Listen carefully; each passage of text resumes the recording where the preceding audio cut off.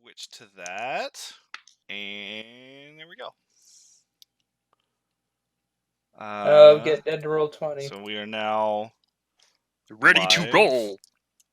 Just so everyone knows, due to the nature of what we are doing, you probably won't see much of the game board for a while. It's gonna be a lot of RP this session. Lot of RP this session. Tons of it. More so than previous sessions, I imagine. Wow, really?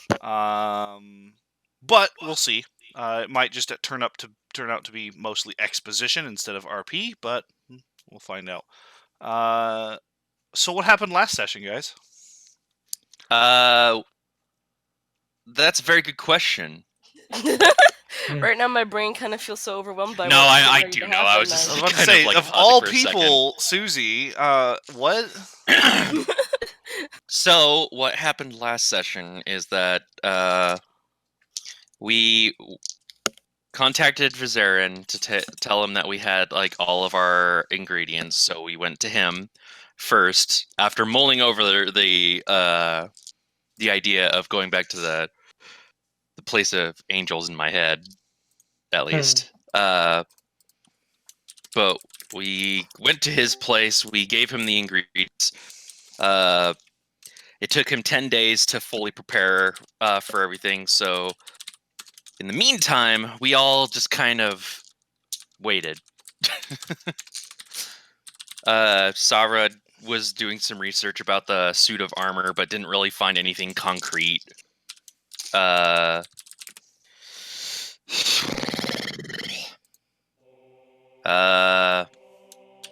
am braining hard right now. After he got it all completed, he told us that we couldn't teleport into the city because if we did, shit would go down because they're in high alert and shit. We get to the city.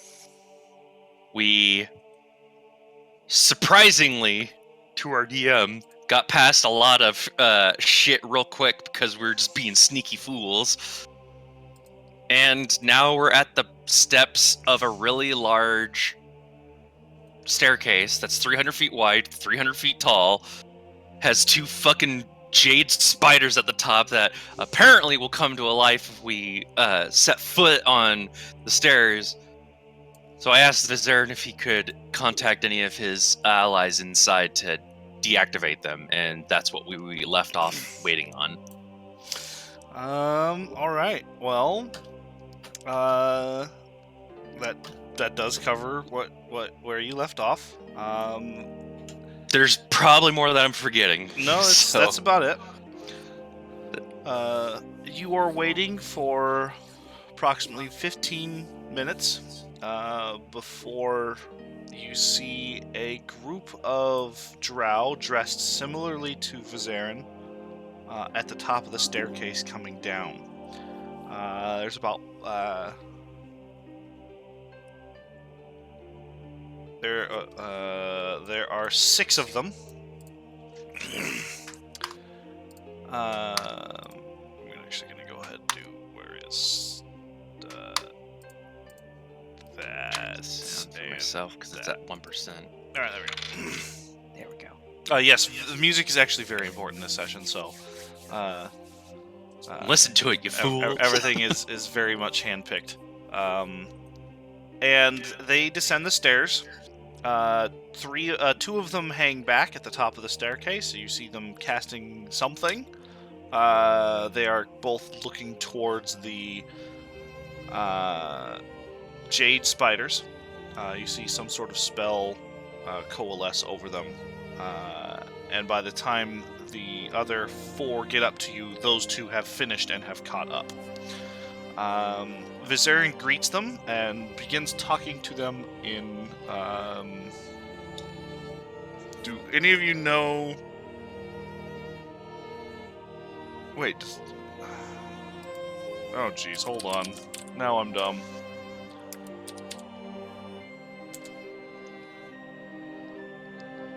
I keep forgetting if drow have their own language or if it's literally just Elvish.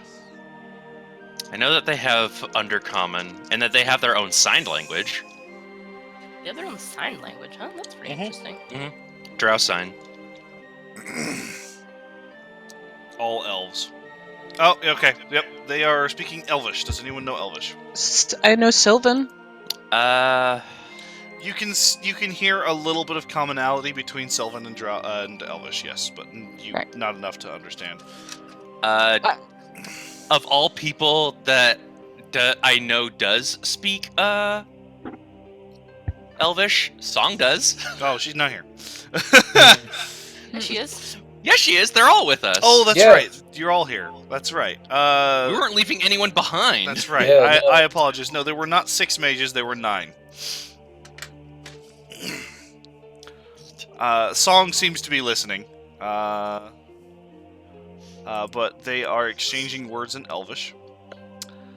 I'm sure if there's anything important, Song will poke me or something. Probably.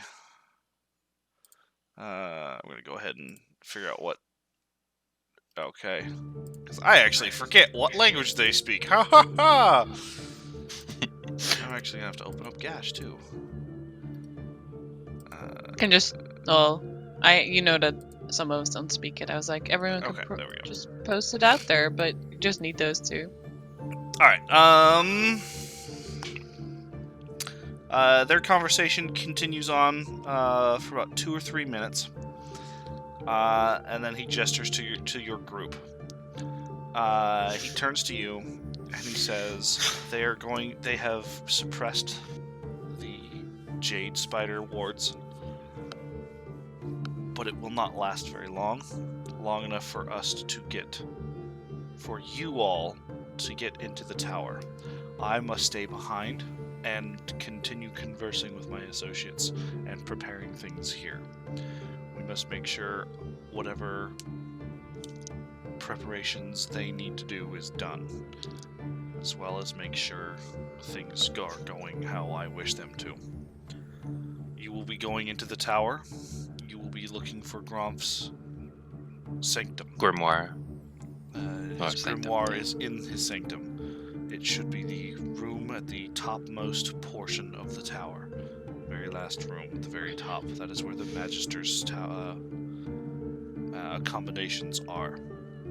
They are going to be casting an invisibility on you. It will last 1 minute. Long enough to get into the tower. When you arrive, you must say, and then he says a word in Elvish.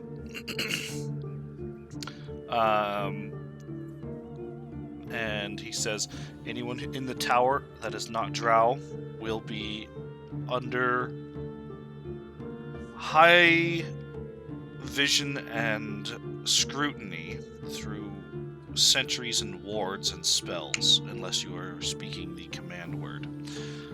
That password will only last you 1 hour before the spell comes back into effect for all of you. You have 1 hour before the tower goes on alert and knows you are there. After the password magically automatically resets, and all wizards know the new password, and unfortunately I will not be able to get you that new password when it happens. So hopefully you can get in and out within an hour. You shouldn't have too much trouble. It is relatively easy to get up there. I do not know what sort of defenses Gromph has put into place on his belongings, onto his sanctum, but I assure you there are probably many. I was going to ask if you could assume. Go ahead. I was just going to ask, we could probably assume that Gromph is going to be still in his sanctum? No one knows where Gromph is. Assume he's in his sanctum. No one has seen him since the incident began. For safety's sake, we should assume he's still in there. But let's get this going. It is an assumption that would not be remiss. Might also not be a drow anymore. Also a possibility. I'm just now realizing, like, you mentioning that just made me remember the incident at Ruben's town. Mm-hmm. I'm just like, oh, yeah. Well, let's get this going. We only have we'll have an hour. Very well. No. He turns around. The hour starts when you speak the command word, by the way, if that wasn't... Yeah, but we don't know how long their suppression of the spiders is going to be, and we're just kind of dilly-dallying. A few minutes, long enough for you guys to get up the stairwell and for this conversation to happen, essentially. He turns to his companions, motions, and each one of them comes over to each one of you, puts their hand on your shoulder. They all look at each other, and they all seem to count with their heads, and then all at once, every single one of you vanishes. As the spell Greater Invisibility comes up on all 9 of you. I'm familiar with this. You have Whoa. 1 minute. Let's Before roll. we go up the stairs, I'm jumping on Marx's shoulder because these stairs are likely not made for my tiny legs. They're not made for yeah. any legs. They are giant slabs, and then 1 foot giant slab, 1 foot giant slab. I'm still gonna jump on Marx. Yeah. All right. So Alright. you guys are headed up the stairwell. Please give me investigation checks for all of you as you try and find your way to the tower. 12. Okay, 12 minus 1, so 11. Oh, Oh, Nice. fucking gash! As Good much job, as Dad. much as a natural 20 is gonna do for a guy who's never been here. I'm just really focused. Holy on the stairs. shit! Damn. Oh man. Well, Seraphine can't stealth for shit, but she is one hell of an investigator. Apparently, Mm-hmm. Ruben rolled a 6 and got as much as Gash, who rolled a natural 20. That's amazing. Oops, I accidentally rolled. I said investigation twice. I'm a fun. Good pupper. But yeah, just 20. It does not take you very long to get up the stairs, find your way through what little winding buildings are here. There's not much up here, now that you're actually up here and can see.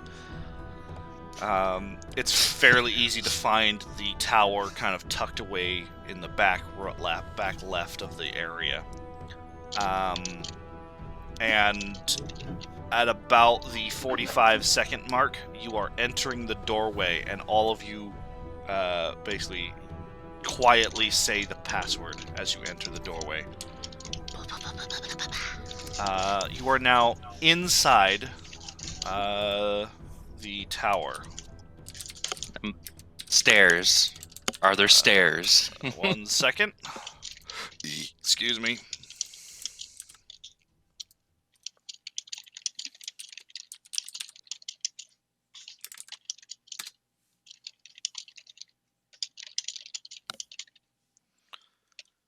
Skip. Ooh. Clear cube. Ooh. Fancy music for a good old tower. Yeah. The tower you are in is very similar to Vizarin's, only like an actual tower from multiple people instead of just one. You see a winding staircase that goes along the inside of the entire building, and there are rooms. There seems to be a central pillar as well that seems to hold maybe a central room on each floor, as well as on the bottom is kind of a big open area. You know that there are people in the building. You can hear people moving around, talking and walking and doing things. Okay. But you have 1 hour. You are now at less than minute 1. You are at 15 seconds in. What are you doing? Stairs. Where are the stairs? You can see them from here, and again, it's just a big winding staircase that just circles up and up. I'm just gonna whisper to Ziara.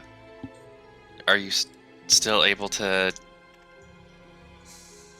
give us some extra stealth? Yeah, and I tap my staff on the floor. and I cast Pass Without Trace. Everyone give me stealth rolls. I will say that I'll scout ahead and pull up my cloak of invisibility. Oh, I rolled an As well. 8, so that is a 12. Alright, I please think put that's it- minus guidance, by the way. Huh? Yeah, you still Concentration. like it. Just automatically does guidance. Yeah, for you. yeah. But ignore it because I think it's not possible because of concentration. Well, no, you Mhm. can uncheck the box when you're not using guidance, Buxby.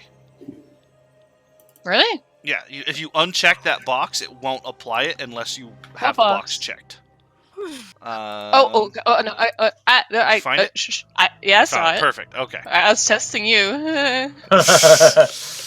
I actually looked at it early when we started the game. It's like, oh yeah, guidance is there. Savra, be careful. Also, Savra, clop, clop, clop, clop.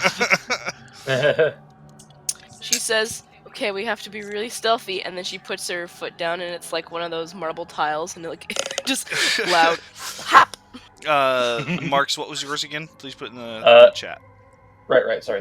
That's okay. 8. Let's see. There we go. So because I have the cloak, I do want to try to stay ahead of the party a little bit and potentially be able to alert them or take care of any one that might be an obstacle. Okay. Let's see here. You'll have a plus 10. Alright, Ruben, give me, with Cloak of Invisibility, give me 3 more stealth checks with advantage. Lord, because he's gonna get out of range. All right, Bless. You do They're not all good. have Pass Without a Trace after the first one. You are no longer in range. Excuse me. But you easily are able to scout ahead, make sure people are not in the way. Every once in a while, you've basically come back to the party after a minute or two and warned them of someone coming, up the stairs and going into a room, or a minion or something that seems to be hanging around. But for the most part, due to your scouting, you seem to help your group avoid most, if not all, that you can tell of troubles. Heck yeah. And it's about 10 minutes of climbing, of taking your time, going slowly, making sure you're not making noise, trying to figure out how to put carpet underneath Savra's hooves. But eventually you make it to the top of the tower.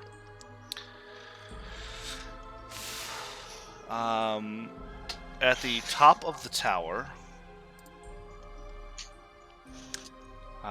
you see a massive black marble door that is etched with silvery runes around its edge, and it is closed. There is no keyhole, there is no handle.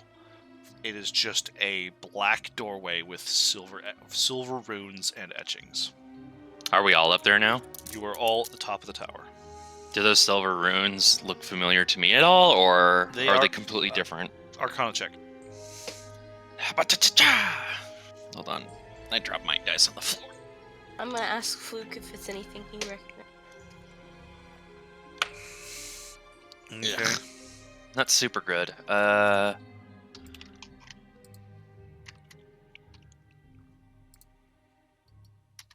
Boing. Fluke doesn't know what that is. Okay, well, worth a shot. Savra, it is arcane runes. Sad honk. Arcane. It is arcane runes in a language you're not used to, because arcane runes are arcane runes, but every person puts their own spin on arcane runes because they're so used to writing their own natural language. Mm-hmm. You're pretty sure this is Elvish arcane runes. And you're fairly confident it is an arcane lock.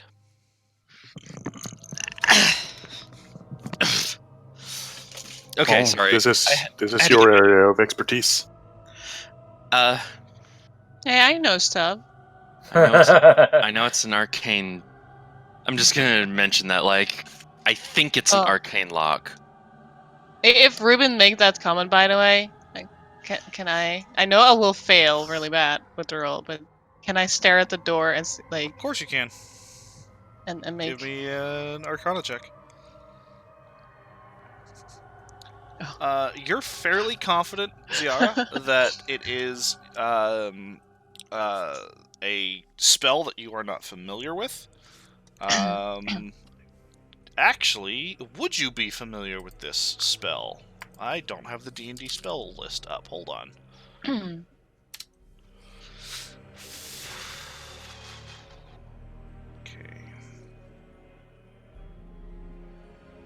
Ziara felt inspired because Ruben made it sound like someone else is the only one. Hey, spite. Spite is a That is powerful my motivator. strength. It is a super powerful motivator. It is a wizard-only spell. You don't know what this spell is. Right. You know that it is... Ziara, though, you do know that the spell is specifically attuned to a single individual, but you don't know what the spell is, what it entails, etc. All right. I imagine that Sabra like tells the group a little bit about what she knows. That Ziara just like jumps in here and there to I'm pretty give her sure. info. Yeah. So While looking at Ruben smugly. character knowledge, Yeah. or in reference to character knowledge, I guess. Would Savra know that like this is something that Song might have experience in? Perhaps. You're not really sure what her... Unless you two have extensively talked to each other about your magical prowess and abilities, it'd be safe to assume, oh, hey, my wife knows a lot about spells. Maybe she knows something. I mean, that's like the only logical thing I can think of Savra could do at this point, because like she doesn't have experience with arcane lock other than It exists. it exists. But Song might. I don't have Song's character sheet open. Derp. There we go. Oh, she didn't make a stealth roll last time. She doesn't need to. She's so stealthy. And then it's gonna be bad. Okay, yeah, there we go.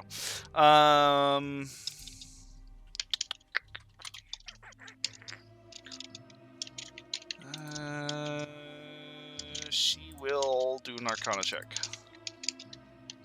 And she confirms that yes, it is an arcane lock spell, and yes, it is keyed specifically to a single individual, though who that individual is not really known, but it's easy to guess. Is there any way for us to dispel it without, that specific of a spell, I guess? Dispel it or break it. We don't have much time. Does anyone Yeah, have Dispel Magic? I not at the moment. Did you replace it? Yeah. Why does it happen every single time? That I makes me considered wonder. taking it, but I took What? something else instead. What's clairvoyance? It's a level 3 spell, I think, right? Dispel Clairvoyance is literally I think it's a the level three like the spell. description of someone being clairvoyant. It's like knowing the future kind of thing. Oh. Mark's Yeah, can... level 3 spell. Does not Okay. have Seraphine. Does not have Dispel Magic.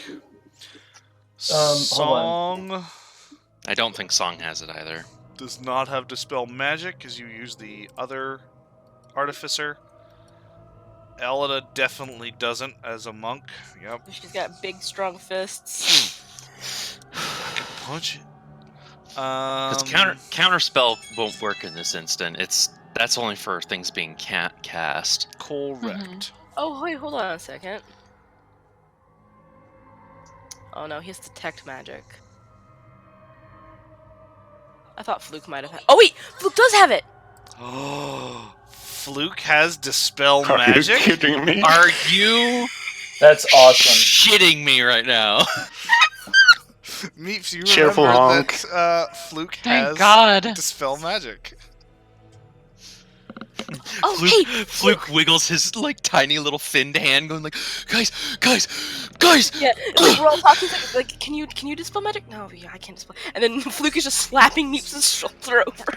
Tap tap tap tap tap tap tap tap tap tap tap tap tap tap tap on the back of her neck, so it's like actually slapping a little bit, like. What? Mom, Fluke, Mom, what? I can do that.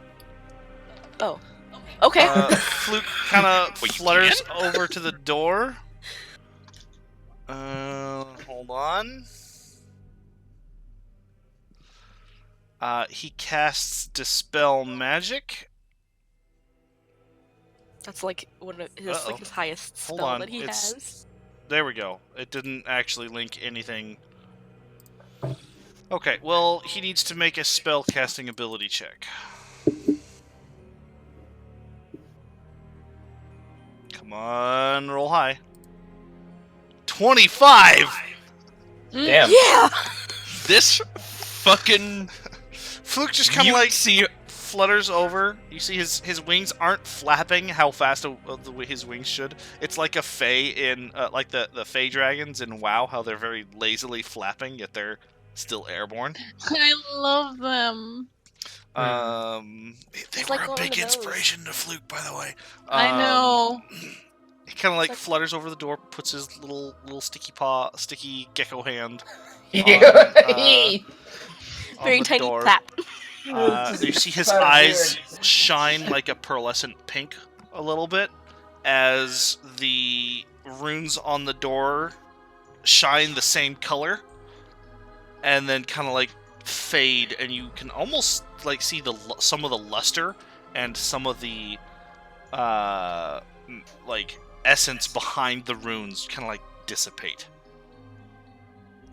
Savra's just gonna stand there like open mouth, just like I can't fucking fathom that Fluke actually did something that is like super useful. Very useful. Don't He say that out is! loud. He is. It's just like normally he's like, look, Sovereign's impression of Fluke has always been he's been a delicate, scaredy little boy, okay? And the fact that he happily doing something flutters like- back to you, and he seems very happy. He purrs. I'm just also gonna be like, I love this mutant seahorse. Sovereign signed up for the seahorse. No, he's Yeah. a seahorse now. Yeah, He's yeah, a seahorse. he's a seahorse. Absolutely. I want to carefully push the door open and peek inside them. The door pushes open very easily, completely silently. Just kind of like, it's probably about a 6-inch slab of stone. Just kind of like swings open on an unseen hinge completely silently. The chamber beyond the door, it is floored. Like the floor is made of very dark black marble. Almost like it's spiderwebbed with like silver elements as well. Like it's some sort of, like, it looks like actual black marble instead of like obsidian or something. Oh my gosh, phone, be quiet. I'm doing something.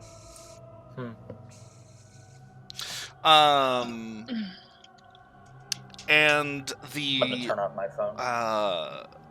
walls Alright, then. are lined with shelves laden with books and scrolls. The room is dominated by a broad desk of polished bone towards the back. There seems to be a plush chair facing you behind that desk, covered in some sort of lizard hide. And there is a smaller, simpler, plain, like Zerkwood chair on your side of the desk facing that chair. There is a 7-foot-tall obsidian statue of a 4-armed, sword-wielding drow standing behind the desk against one wall. and there are burning red candles set about the room in holders made from skeletal hands. Can we hear anybody? Cannot perception check. I would listen too. Natural I imagine. 20. 17. Oh, never mind. That's Oh, hang on. I still have to. I think it's only still like a. was it like a perception? 22 for me. Yeah, perception. Yeah, for me it's a 22. Let's see, I'm trying to remember what my... Ow. What is your perception total? Oh, that you did that. Okay, perfect. Sorry, hang on. No, I was talking to Susie with nat 20. Okay. Because in situations where a nat 20 wouldn't affect anything, I go off of total instead. Because not all the time is a 20 a perfect success. Sometimes it's just a great success if you succeed. Ziara, Savra, and Marks, and me. So everyone but Ruben, unfortunately. Actually, no, Ruben, you would see this because you have advantage when looking for things like this. You all, just by standing in the doorway, the room is completely silent, aside from the small, like, sputtering fire from the candles that seem to be burning perpetually. The wax isn't melting. But you all can tell there is a hidden door on the corner of the room opposite to the statue. There is I woke up to it. very small, like, etchings along the wall of dull runes that you almost can't even see. And just, like, looking around the room, you were like, oh, wait, there's something over there. And Ruben, you had advantage because it was looking for a secret hidden thing. You have advantage on that stuff. Did I notice any traps or anything? None of you saw anything other than what was in the room. You didn't hear anything. You just saw a door that seemed to have been purposefully hidden. I refuse to let my guard down. Ciara, you said you were approaching it? Yeah, I'm just walking up to it.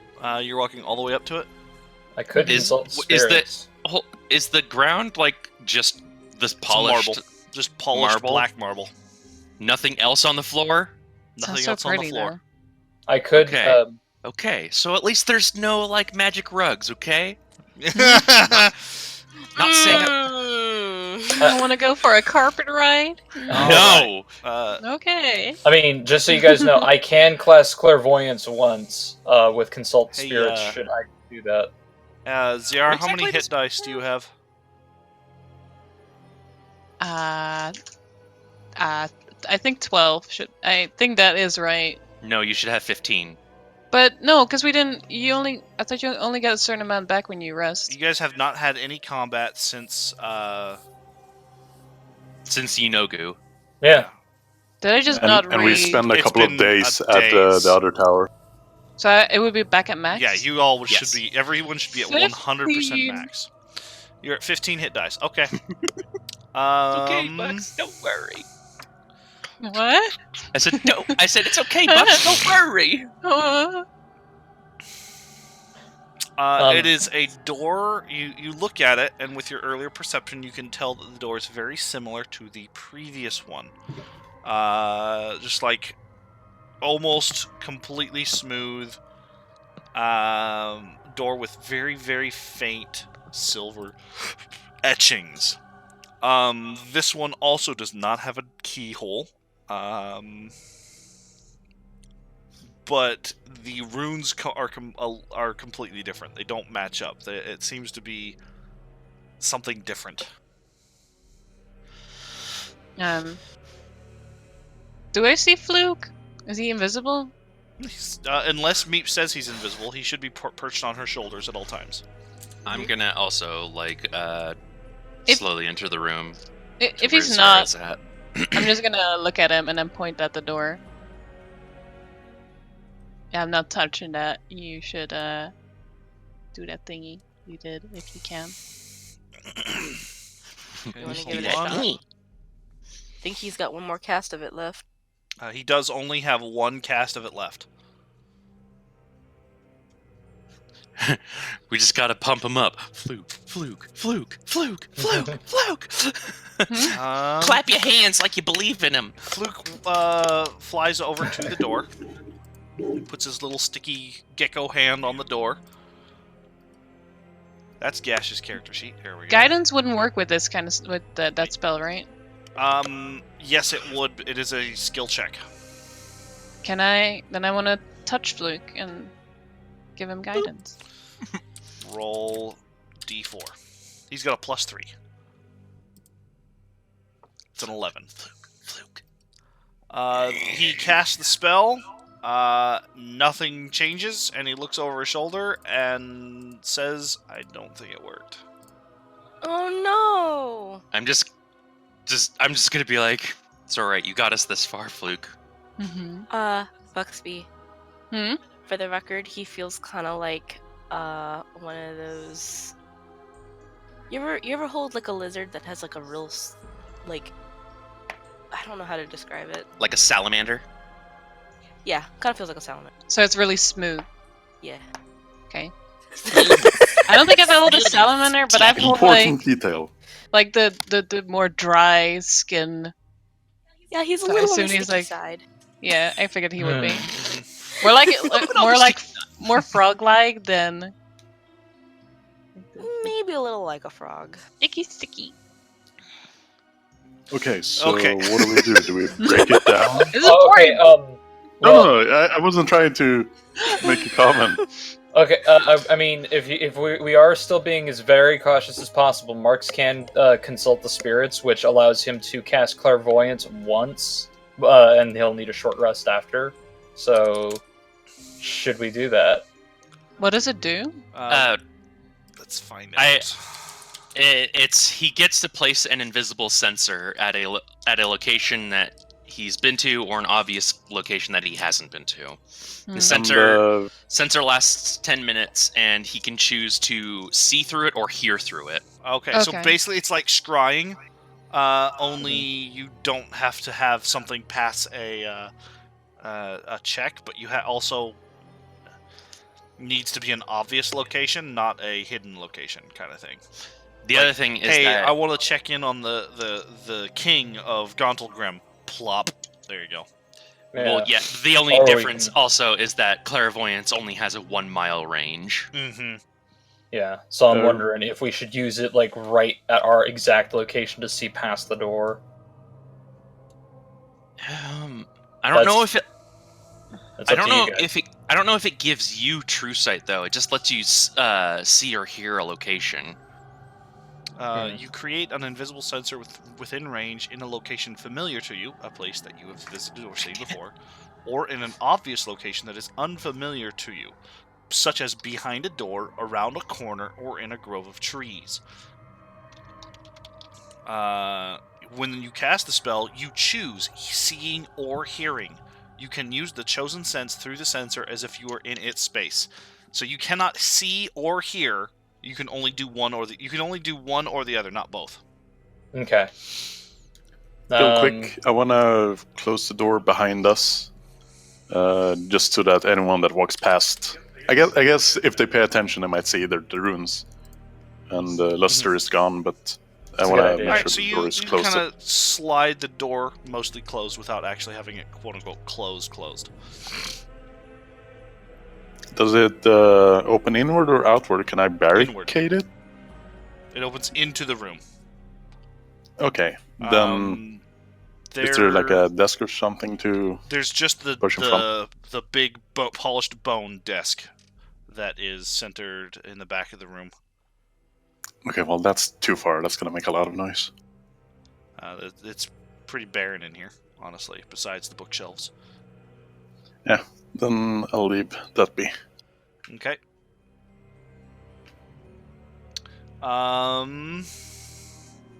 Anyone else gonna do anything while have any other ideas? I'm just too scared to touch the door. That's why I want to do clairvoyance. Yeah. I would like to ask, because I have so many little pets. I know Dawnbringer's light is off, but I would like to ask her if there's anything she can do about it. It's Not really. It's a door. Just thought I'd ask. Yeah, there's nothing I can do about doors, unfortunately. While, Ruben figures that, okay, the door, magical, okay, still take care of it, so he went to attempt to barricade the door, at least close it.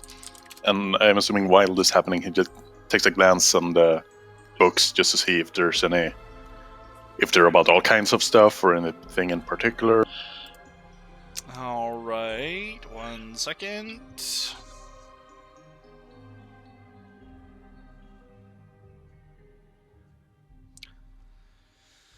Dooby doop doo doo doo doo.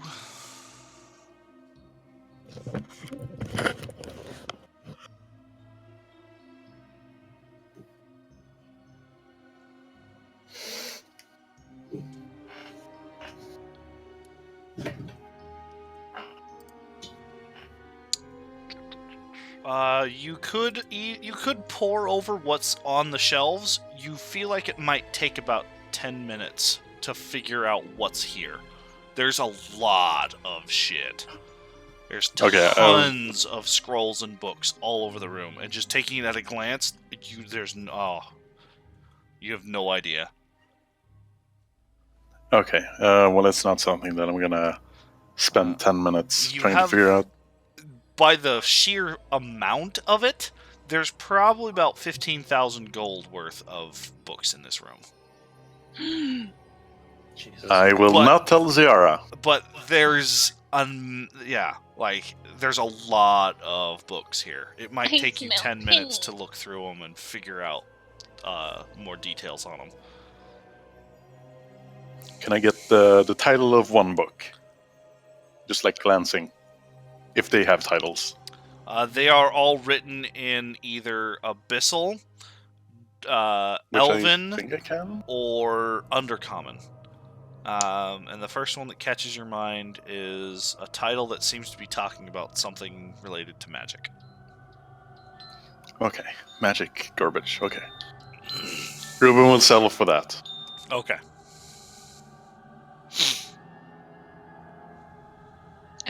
I imagine that while he's reading, there was like a big chair, right?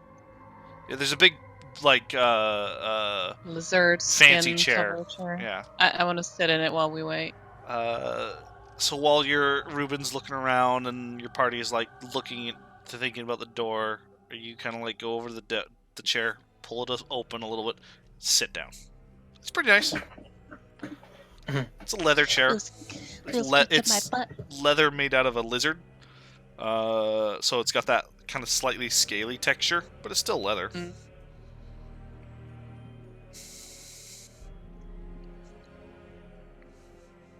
On a completely unrelated note, if someone accidentally sits on Fluke, do they sound like a whoopee cushion? Depending on if he has his little mouth open or closed, because more often than not, he's probably gonna Only when his mouth. I think he's actually just gonna screech if you sit on him. Only when his lips are pursed, it will sound like a whoopee. Just a stray thought.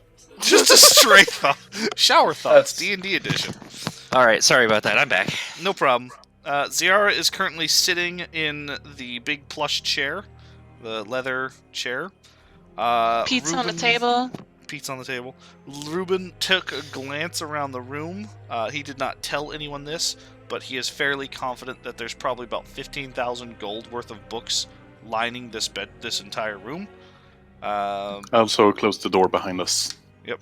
Okay, I was just gonna say, if no one has, I would like to close the door behind us. One of the dudes passing by the room was like, "Hey, this isn't supposed to be open." Yeah, door's closed. Hey, man, what's going on here? Door's stuck. Door's closed. Door's stuck. And that's where we are. How's it going over there? Did you figure out the door? I'm comfy. Can I? I'm casting clairvoyance, so we can see. So Marks can see beyond the door. You're trying to cast clairvoyance on the other side of the door. Yes. All right. You are using your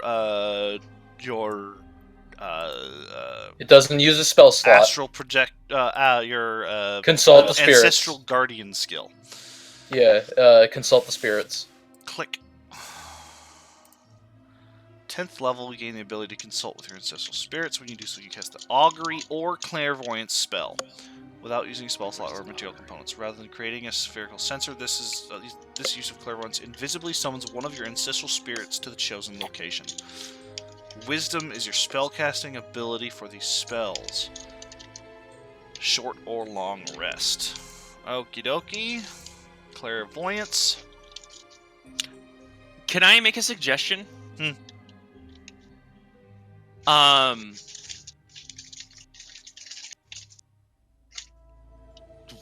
Augury might be the better route. What's augury? Let's find out, because I'm actually not too familiar. By casting inlaid sticks, rolling dragon bones, laying out ornate cards, or employing some other divining tool, you receive an omen from an otherworldly entity about the results of a specific course of action that you plan to take within the next 30 minutes. The DM chooses from the following possible omens: well for good results, woe for bad results, weal and woe for both good and bad results, nothing for results that aren't especially good or bad. The spell doesn't take into account any possible circumstances that might change the outcome, such as casting additional spells or the loss or gain of a companion. If you cast the spell 2 or more times before completing your next long rest, there's a cumulative 25% chance for each casting after the first that you get a random reading. The DM makes this roll in secret. Yeah, it's a spell that once per long rest, you are guaranteed to get a 100% truthful answer. Every casting after that until you sleep, there is a 25% chance cumulative that the answer you get is a lie. But thankfully, you can only cast it once per rest, So every time you would use it, Marks, it would be 100% true. And so it's the reason also a way of keeping the spell from being abused. Yeah. Okay. But at this instant, augury might be what we need to figure out how we can get past this door. Yeah. Okay. Without the use of dispel magic. Honestly, there are pros and cons to both methods. Yeah. But that's just my suggestion. Ultimately, do what Marks would do. Well, let's see. Augury, you know what? He would want to know exactly the absolute truth instead of, to be gotcha'd by what he sees. Yeah. Mm-hmm. Alright, so, what is are you going to cast this? Yes, Marks is going to cast it, but with augury, not clairvoyance. What are you going to do to get the omen? It's a very RP spell. Roll some dragon bones, throw some dice, draw some tarot cards, or employ some other divining tool. Marks pulls out the small tome around his neck that belonged to Val, and he basically holds it to his forehead and says. I'm sorry, that's really adorable. Just he holds it to his forehead and says, "It's like, please help, please help. It's like, I don't know what to do next." Okay. And he says it like that. He's very simple. So. Okay. So he casts a spell. So me as a DM and you as players need to tell me what was your goal. What was the specific course of action he is asking about that you will plan on take within the next 30 minutes. Getting through this door. Without getting hurt. Yeah. Oh, well, yeah, that's a good. Because I'm just afraid that there's traps on these doors because, chances are there's something worse than a trap beyond the door. So that as well. Getting through the door unharmed. That's your course of action. Essentially, yes, and finding out, either getting through the door or finding out exactly what's beyond that door. You have to choose, because those are two separate questions. Through the door. Through the door. Through the door. Through the door unharmed. Through the door safely. You receive a wheel omen. A good result. Okay. It is not for woe, it is for wheel. Alright. Not for World of Warcraft? Damn straight. It's a Okay. wheel good.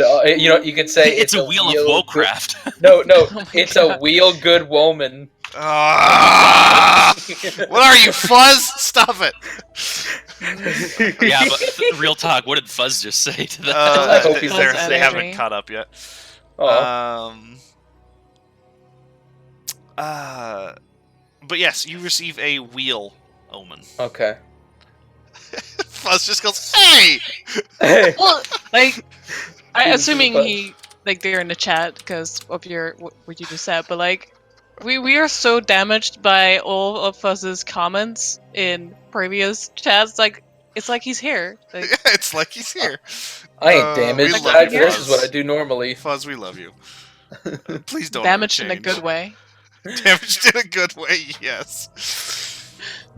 If we can't figure out a way to take care of the magic that's protecting the store, I suggest just trying to break through it. Yeah. It's not a good solution, but we are pressed for time. What did We you say? absolutely It's are. been, just so you know, it's been about 20 minutes, maybe 15, since you started. So you still have 45 minutes. The travel up the tower took you about 5 or 6, and you've been about somewhere between 7 and 10.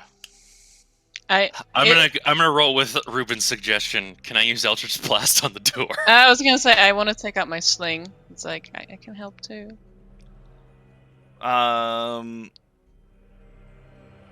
Okay.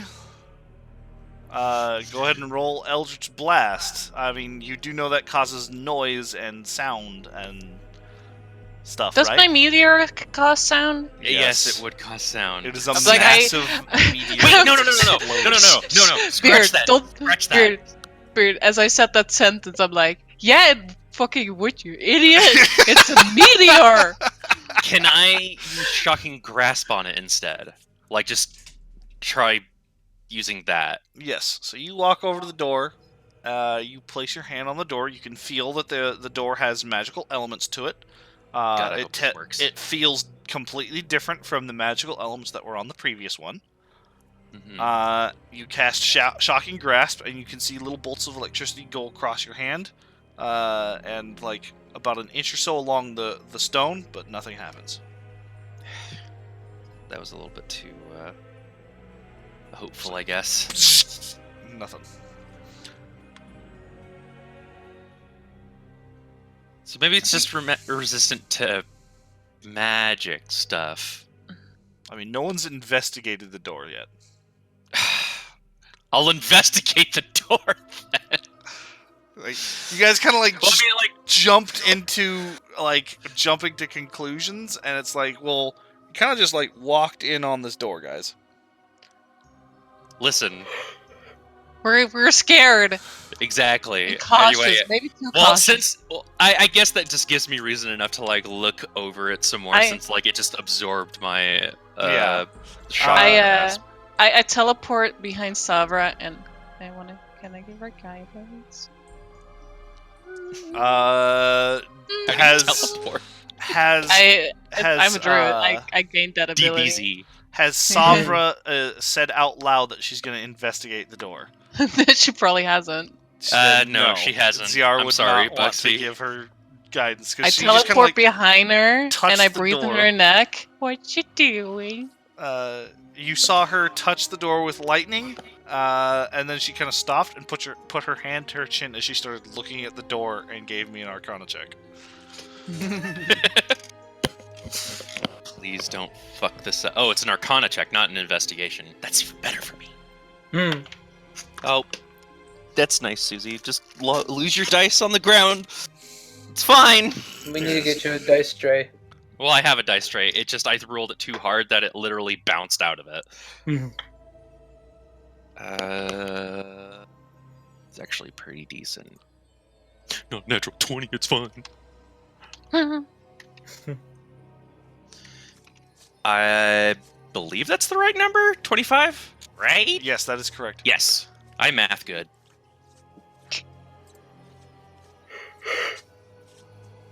As you kind of like look at the runes, you notice as you're investigating, like looking at them and like reaching forward and like kind of touching the door lightly and feeling the magic on the door and kind of trying to puzzling together what this arcane spell is, like what it is, because it's definitely not an arcane lock.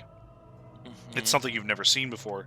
You notice that through your fiddling and like investigating, you're actually communing with the actual spell.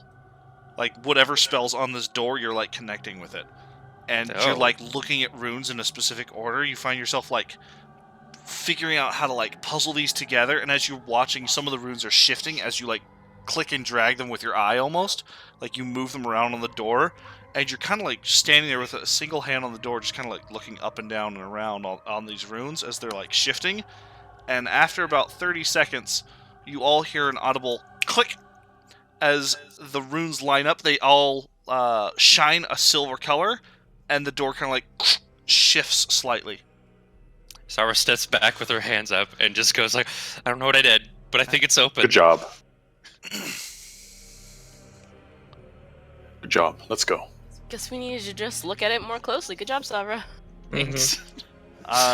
You open the door, and on the as you open the door, you are greeted by a complete and utter void. Whoa. There is I don't like this. nothing behind the door. Like, the actual absolute nothingness behind the door of nothingness. Oh my god. Can I...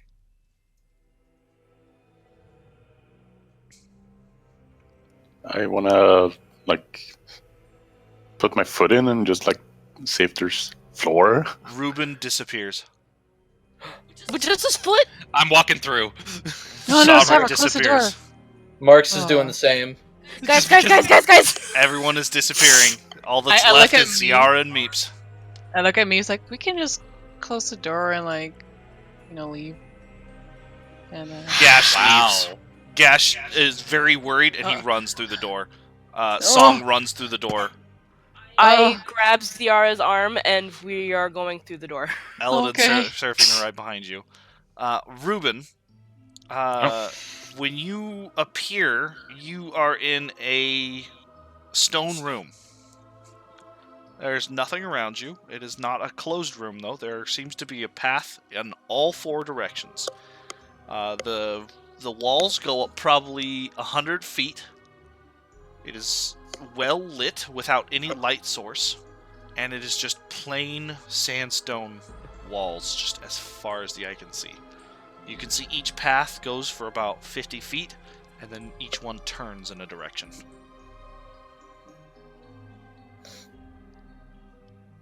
Okay, I imagine I'll just like collect myself from. Okay, what just happened? Whoa! You start hearing popping noises, just like pop, pop, Poppy corn. as each of you enters this space. Each of you are in a similar situation. You're completely alone. There's nothing What? around. There's Even nothing even around me and you. Meeps. Every single one of you is completely alone in your own little Oh. room, almost. Even though I was holding on to Ziara when we went. Yeah, through the that's door. why what That I is meant correct. to. Uh-oh. Do I have fluke? No. I would like to listen. I need our perception. I need to figure out if I could Do you hear have- anything. Do you have your sword? Do I have Dawnbringer? Yes. Perception. Perception check, then, Sara, please. I'm panicking, We all are. and it's very obvious. But at the same time, the augury. Each one of you, after entering the room, can hear the pops of the rest of you entering whatever space this is. Like, you can hear like people popping into existence, kind of thing. I'm, That's about all you can hear, Sabra. It's completely I silent would- otherwise. I'm just gonna. And there's 4 corridors. Yes. We're gonna go to the one that's to my left. I would probably, like, with the popping sounds and all, I would Yeah. probably be like, hello? Ruben, what did you say you were gonna do? I'll just pull up my cloak of invisibility and just pick any direction randomly and just start going. Okay, Ziara, you do not get a response. Savra and Ruben, you immediately find out as soon as you make that corner, you're in a maze. Oh, fuck. I need every single one of you that are now in a maze after a few seconds of figuring out where you are, discovering you are in a maze. Also, imagine what she said to Meeps right before this. Like, okay, I know I what I said, but I didn't mean it. No! I need everyone to make an intelligence check, please. Oh, this is Also, Meeps is calling for Fluke and like turning her cloak inside out and basically just generally freaking out.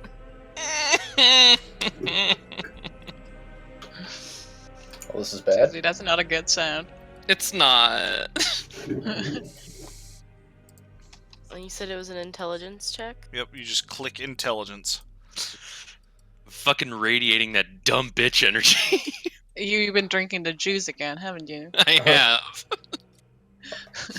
I shared some of the drink that Marks has. Yeah. He's just. I didn't drink it this time. It's like rarer, but Yeah. Oh, fucking Elena! oh, Elena was the one who was Elena sharing. also drinks the dumb bitch juice. She made it. She shared Elena it. created the dumb bitch juice. Yeah. She's the dumb bitch brewmaster. All right. Oh no!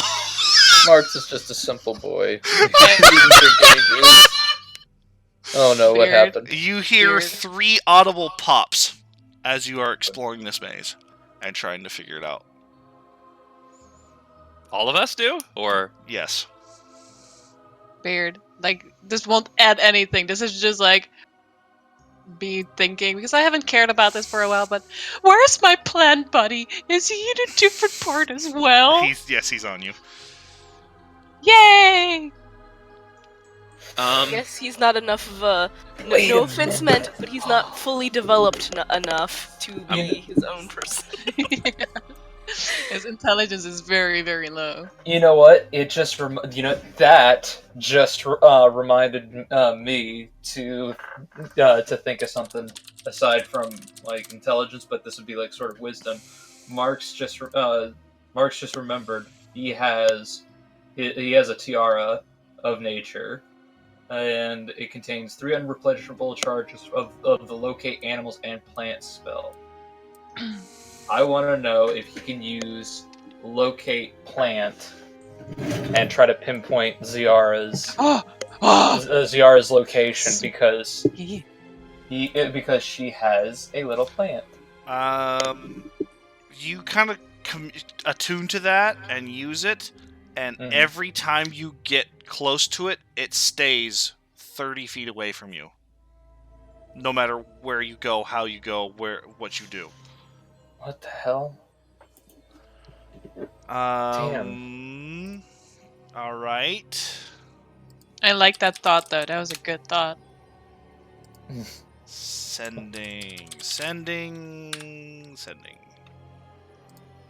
Marks can have. I give you an inspiration point, Sprite. Marks can have. Ooh. Mark. Okay. Uh-oh. Ooh. Please roll a percentile die, Susie.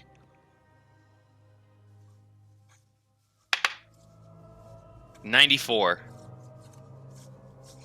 94. Okay. Ruben, with your 9 plus 14 is going to be a 23. Fucking rogues, man, rogues. Wouldn't it be a 24 because it gets treated as a 10? Oh, So it's if it's treated 10 at a plus 4, 10, yeah, 24, 14. not 13, not 23. As long as you're proficient in something, man, you can never critically one. It's amazing. Rogues are broken. Ruben, you can tell you are in a magical maze. And you are going to need to pass a very high intelligence check to get out. Oh, Savra, you cast Sending. The first one works. What are you sending? That I just typed it out. Oh, okay. I just said she's basically Where are contacting you? the person I don't know where anyone is. because she's basically trying to get in touch with the person she perceives as the smartest person she knows. Huh. Huh. Well, definitely not Mark's. Good thing she's not telling that to anyone. With the cloak of invisibility, Ruben is running. He's just trying to get to wherever as fast as possible.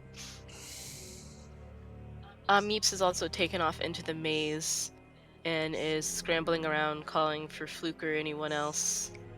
Same. Also, I don't know if there are any, but if there's any invisible creatures or objects or anything, I would see it. But I don't know if there are any. I can do that too. Mark's is gonna continue through the maze Okay. as best as he can. I will have all of you do. Try getting out, maybe.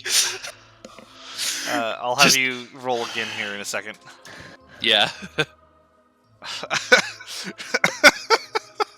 Song, what the fuck?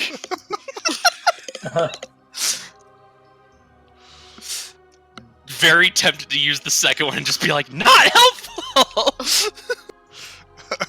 Door stuck! Door stuck! I mean... Yeah, I just imagine, like, Ziara just, like, says under her breath, it's like, genuine dick sucker. Well, like, I would say that, like, I don't know if Song would be that mean to Savra just because Savra is, like, legitimately panicking, at least. I don't know if, like, that conveys, or... try getting out, maybe? I need all of you once more to roll another intelligence check, please. Son of a bitch. Luck point. As my roll 20 is frozen. Give me a second. Son of a bitch! Hmm? That didn't do anything. It's worse! Wait a second. I also have reliable talent, so I can't roll under a 10, right? That is correct. Holy fuck! Roll 20. Can you fucking work, please, for the love of Christ? I've started using roll 20 for things you're proficient in. So if you're proficient in... Yes, if you are I am, proficient. because I'm part caster. Are you... Okay, just like general.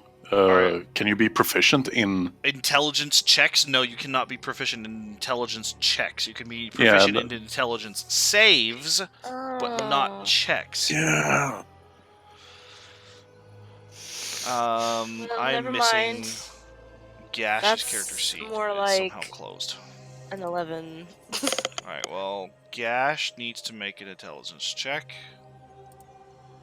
Is Says- question: how high are the walls in this maze and everything, 100 or is feet. it like? Can I fly? Can you fly? Can I fly? I don't know.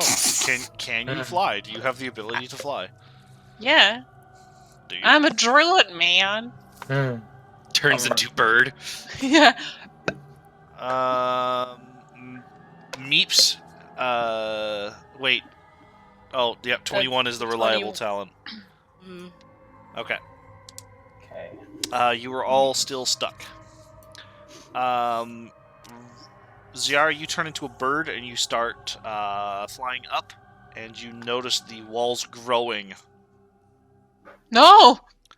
They are always 50 feet. The top of the wall is always 50 feet above you, no matter how far up you fly.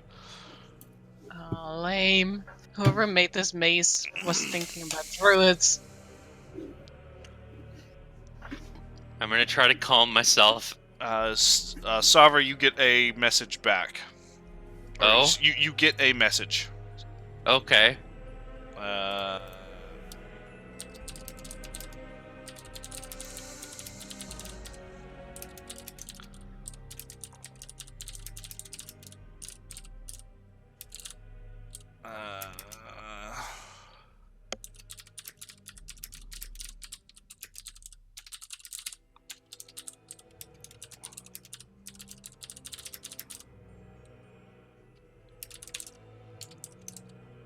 1, 2, 3, 4, 5, 6, 7, 8, 9, 10, 11, 12, 13, 14, 15, 16, 17, 18, 19, 20, 21, 22.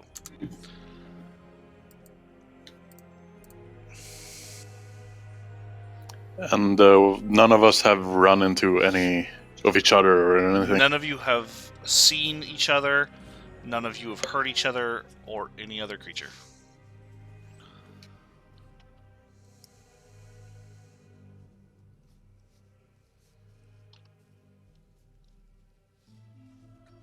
I'm running faster. Okay. I'm gonna put my That's what- empty cup in the that's what sink real she- quick. That's what I reply to her. Fucking magic. I'm gonna see if coffee's made at the moment too, since beer. That thought, that Ruben has the fucking magic thought. That's what, usually doesn't have it, but that's probably what Ziara is thinking right now too, as she tries to fly up. I imagine her keep flying up, trying to chase the growing Yeah, wall. is this a challenge? I can keep going. Are you just So- gonna keep flying up, Ziara? Well, I think that would be her like first thought. Is like, are you fucking challenging me, you stupid ass wall? Is that a challenge? For about 10 minutes, you are flying straight up, and the wall just keeps growing. You look down after 10 minutes, and the floor is only about 200 feet below you. I am. I scream. I caw really loud. Savra is just after replying, she's gonna do her best to try and find her way out some more. All right, I everyone, swear to give me one more intelligence check. God. Oh, okay. Okay. Help me out, Fluke, baby.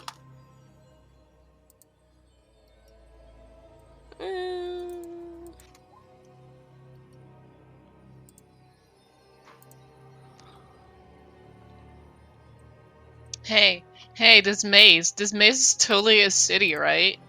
Totally, right? Absolutely not. Ah, Absolutely. not. damn it.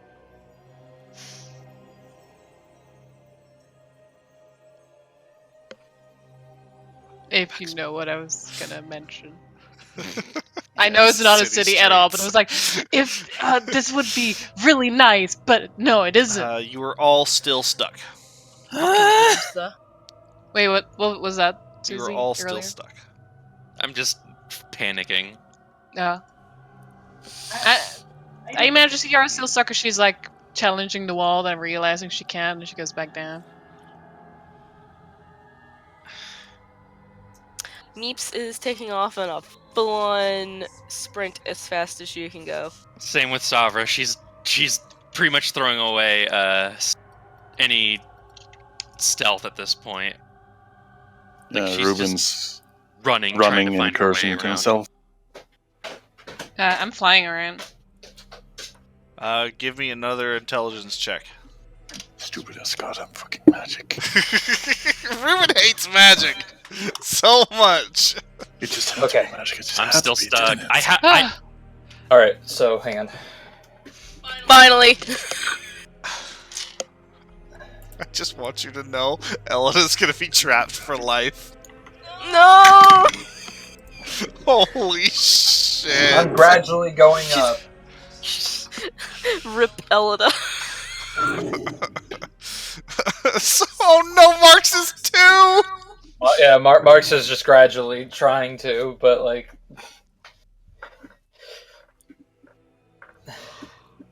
he's doing his best. Savra's trying her best too. Actually, can I try touching the walls? Do they feel magical? They do, slightly. Meeps, after freaking out again, you finally start, like, feeling like you're taking the correct turns, and you suddenly see, the opening of white get to you, and you just fucking book it. As soon as you hit that white, you feel your whole body, like, fall, as you slam into the ground, and you suddenly feel Fluke slam into your face. Oh, As Flat. Fluke is almost crying, just like, where were you?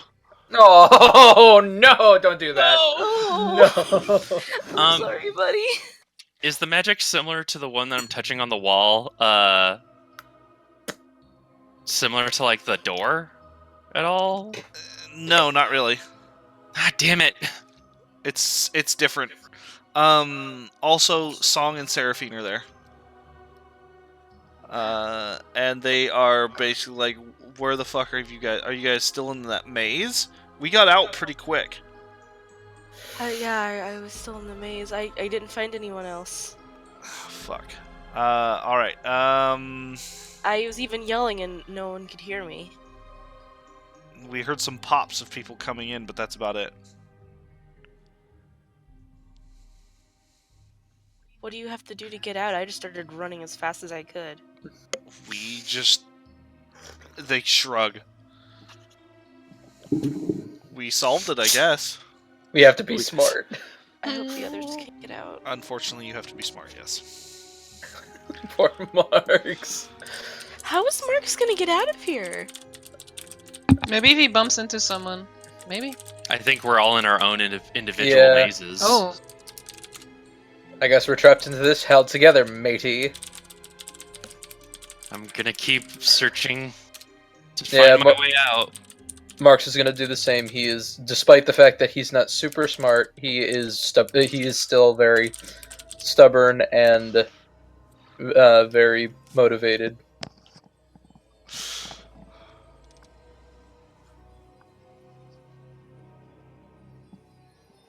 You don't last as long as that lad if you don't have a sense of, like, you know what, keep moving forward. Alright, Savra, you were going to attempt something? Yeah, I'm just gonna continue to try to find my way around. That's all I can do. Okay. I'm gonna commandeer your character sheet real quick. Sure.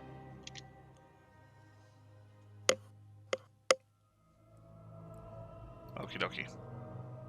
Can I move Meeps over to the other side where everyone who's out is? What? You moved everyone who was out aside. Oh, yeah, I did kind of do that. Anyway, there we go.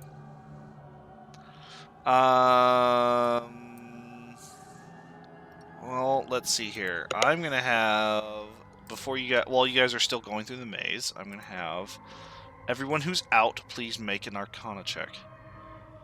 Now that there is a human outside and not just NPCs, Fluke isn't going to know what the fuck is going on because he's Fluke, but he can still try.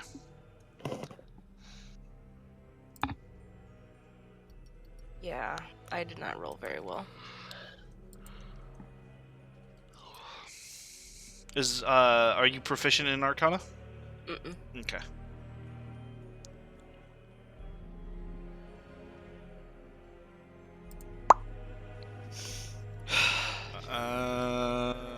You get a message from Song as Seraphine and Song exchange a few words, but Fluke is also listening in pretty intently. You're just concentrating on the fact that you're out and you've just got your grip on Fluke.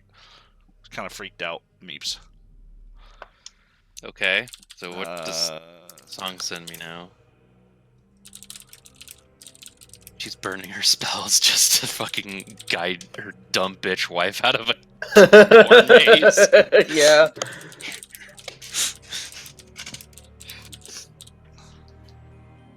I mean, to be fair, at least Savra isn't as stupid as her mom. Oh no. Her mom's your dancer tiefling, right? Mm-hmm. In a game I'm helping with on Tuesdays, she's a fighter,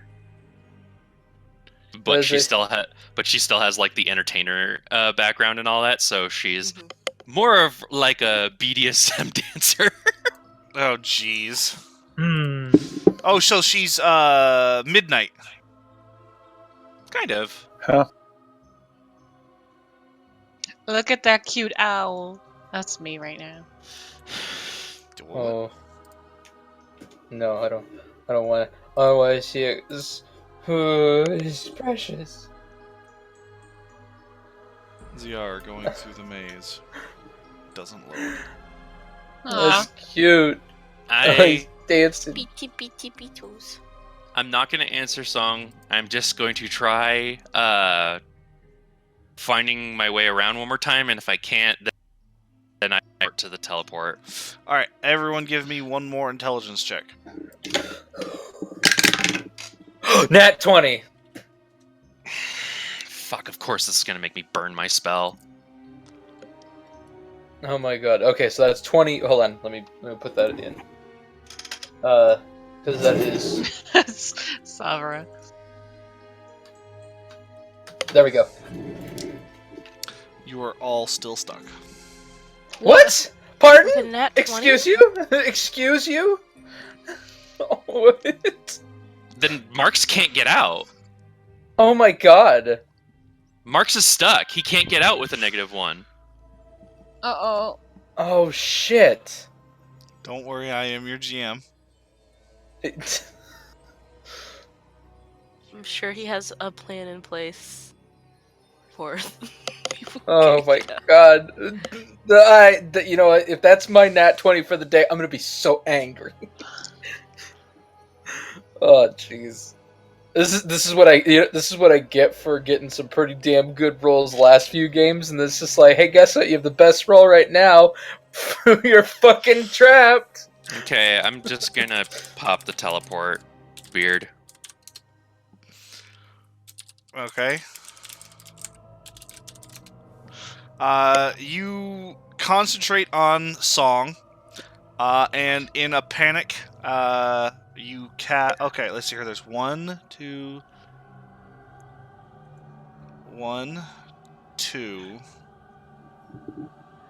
3, 4, 5, 6, 7.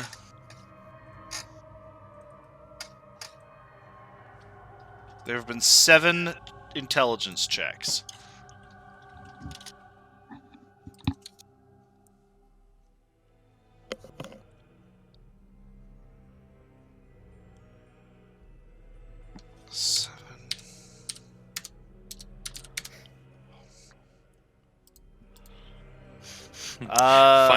Final episode. Of course, shit gets dicey.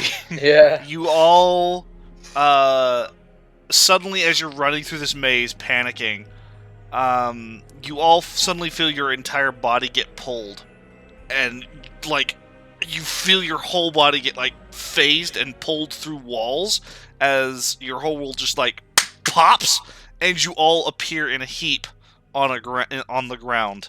And you are in a room you do not recognize. And Meeps is there. Song and Seraphine are also standing there. How'd you guys all So- get it at once? So, like, great.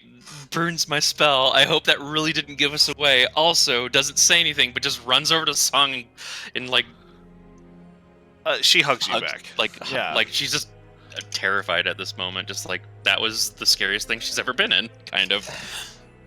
I was just like, I don't want any of that. Not anymore. Song and Seraphine explain that after some corroboration between the two of them,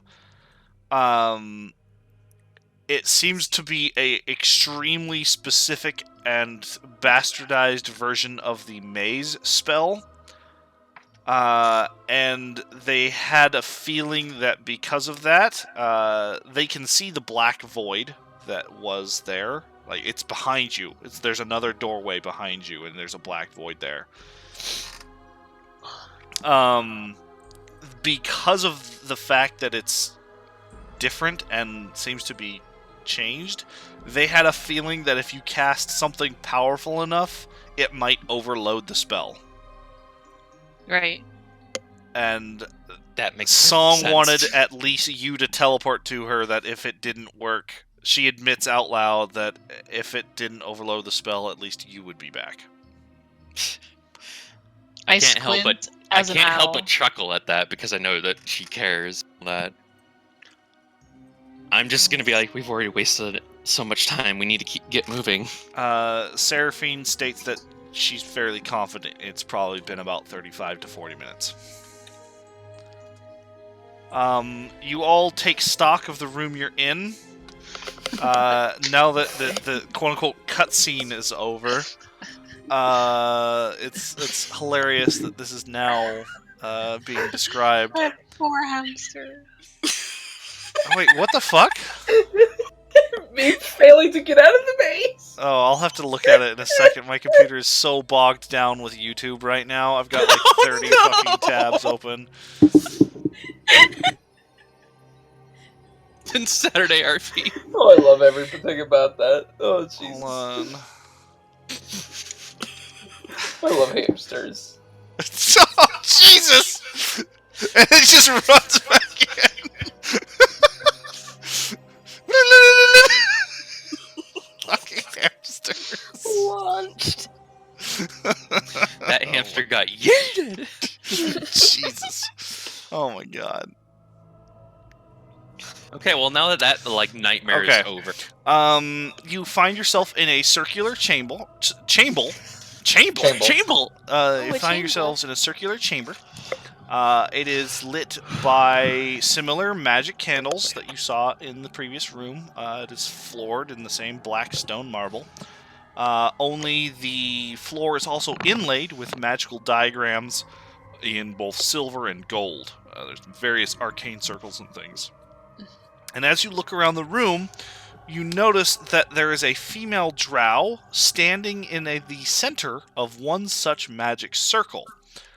Hands resting on her hips, looking very annoyed and perturbed, but also a little relieved.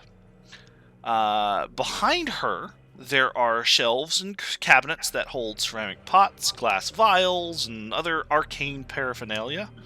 And sitting open on a lectern in the very center of the room, its pages covered in spidery glyphs, is some sort of black leather tome. When you say we saw a drow, are you saying we see a statue, or is this a person? A female drow is standing there looking at you in the center of an arcane circle on the ground. And the only exit appears to be an archway behind you filled with a black void. And the drow is just standing there looking at you. I'm gonna just. Song and Seraphine and Flute kind of like say to you guys, yeah, we didn't want to deal with that till you guys got here, because we're NPCs, so we can't deal with that till you guys get here. So yeah. Tip: What NPC is can't NPC? progress the story. What is an NPC? I'm just gonna be like, okay,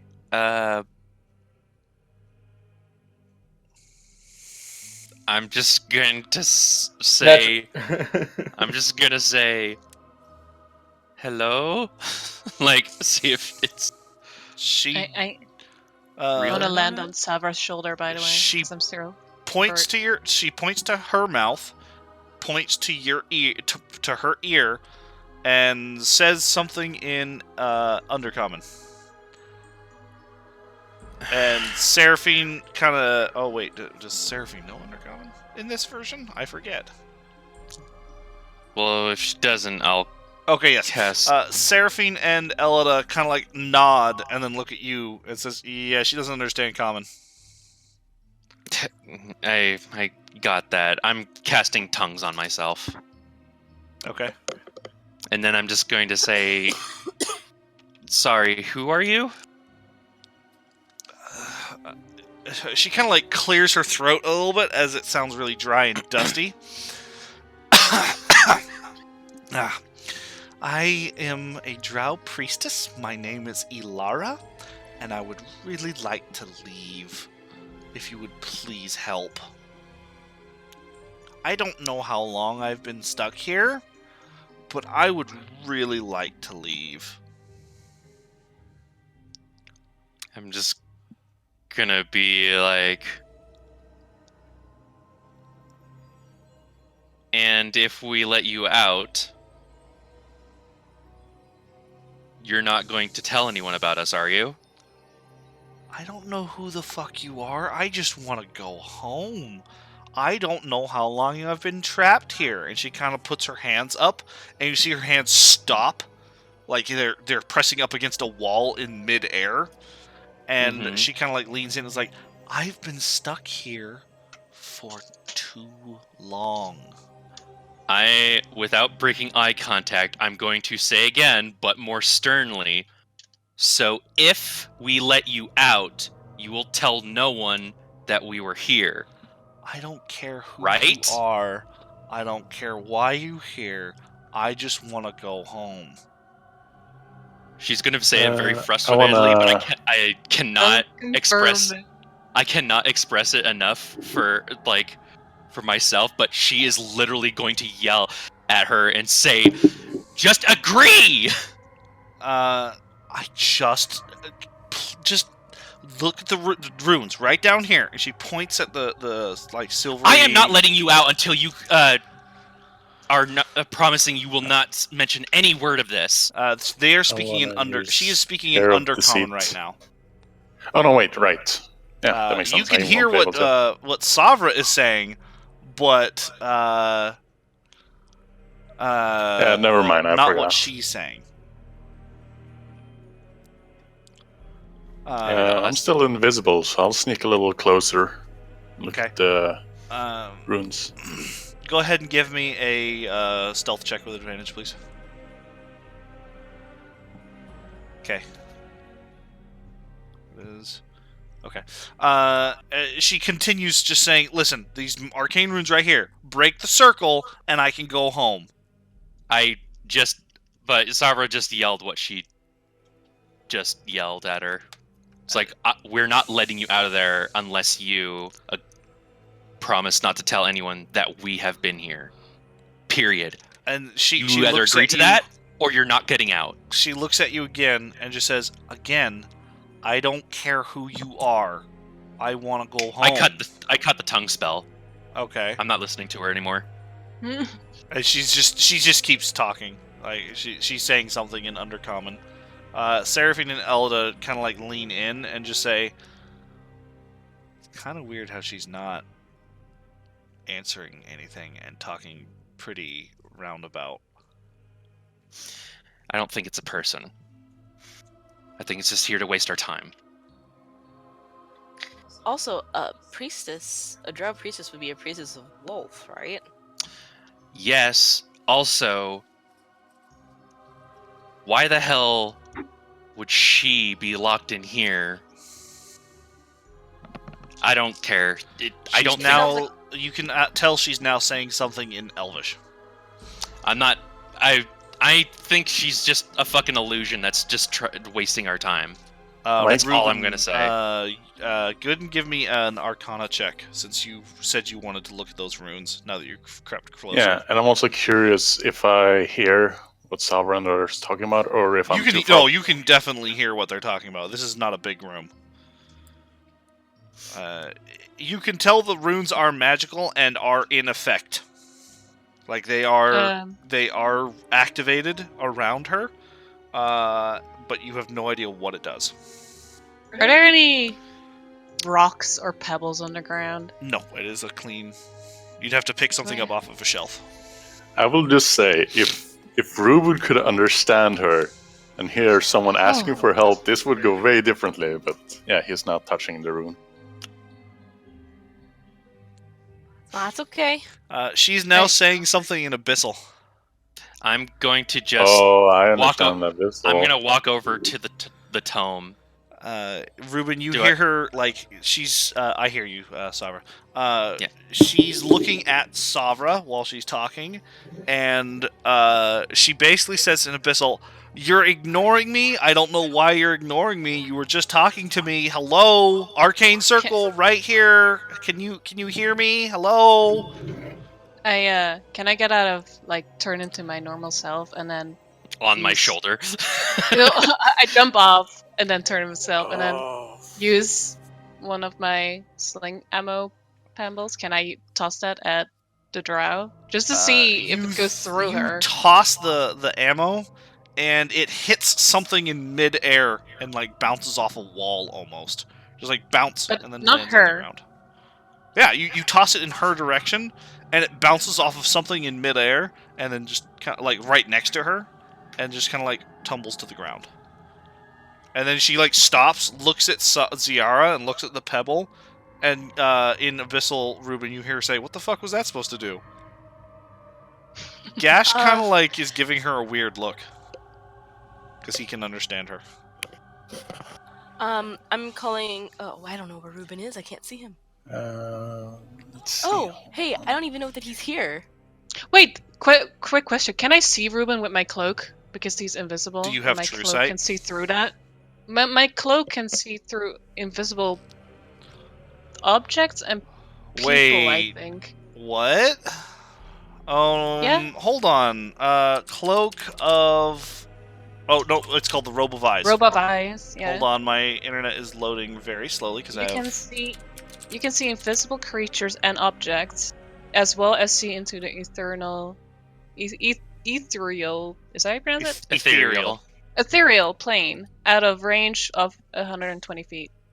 Outer You can range see of- Ruben, It does yes. not give you.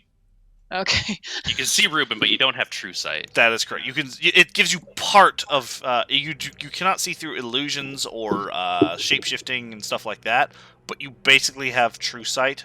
You have like half true sight. Right. I want to use that Unerring Eye ability to just see if it's actually a drow or if it's something else, because of what Zara. As an action, you can sense the presence of illusions, shape changers not in their original form, or other magic designed to deceive the senses within 30 feet of you, provided you aren't blinded or deafened. You sense that an effect is attempting to trick you, but you gain no insight into what is hidden or into its true nature. You sense that an effect is attempting to trick you. As an action, you can sense the presence of illusions, shape changers not in their original form, or other magic designed to deceive your senses. You can use this feature to up a number of times equal to your wisdom Shut up. modifier. Imagine Ruben, him hiding and Ziara's just staring at him. It's like, what are you doing? I see you. as you're kind of like standing there and you hear her talking, you get a really weird sense of your party is not really one to ignore someone in plight. Like, you are more inclined to help those in need than the rest of your party, but the rest of your party does not ignore those in need. So it kind of it makes you hesitate for a second, and you're like, wait a second. So you kind of like really study her movements and kind of like really tune yourself to like her actions and how she is. And as you use your ability, you can tell that there is a shape changer not in their original form within 30 feet of you. A single one. And it's no longer me. Okay. There were two, and then Ziara kind of like blipped back into her normal form, and there was only one. The room is only about 30 feet wide, maybe 40.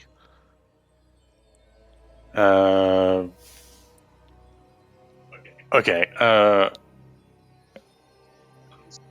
Okay, so I'm just gonna go through my logic here. So Ziara cast the thing, so there is an actual barrier. My interpretation is that the barrier itself is not alive. Correct. You can Through a infer. pebble. Yeah, Ziara turned out of a bird form. She was an owl. She turned back into her normal form and threw a ball bearing at the in the direction of the drow, which then bounced off of something unseen. Okay, so I'm assuming that I'm not in danger, so I'm gonna take off the cloak or the hood and become visible and ask them in Abyssal, what are you really? She kind of recoils as you appear out of nowhere and like freaks out a little bit. She's like, "What the? Okay." And then kind of looks at you and just says, she looks down at herself, looks over at you. I'm a drow. Is it not obvious? Don't lie to me. What are you? I'm a I drow. already got one of my friends pissed off. What does it look like? I'm a drow priestess. I live here. I want to leave. I've been trapped here. Just let me go. Wait. The play. Who This trapped her? is. You said okay. Player. Not character. Player says. Player's like. Wait a minute. You live here, but you want to. But you're saying you're trapped here. I don't think That's- she lived. I'm I right. think she was referring to like being trapped in this room. Yeah, but Oh. who trapped her though? That's like, Probably the guy who was experimenting on her. Are we sure? As a player, but Oh, like so- Ruben, Gash kind of like puts his hand on your shoulder, kind of leans really close, and in Celestial, you all hear Gash. oh, I can hear that. You all hear Gash say, "She smells strange." I'm gonna face her again and say, Oh, I know you're a shapeshifter or whatever. I'm gonna be and right we back. can't understand. And we can't understand Ruben saying this. He's just saying the Something in Abyssal. most eldritch fucking language we've ever heard. Yep. Right. Abyssal is just Abyssal is That very slips, intimidating. that slips to hear. Ruben's mind right now. Yeah. Mhm. She kind of like leans away from you and just kind of like looks between all of you and just says, "I just want to leave." If you want to have any chance of getting out of here, you're gonna have to be honest. What are you?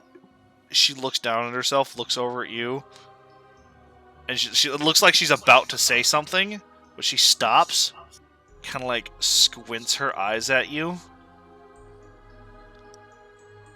And you Last all chance. you all see the drow disappear. And in its place,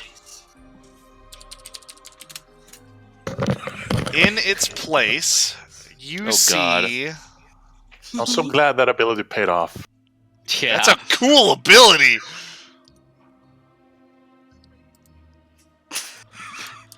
I was a little scared She licked my that fingers. there was something else in the room that was triggering the shapeshifting thing. Yeah, same here. Mhm. There was No, that sense of even- paranoia. Even if she really was a drow priestess, I wouldn't feel bad about leaving her here because drow priestesses are priestesses of Lolth and they're evil. That is what you see in her place. where's she supposed? Roll- to uh, be? prob- Gross! Oh my lord! What the hell is that? Wow. It's an earwax monster. It's an It's evil tree. nasty. Susie just called it an earwax monster. Yeah, it's about 7.5 feet tall. It's got the one eye. And it looks pretty goopy and sticky. And looks basically take a decayed tree chunk and make it like gooey and sticky. Not snotty. So, so- the urge to rescue her has definitely not increased at all. As this shape-shifting thing disappears, it says in Abyssal, Ruben, "I want to leave. I've been trapped here by the mage that left. I want to leave." And I'll use my air for deceit to see if it's lying. Please roll an insight check. Does Fluke have to touch something Yes. to use his heart sight? Okay. Oof.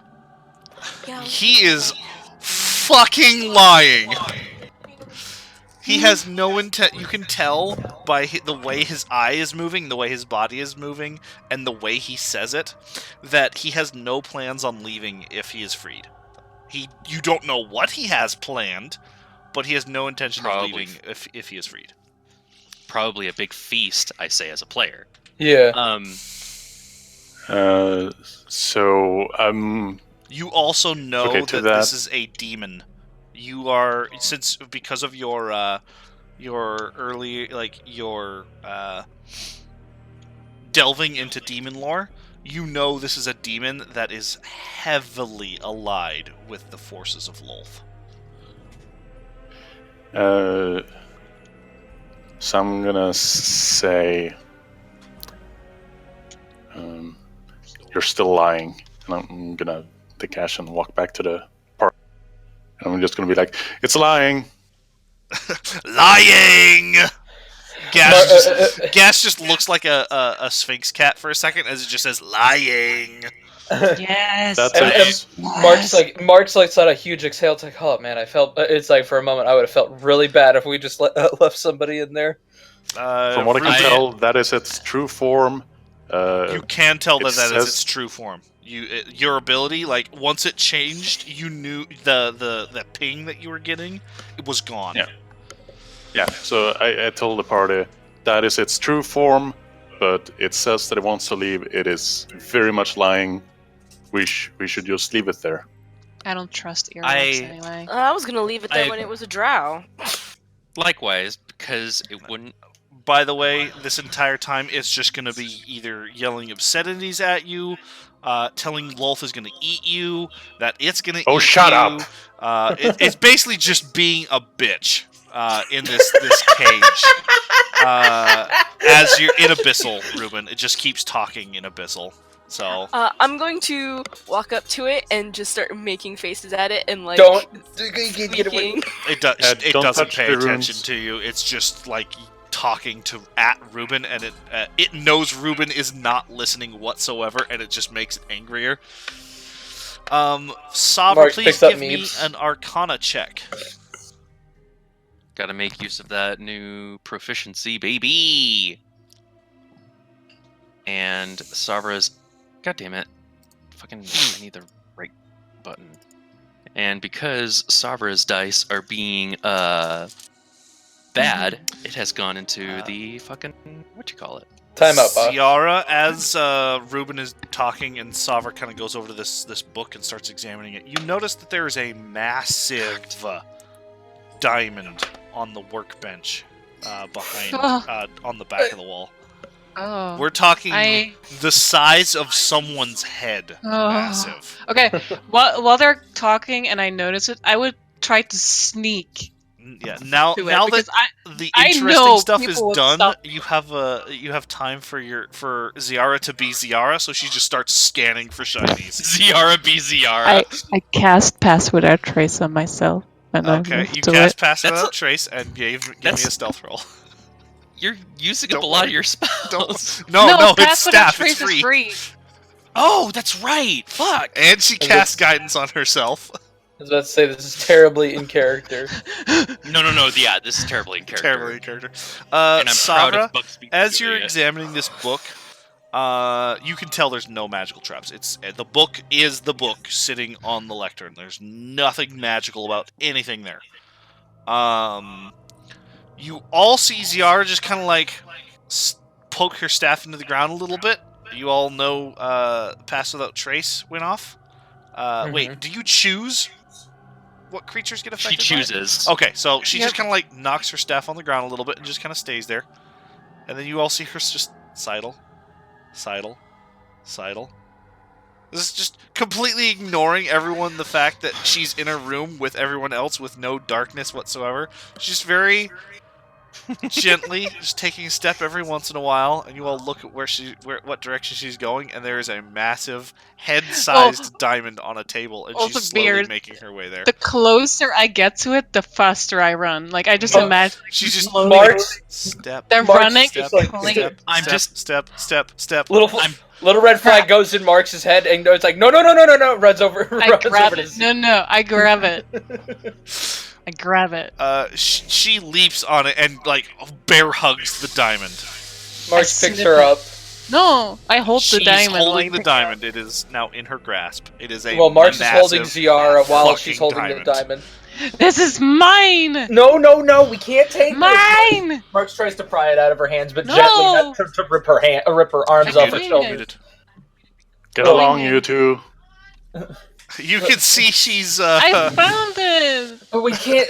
We don't know what this thing does. We don't. It's a diamond, Marks. It's Marks. Listen. We might need this diamond. yeah. Oh, you can't. Oh, that okay. Out of Mark, character. You Mark, can't do it's- that. It's He for will spells, you know. Oh God, both of them. Mark, You trust We're you. going into dangerous. You are lying. Yeah. Dangerous territory. You are lying Diamonds. to a person with the with the mentality and innocence of a child. You are flat out betraying that trust. But it's true. Hey, let me guess. Is speaking the truth. Let me guess. Ziara. Barrier of diamonds. Uh, Like Jewel Satellite. Yeah, this is now Mega Man. Beard has fashioned this for me. No. Are you trying? Sprite, we use diamonds for resurrection. yeah, that too. But like, Wait. imagine Meeps is speaking the truth. Ziara's just like, oh, this is perfect. Yes, yeah, I'm totally Oh using no, it for no. spells. Meep in the back of her mind is like, that is a big ass diamond. But also, this could be useful. I just imagine Marx is like maybe wrestling. if we don't need it, then we have a big diamond. I am just imagining that Marx is like wrestling with the equivalent of what are two large cats and and a guinea pig crawling all over a bodybuilder. I give trying, you. as they're trying to like retrieve a cell phone or like I don't know, a bar of chocolate or something. Right. Go ahead. I look at Mark's though. I have the big, cutesy, Puss in Boots eyes as I look at you while holding the diamond. Works. I'm I also mean it. gonna make a sweet face and say, "What if someone dies?" Yeah, my eyes get God. bigger. Mark, I can help them. I need it. Mark's definitely buckles. There's no Shit! he's gonna buckle because like he trusts his friends unconditionally, despite the fact that his friends are like, "Ooh, money." Also, this diamond is about half the size of Meeps. I shove it in my bag of holding. You have a diamond that is worth 6,000 gold. Only Meeps 6,000. is going to grab Ziara's sleeve, pull her down to her, and say, "You better pay me back for that later." She's like, "You owe me." During this there whole any- exchange, Savra was looking through the book. Savra, as you like look at the book, after checking it out that it wasn't magical or trapped or anyway,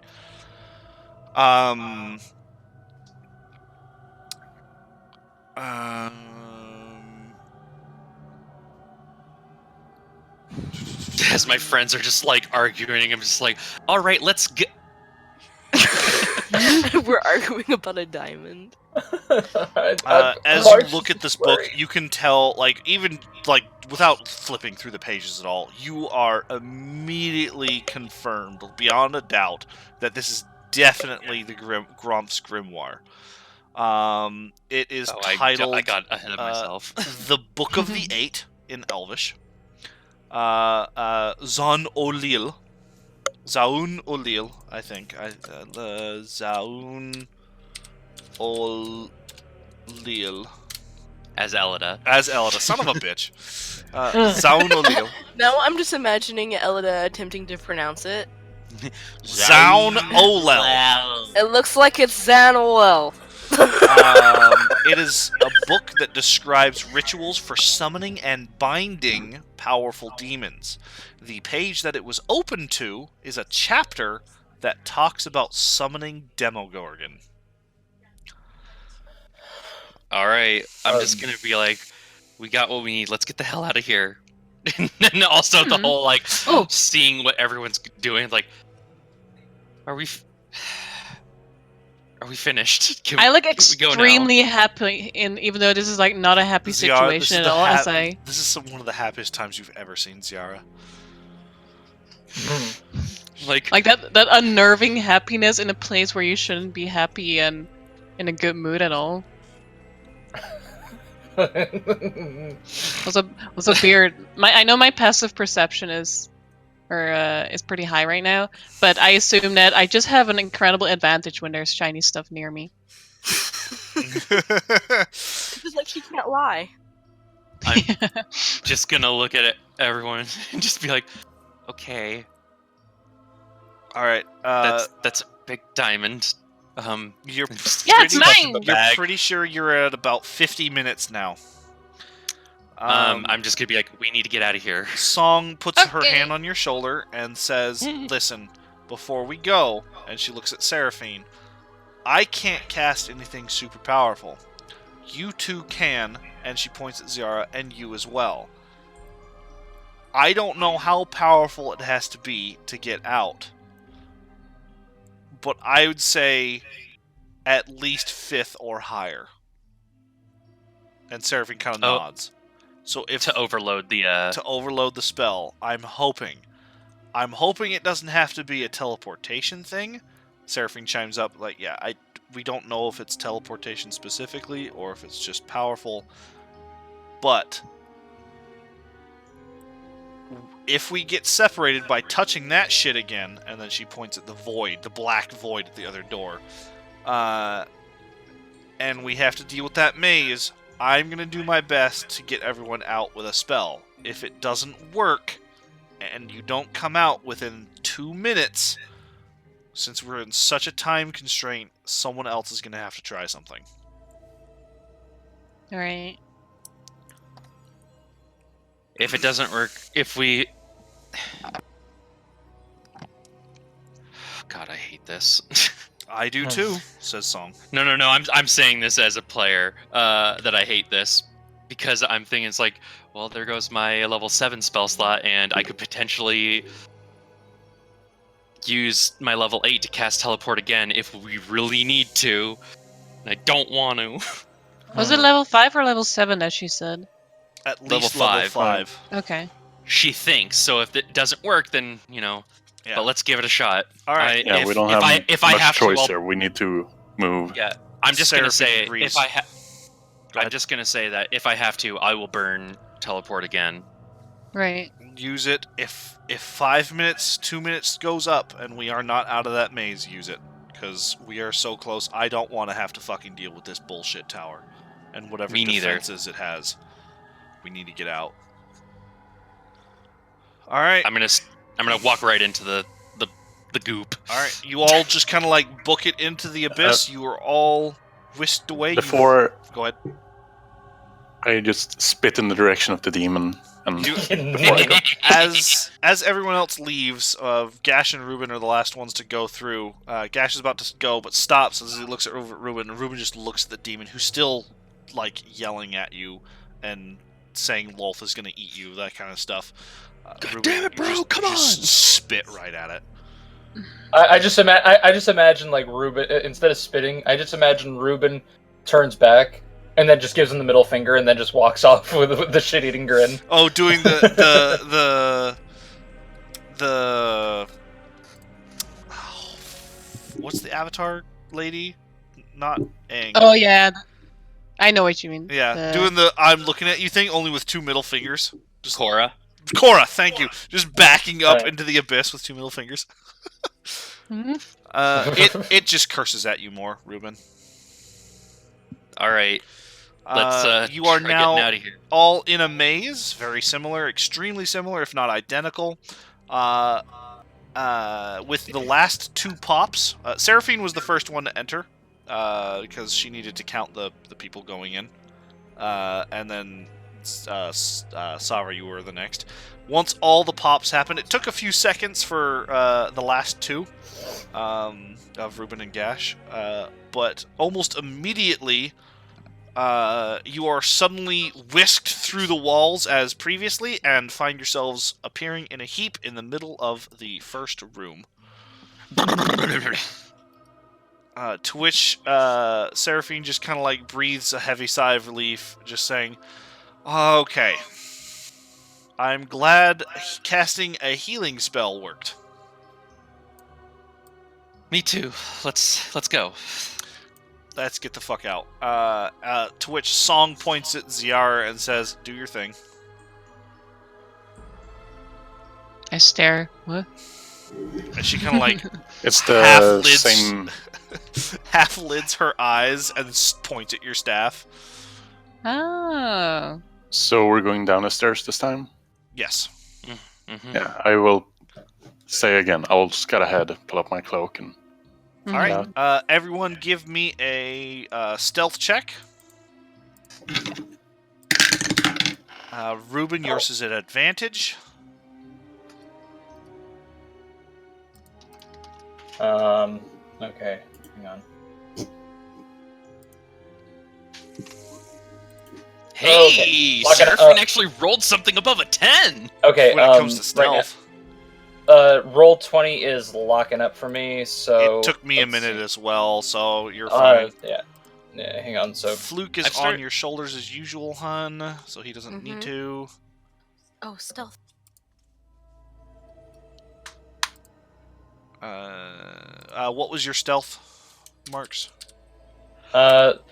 Roll the 3, still giving me hell, hold on. Rolled a 3. And- I don't think you're trained in stealth. Mark's You does have a are, plus so it's 4 plus to it, but that's a 5, 7. so it's an 8. Oh, it's a plus 5? Oh wait, no, I don't think your dexterity is No, it's not up at 5 anymore. Four. His dex So his dex 7. modifier is 4 because he's Mark's he's 7. now he's now muscle bound, so he got 1, more 2, beef 3, and 4, less dex. 5, 6, 7, 8. 2, 3, 4, 5, 6, 7, 8, 9, 10. I'm missing someone. I'm missing Song. Again. My dumb wife. I mean, my smart wife. There we go. All right, Ruben, give me 3 more stealth checks with advantage. These are not plus 10. Got a Not great, but Got a 16, even with a 3. Kind of loses his footing for a second. He's like, ooh. 16, 20, and 31. As you are scouting ahead, after a few seconds, a door opens and almost hits you in the face, and you kind of like recoil as you stop right there as 2 drow kind of like come out and are conversing in Undercommon, and they walk across the hallway after closing the door and go into another door. But for the most part, you help scout ahead, and help your party avoid any other interactions. You don't know how close you cut it, but you exit the tower, but nothing seems to happen as you leave the tower. Vizarin and his companions are there. He looks over at you with an expectant face as you leave the tower. I'm just walking straight to him. He puts his hands out. I pull out the grimoire from the my bag of holding and just present it to him, both hands. He a little overzealously like snatches it from you with like really wide eyes and starts immediately like thumbing through it with like a surprised expression and then a very happy one as he reaches the point with Demogorgon. He kind of like snaps the book shut and Ruben Gear Solid. Ruben Gear Solid kind of like looks at you and kind of stands a little straighter and says, "Well done. You were," and he kind of like does math in his head. 5, 4, 3, 2, 1. Good timing. Don't cut it that close. We didn't mean to. Seems your former colleague, or whatever he was, set up a really annoying maze. A good way of keeping one's belongings from those who do not have the mental capacities to understand them. a good way of Just getting on our squint. nerves. I mean, some of us had an easier time than others. Claire. He kind of shrugs a little. But we got out. Let's do this. What do we need to do next? You notice he puts the grimoire into one of his sleeves, reaches into the other sleeve and pulls out the Dark Heart and hands it towards you. Take this. Plant it somewhere in the city. He kind of like sidles a little closer to you as his companions are still talking a couple feet away. He switches to common and says, "Place it somewhere in the city. It will draw the demon lords. You can fight them after the last victor is weakened. They do not know this will summon the demon lords. They believe it will destroy them and send them away from the material plane." Plane. Hello? What? You said you cut out after you said material. Oh, material plane. I didn't. say Yeah, I was anything like, else. plane?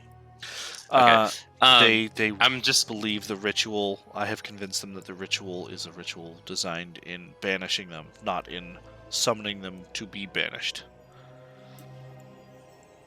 I'm just So, gonna whisper to him, and just tell him, it's like, you said you wanted it someplace specific, didn't you? He kind of shrugs a little, looks at the tower. I would have preferred at the peak, but honestly, anywhere in the city will do. For what it's Mostly worth, to Grumps. insult Gromp's intelligence and hubris. That would have been great. But anywhere in the city will do. Preferably the center, though that will be more populated. I'm gonna ask if the city might have defenses against my cloak of invisibility. More than likely, no. Those sorts of defenses are going to be in the high houses and here. Then We're feels standing. a bit. Oh, Go ahead. sorry. You No, guys no, are go ahead. standing kind of like off to the side next to the tower, so you're kind of like you're not in direct view of the general locations. Okay. I will suggest that with the cloak, I can take it and take it somewhere in the city. As long as you do not enter a high house or one of the estates of high houses or back here, there shouldn't be anyone with the standardized defenses against invisible things. And even if something were to go wrong and I don't make it back, start the ritual. I'm gonna whisper to Ruben, just being like, I can't believe I'm saying this, but do we really want to put a bunch of innocent lives at risk? No.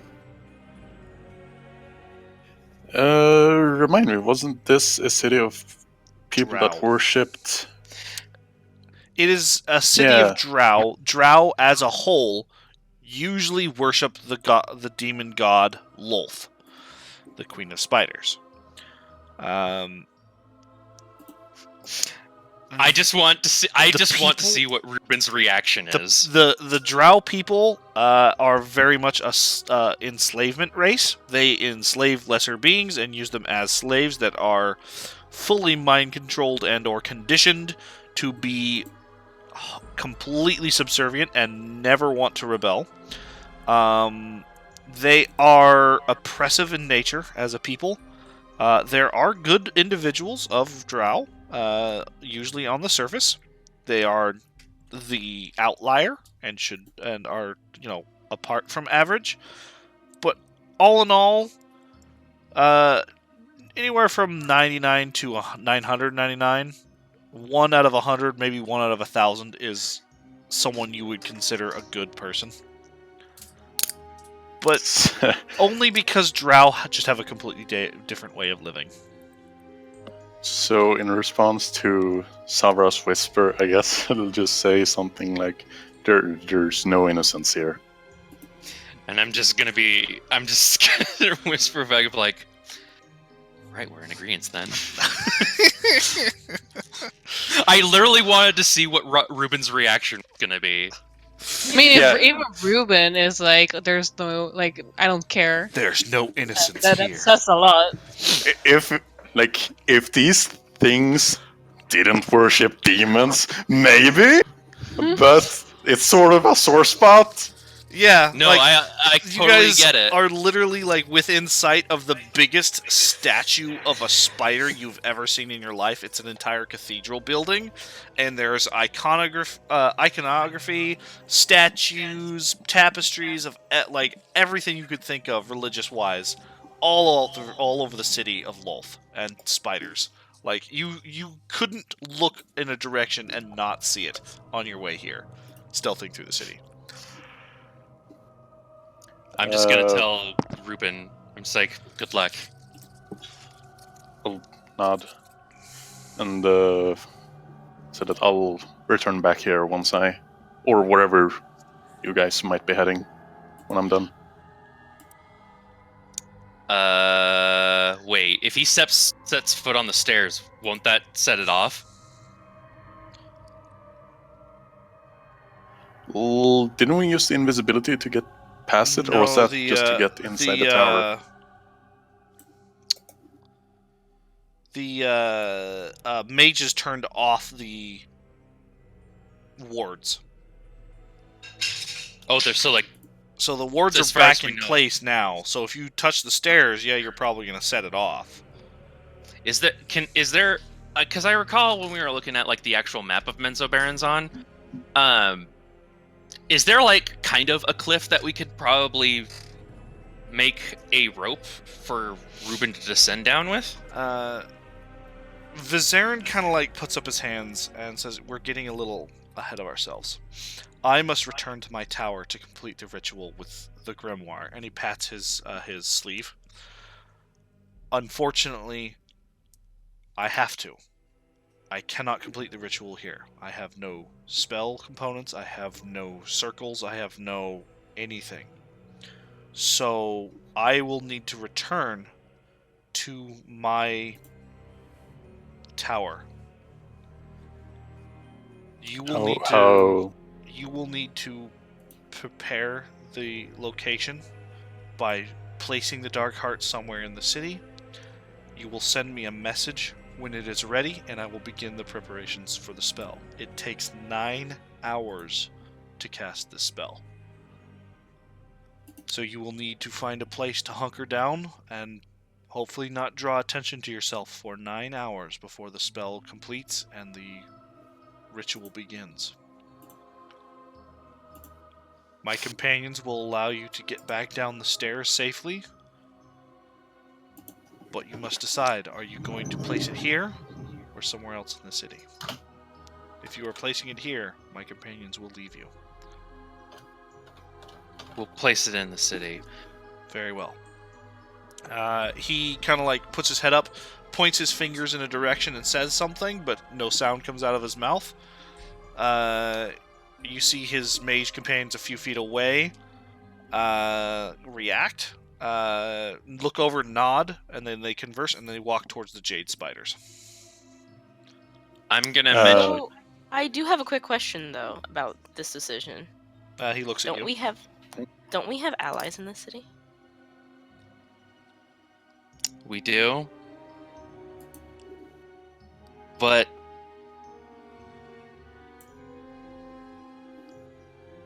we do, but I think they were honestly just helping us. They honestly promised to help us because they owe us. Not because they want to. I mean, I don't see a difference, but okay.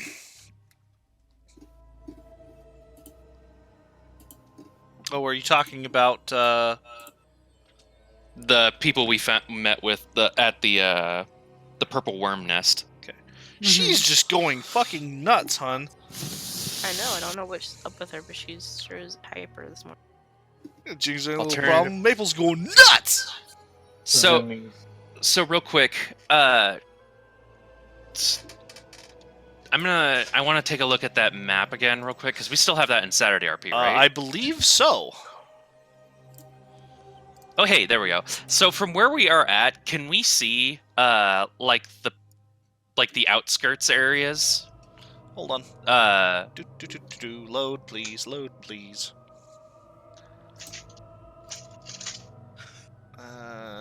Click and open original. Yes, open the original. Super lag.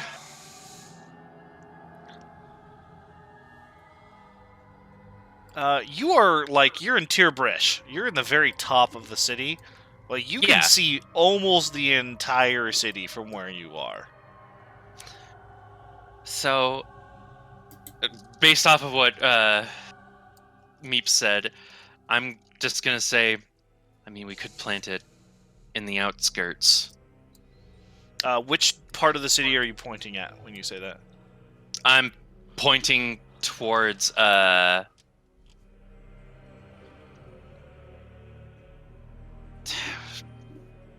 Garleton. The What is that? The lake. The lake. And I'm just also gonna say, because I mean, we've seen Demogorgon come out of the water before. Maybe it won't be so suspicious if that's where he emerges.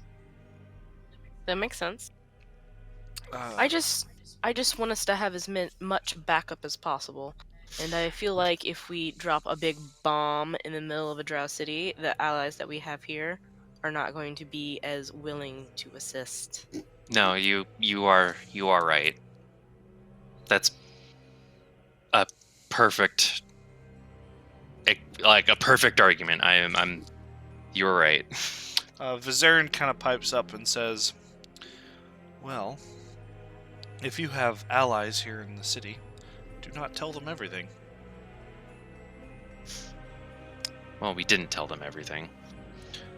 And if you are going to attempt it in Donigarten, perhaps you should do it in the Spiderfangs instead. As much as I would wish as much untold destruction upon the city as possible, at least leave the farmlands as untouched as possible. I do not wish for people to starve, only for the city to be punished, and the servants of Lolth to be punished. What about over there? And I point to the one that's Quellorzor.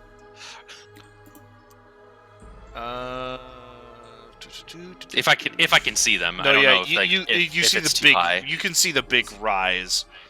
You point there, and I have to scroll to the point in the book that describes that place. So hold on. No problem. I am going to go to the bathroom real quick. All right. Okay.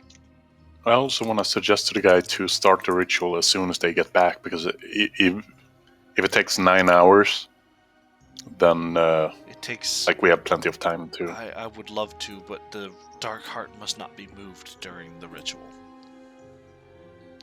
Okay. All right, hold on. I'm looking for.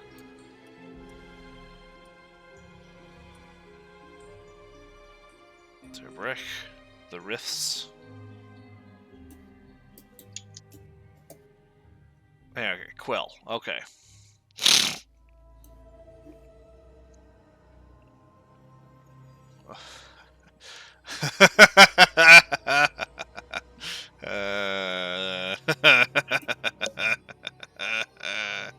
Oh, I can't wait for Susie to get back. She's gonna like this.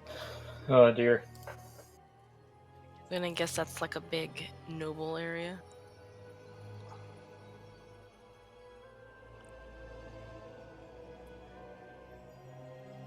Around which part on the map were the buildings that I was supposed to stay away from?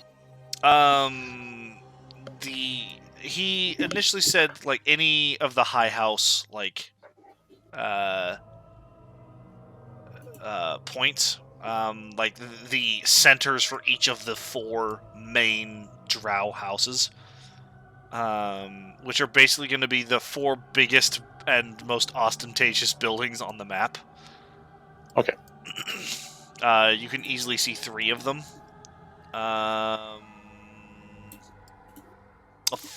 Yeah, there's 3 of them. The 4th one is actually non-existent.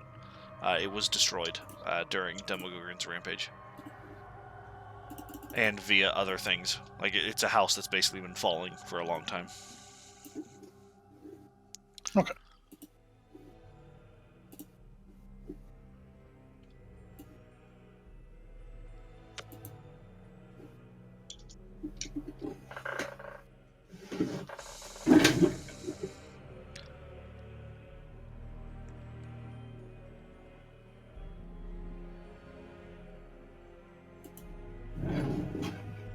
Now, I think it makes sense for Ruben with the cloak to go, but at the same time, what if I roll a 1? Yeah. This could go bad. But I still stand by the idea. Just a thought. So Straight thought. before I get to Susie, since she's back, what exactly is Ruben gonna do? Ruben would take the heart, activate the cloak of invisibility. Oh, and, you were gonna plant the heart somewhere. Oh, okay.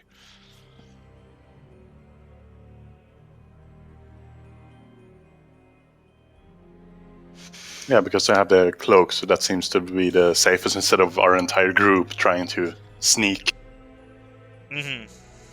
Actually, now that I'm kind of like looking at it, that area across from us looks like it's an elevated platform too. Just so you know, Susie, the Vizarin kind of chuckles when you ask him about that big rise, the quell area, and he says that I would greatly much enjoy seeing being the center of destruction. That is the that plateau is where many of the oldest and greatest noble houses reside.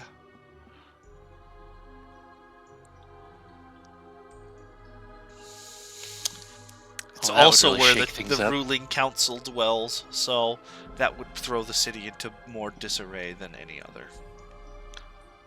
I'm just gonna look. Could get rid of the current ruling party of Drow? No, you could not destroy the ruling houses. The houses are so intertwined and so grubby with their fingers that they are everywhere. They would just fight for another war of secession and another group of houses would rise.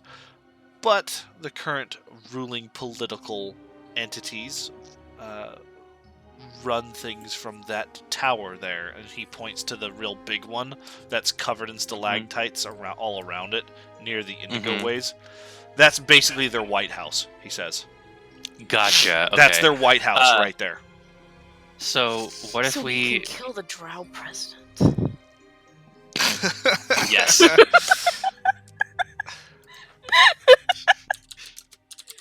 With a demon. This is one hell of an impeachment. Anyway, I'm just gonna suggest to everyone, it's like, do we really want to shake stuff up here? I cannot help but smile while saying that. You know, I'm a little bit hesitant about, wholesale slaughtering common people because, they're just being dragged around by the people in charge, but I'm okay with blowing up the people in charge.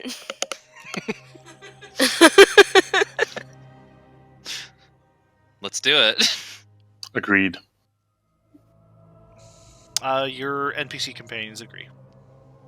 All right, we're gonna. Flick just goes, yeah, I don't know what we're talking about. Well, we're gonna have to sneak over there, and that's across town. So. Well, Ruben can sneak. Ruben's invisibility cloak. Oh yeah, that's right. Okay, so what if? Here's what. Just gotta decide where we meet up afterwards. That's what I was gonna say. It's like, how about we meet up over in the farmlands? That way, we can stay out of like the primary city. Also, if that's like just a bunch of mushroom farms, that's where our mushroom friends can join us. Hey. There are also fungal fields on the major plateau. That's what Cure Blivin is. It's just a massive. What if? Okay, well maybe we can just. Let me double check. Let me see here. Fucking drow names. Also, how do we send a message to the guy? You guys are still technically linked psychically with him. Oh, okay. Even after he goes through the thing? Through report scores, yeah. He still has enough of a connection that you can establish it with concentration. Just enough to like say, hey, come to my position kind of thing. Okay, good to know.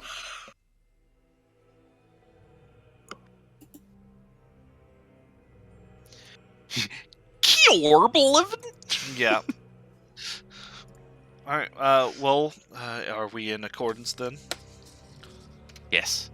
Alright, I think so, yeah. Send word when the Dark Heart is ready for the ritual, and I will begin. Let's get this party started. With that, he sends one last signal to... So real quick, Beard, I found something on it. In the Menzo Baronzon wiki. Oh. Kjorb Livin. I just love the name of it. Kjorb is a spider-haunted forest of giant mushrooms that spreads across the northern portion of plateau. Members of the great houses use Kjorb as a private hunting domain. Ah, So it's basically the like- haunted forest from fucking Harry Potter. kind of, but also like it's like that's where they go to like fucking do whatever hunts that they want to do as Hunts that nobles royals tend are, to. yeah, that royals Yeah. usually do. So that actually might not be a bad place for us to hunker down, because at least then it will be. I mean, if you want to Yeah. hang out with a bunch of spider ghosts. mean- Anywhere that's safe for you guys to reach and stay at. I think that would probably just be safest because it's out of sight. We can handle spiders. Spider ghosts? I mean, you have Dawnbringer. That's true. Ruben shivers at the mention of ghosts. Anyway, we need to not waste any more time. Let's go. Let's get going. All right, he sends one last message to his companions. They reduce the Jade spitters. jade spiders, and you all creep down the stairwell. To which point the mages commune with Vizarin. Vizarin bids you one last farewell, and you see them all casting a strange spell on the ground. They make some sort of arcane circle on the ground that seems to be like a bubble. Vizarin carefully steps into it. You see him cast something, and you see him teleport away. Wow. With that, the arcane circle closes on the ground. The rest of them look at you and nod. And go back up the stairwell, conversing in Undercommon and Elvish. All right. At least we could all go up to the forest together, and then, because I think that might, if we're going to be setting it up there anyway, Right. All That way- right. that way Ruben can make use of Passive Without a Trace. Also, while we're I don't think I need it. I think, if I'm reading this correctly, the lowest I can roll is a 23. yeah, Yes. The technically. lowest you can roll is a 23. But I'm just saying while we're all going over there, that way. It's free. It's a free it's just- spell. So. yeah, it's Yeah. it's just being careful. You never know what Yep, that's buffs fair enough. certain creatures and machines and spells have for seeing invisible things. So, Mhm. Yeah, true. because you have to remember, as a DM, I have to account for the fact that some of you cannot roll below 20 something as a rogue for invisibility for stealth, and that you guys usually have a plus 10 to your stealth as well. Oh, don't worry. I'm sure in season 2 it's Yeah, gonna that's get nerfed. cheating. That's No. that's player knowledge, not character knowledge. Yeah. I mean, hell, most of the city doesn't fucking have anything higher than, DC 10s kind of thing, 'cause they're all commoners, but, lords and specialists exist. Let's roll. Let's Let's go. see here. Elida needs a stealth. Seraphine needs a stealth. Yeah, we're rolling stealth. Flute needs a stealth. No, he doesn't. He's on shoulders. Gash needs a stealth. Are we all Alright. rolling? Yes. Right. All right, my dice are Rolling, not. rolling, All my dice are going into timeout. So. I'll be right back. I have Okay. a question. I'm gonna get some for- water real quick. Right. Yes. Does Mark's sorry. Does Mark's have like how is his stealth? Marx's stealth is at his stealth is at 4 because of Oh. his Dex mod. It used to be at 5, but it's no more. I was just wondering if you needed like help, maybe Meeps could just kind of ride on his shoulder and try to give him pointers on how not to step on twigs. You know what? I think that would be I think that would be better suited for Savra, honestly. I think that would. I just maybe she could help Savra, but I don't think she can stand on Savra's shoulders. Fair point. She's small, but not quite that small. It would be a little. I mean, I don't think she would knock Savra over, but Savra might be kind of like, you know, with a equivalent of like a 5-year-old on her. Mm-hmm. Yeah, Marks definitely has the strength. And I have strength. But yeah, I can ask Strength. Beard if I can give Savra help, since she has bad luck. Yeah. Oh With God, do she? Also, I just realized something. Douchey. He says it's a group effort, so You are already I mean, helping each other. Your individual rolls does not matter. It's your averages and your group check that matters. I was just wondering if I could help somebody. You are Hey. already helping But by getting a technically, 23. I'm helping by just existing. Correct. Yeah. I'm curious as to what like Ziara weighs, because I just did some math and I realized that Savra can only lift like 120 pounds. Wait, how much is it in kilos? Let Your me see. strength. 120 pounds. Yeah, strength times 15 is She how. may, because in my head I imagine Ziara weighs like 55 kilos. Because I imagine even if she's a little lighter than me, because I imagine she's more on the skinny side. Oh wow. That's funny because Savra weighs 56 kilos. You're gonna have to give me a second stream. I think I accidentally minimized roll 20. You might see my desktop for a second. I imagine like Oh. if I round it up, like 120 pounds would work for Ziara. Mm-hmm. Yeah, Marks is like more than double that. But that was like at the start of the campaign, so with how they've been eating, and maybe like a little lower, but Honestly, yeah, with how they've been eating, Savra's probably lost some weight. Oh, with how they've been eating, Marks has gained mass, but then again, he's also got muscle bound, so yeah. He just magically gained weight. He So, just beefed. Meeps weighs 13.6 kilograms. whoa, that's like a pretty chubby cat. Mm-hmm. I think I mathed it out because of how tall she is, based on, you know, A child? human on Yeah. children. I think she weighs about the same as like a 4 or 5-year-old. She's either the size of a child, or the size, or she's the weight of a child, or the weight of a really rotund kitty cat. Well, she's 2.5 feet tall. Some big cats could probably be about 2.5 feet tall if they stood up on their hind legs. Yeah. She's a Maine Coon. About the So size of I'm- a Maine Coon. There you go. Norwegian. A Forest Ouija. cat. Oh, God, I love Ouija. I'm gonna say, I just stupidly rolled for it, but so I'm gonna say that over the course of all this time, Savra has lost 7 pounds. Uh, 7 pounds to kilo? Yeah, sorry. Yeah. I It's like imagine it's 1 similar kilo. to Ciara as well. No, 3 kilos. Oh, okay. Oh, half. That's right. It's almost. It's a little less than half, not a third. Wow, Meeps is less than a meter tall. Yes. Twink. Yeah, she She's lost tiny. like Ellid is 2.5 meters tall. kilos. She's Meeps half is a door. 0.7.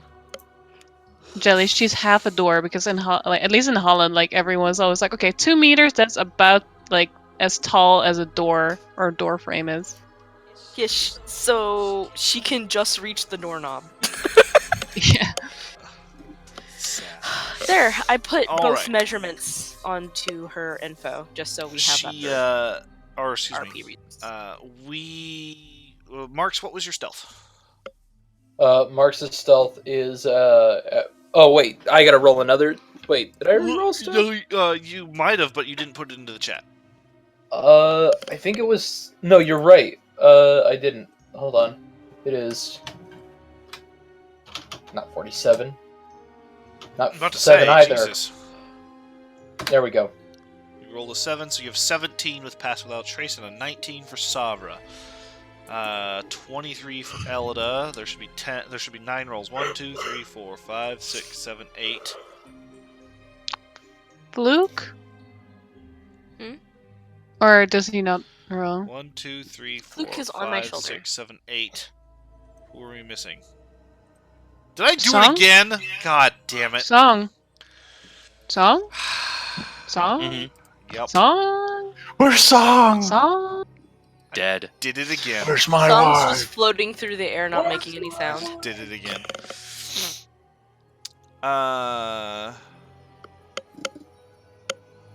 Wait, what the fuck? Yes, I don't... Oh! I was like, why the fuck did Twitch just scream at me for an auto-moderator? I was like, oh, that's why. Okay, that's dumb. Shut up.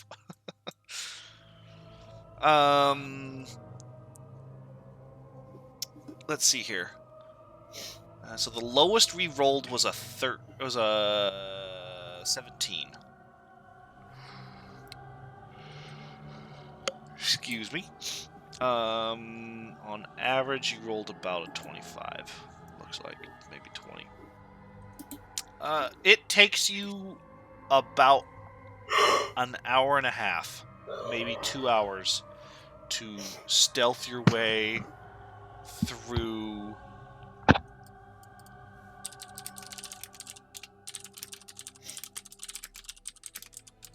Menzo Baranzon. Keeping towards alleys and back streets with Ziara's help of knowing how cities are usually laid out. It's a city! Her knowledge kind of cuts the time in half. You feel like with going this slow, stealthing this much through the city, it probably would have taken you about 4 or 5 hours to get through the city. But with her help, it's only about 2. Yay. But eventually you come to the greater plateau. You can see the buildings that are built out of the stalactites and built out of other things off in the distance. You see the big forest there. And you find a place off of a main road, kind of out of sight from the main road, behind a stalactite in a grove of fungal trees. That is where you place the Dark Heart. And you then find another place within sight, further away, about 100 feet, to where you can basically dig in and hunker down and wait. And with that, you send a message to Vizarin, saying everything is ready. He replies with, "I'm starting the ritual, do not move the Dark Heart. 9 hours. Find your help in Menzo Baranzon if you can. Any extra help will be needed."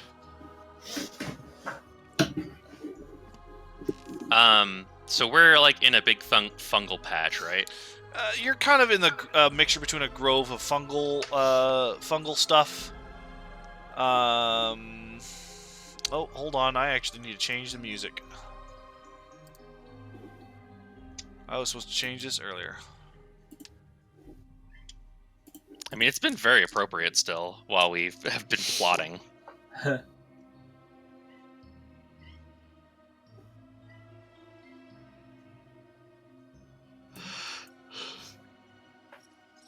Oh, it was supposed to go back to the previous music, but it's fine.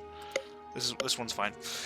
But yeah, he says, you said you had campaigns in the city. I would find out how to get into contact with them and have them prepare. Any help will be needed. Okay. You have 9 hours. And with that, you actually see, within a few minutes of that message ending, you actually see the Dark Heart starting to, like, pulse, like almost like a heartbeat, very, very faintly. So I'm gonna use the last pebble that saw a song already prepared for me. Mm-hmm. And I'm going to try to send a message not to the lady, but to her daughter that we saved. Hanna? Or Yeah, Hanne Hanna. Hanlon? Thank you. All right. Yeah. I'm going to send a message Okay. to her, and I'll figure out what that is in a second. Okay. Is anyone else doing anything for the next 9 hours? I don't think so.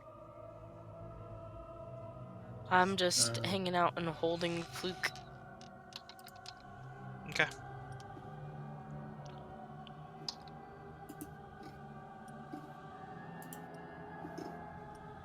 Yeah, I don't know if scouting around the city anymore would do any Can good.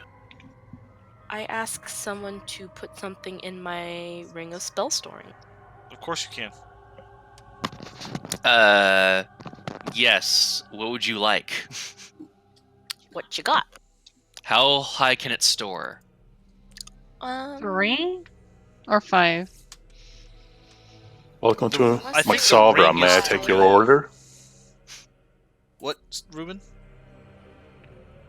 I just said welcome to Maxavra. May I take your order? Oh. Silver says. I imagine though, if Silver says that, like Zira comes really close. Like she doesn't even move Oh, her yeah. feet. She just Ring of- slides. Ring Hey, of Attunement.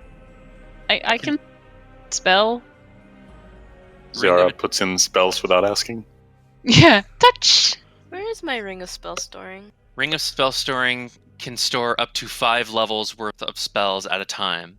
Yep, and any combination of levels, as long as there's 5 of them. So it can store 1/5, or 1/4, 1/5, or a third and a third and a 2, or 2 2s and a 1, or 1 2 and 4. But no 3 cantrips, 1s. right? Just actual spells. Cantrips are level Correct. 0, so yes. Yeah. So I have an idea. It's a doozy, but it may come in handy for you specifically. Mm-hmm. And I'm gonna put Hold Monster into the ring. Oh shit, that's a good fucking choice.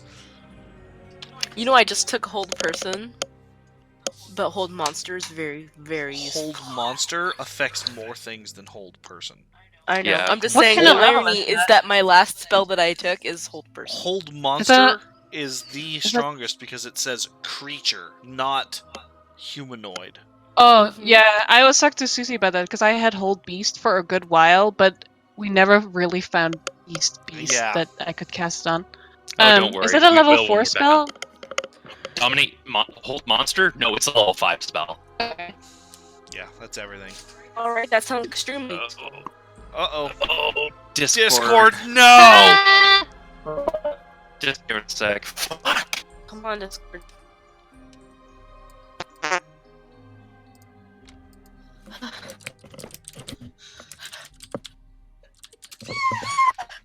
Excuse me, jeez. Oh, shit. Are we still roboting? Hello? Mhm. Yeah. Yep. Yeah, Hello? we're still roboting really bad. Hello? Did it recover a Hi. little bit? I think it recovered a little bit. Yeah, it's Oh. starting to stabilize. There we go. It's green again. Okay. Okay, we're green again. Thank God. That was worst fucking time for that to happen. Oh my God. But yeah, so I put a Hold Monster in there. The spell save DC for it is 21. There you go, hun. Okay, hold on. Hold on. don't you need She's hold writing on, it down. sir? You have No worries. a RP game of 9 hours to write this down. So go ahead. Yeah, you're fine. Oh, okay. So, so what was it again? DC You can type it 21 to me. hold monster. It's is it a wisdom or charisma? It's a wisdom saving throw. Wisdom. Wisdom. So, Savra, what were you sending to Hane? Yeah, that's what I'm gonna do. I'm also, I would like to kind of, since I haven't. Hello? Oh no!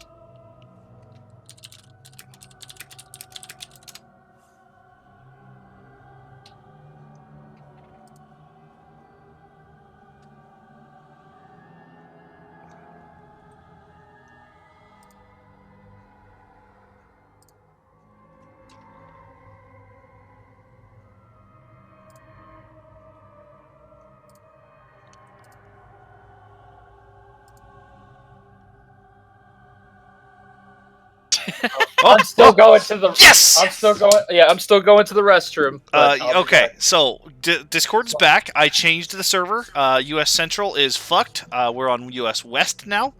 But Okay. we are going to take a small break that gives Jelly and I enough time to get food, order food, that kind of stuff. We have been going Likewise. for 3 hours straight now. So we're going to take anywhere from 10 to 30-minute break, depending. Probably as close to the 10-minute as possible. Yeah. So I will go ahead and change the stream overlay. So we're on a short break. All right.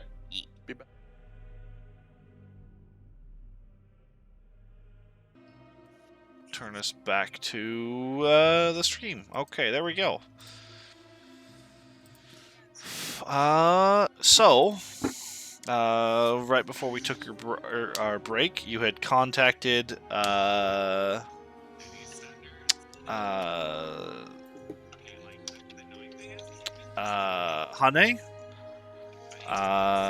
Right, I still need to type. The Yes. thing I was going to say before Discord rudely decided that Central was going out of Commission itself, Mm-hmm. that there- I'm going to... Are you watching something, by the way? Oh, yeah, that thing is still going. Shit, sorry. But I'm going to I'm going to send Hane the message, I'm going to send her the message that I'm thinking of when there's like an hour left of preparation. Okay.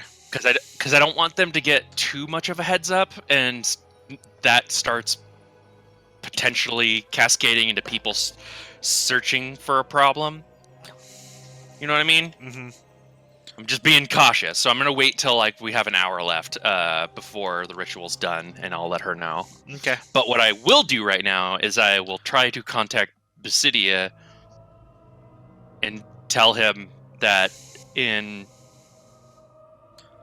that we're in Menzo Baronzon.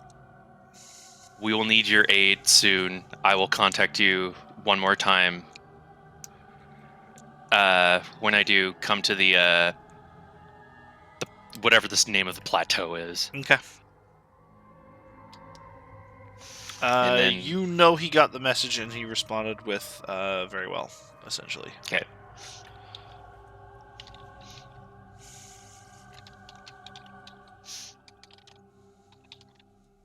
So this is it.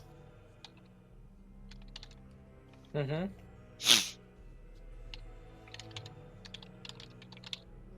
We'll let both of them come, fight each other, take care of whatever's left, and then we can all go home.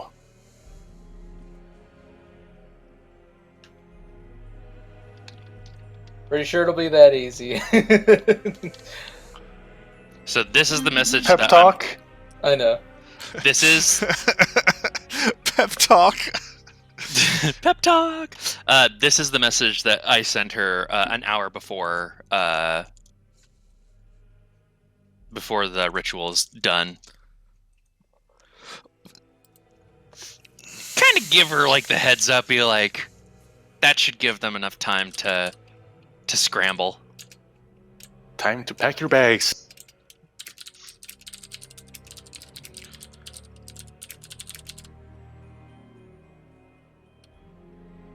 I didn't mean to do a period at the and.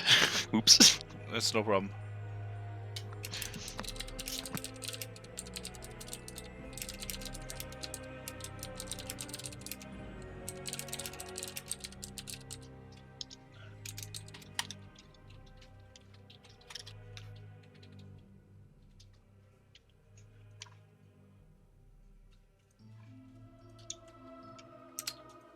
That is the response that you were going to get.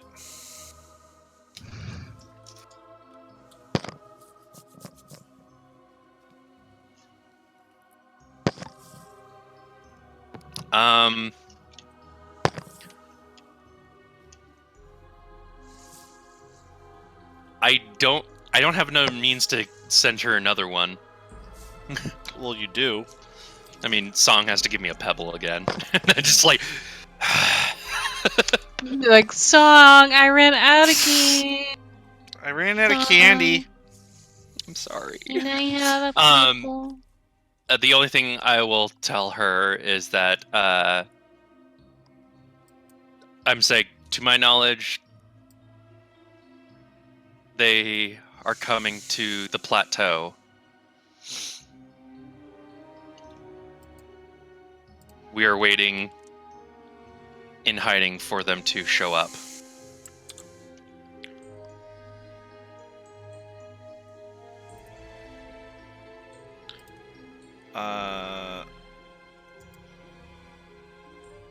Did you actually tell her where though? Not the exact location. I said I'm just gonna tell her I'm just gonna say they'll be showing up on the plateau. I'm not sure exactly where. Be ready. All right. Within 30 minutes, you guys easily would have seen the hunting party that you had come to already know, like actively looking very quietly and stealthily. Like it's hard to miss because you guys are kind of in a defensible position. It would have been half an hour before everything went to shit, essentially. When they get in range, I'll ping Hane with message. Okay. They easily Since that's a would have cantrip. they would have found you then. So I'll get to that later then. Okay. Anyone doing anything for the 9 hours aside from long resting? Nope. Mentally preparing. Yep, that. Okay. Pretty much. I'll check in with Gash how he's holding up. Little nervous, but he's doing pretty good. I'll let him know that I'm nervous too, but that we have to do. He nods in acknowledgement. All right. If there's nothing else, Not that I can think of. Oh dear. The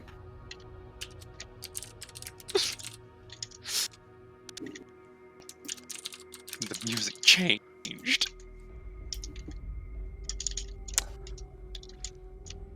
as the time runs on, the waiting is the hard part.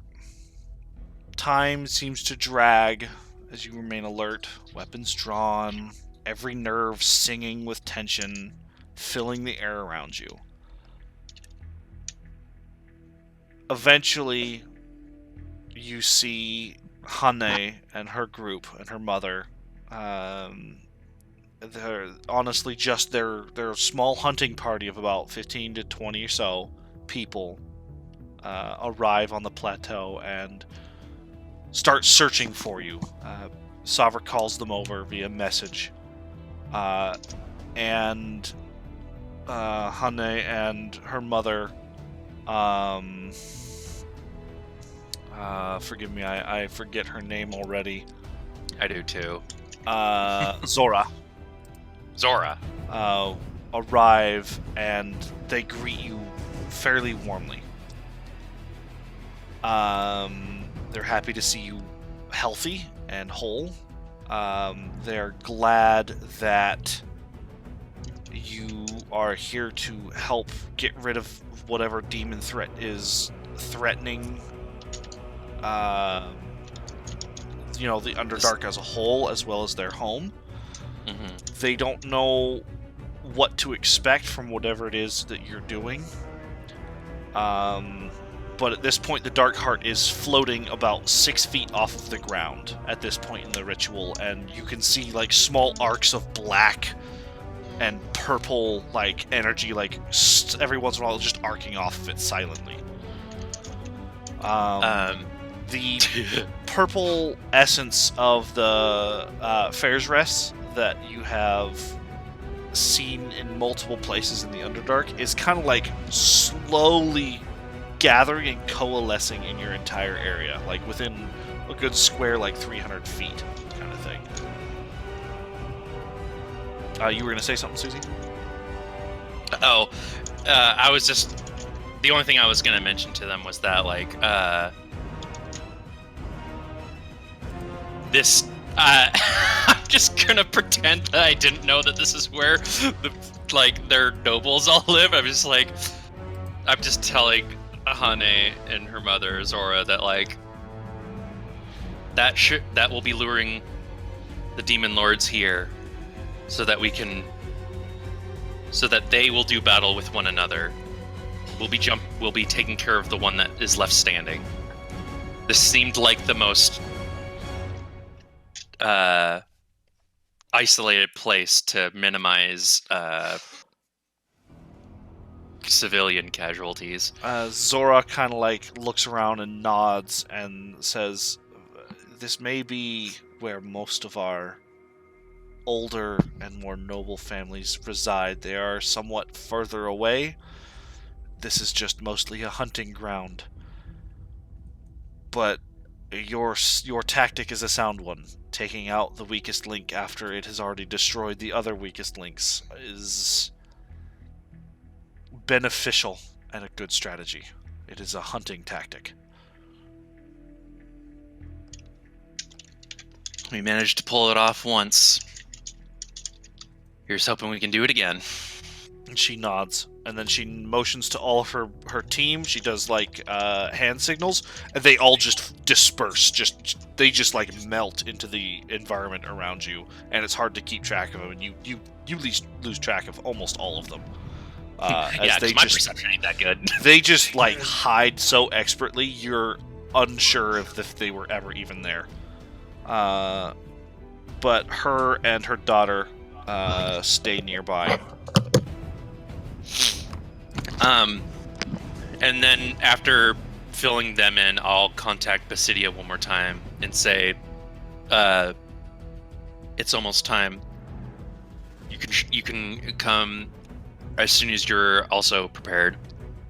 As the Hane and Zora like hunker down next to you, you all watch as in the grove of mushrooms, the mushroom forest in the distance, you all watch as just like a legion of myconids just kind of like melt out of the a fucking legion.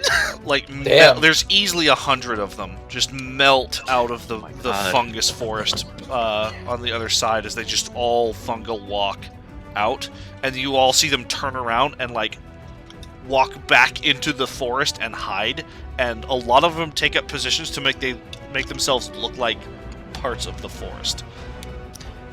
You see Basidia at the head. He raises one hand straight up, puts it back down, and then he stands in a position to make it look like he's just another mushroom. I'm just gonna say, real talk, as a player, real glad we heeded the call. Thanks. No regretty. Yeah, same here. All right. No. Why did I want to say like after she said no regretty? I wanted to say super spaghetti. It says thinking the same exact thing.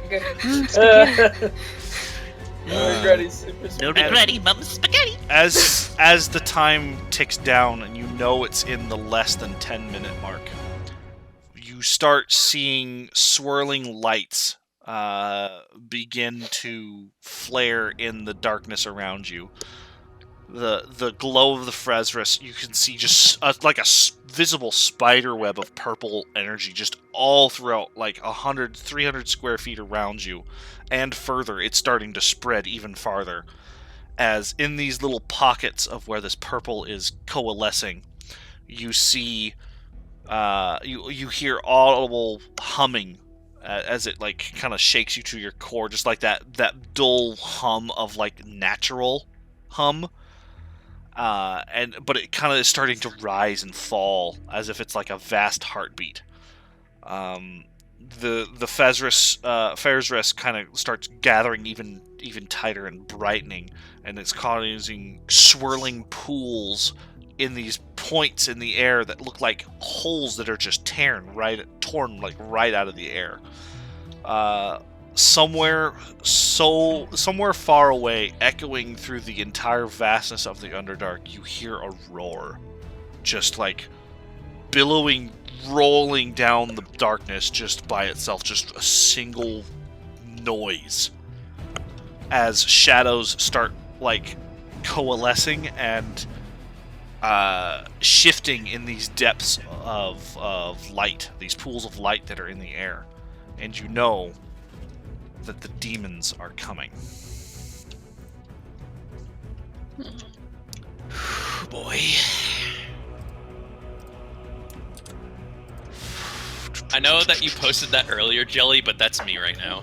Okay, hold on. I've got... Oh, the crying Mickey Mouse. Yeah, just like, oh dear. 1 second.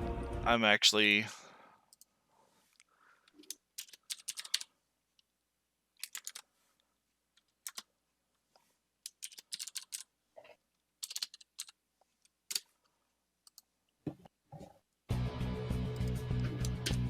Oh, fuck. Oh, I know this music. Oh, of course, it's Persona. But as you hear this roar and all these shadows start coalescing, Meeps and Ruben, you kind of like stop and like look between the two of you as you're just kind of standing there watching the Dark Heart with all of your friends. And you both notice someone standing between you.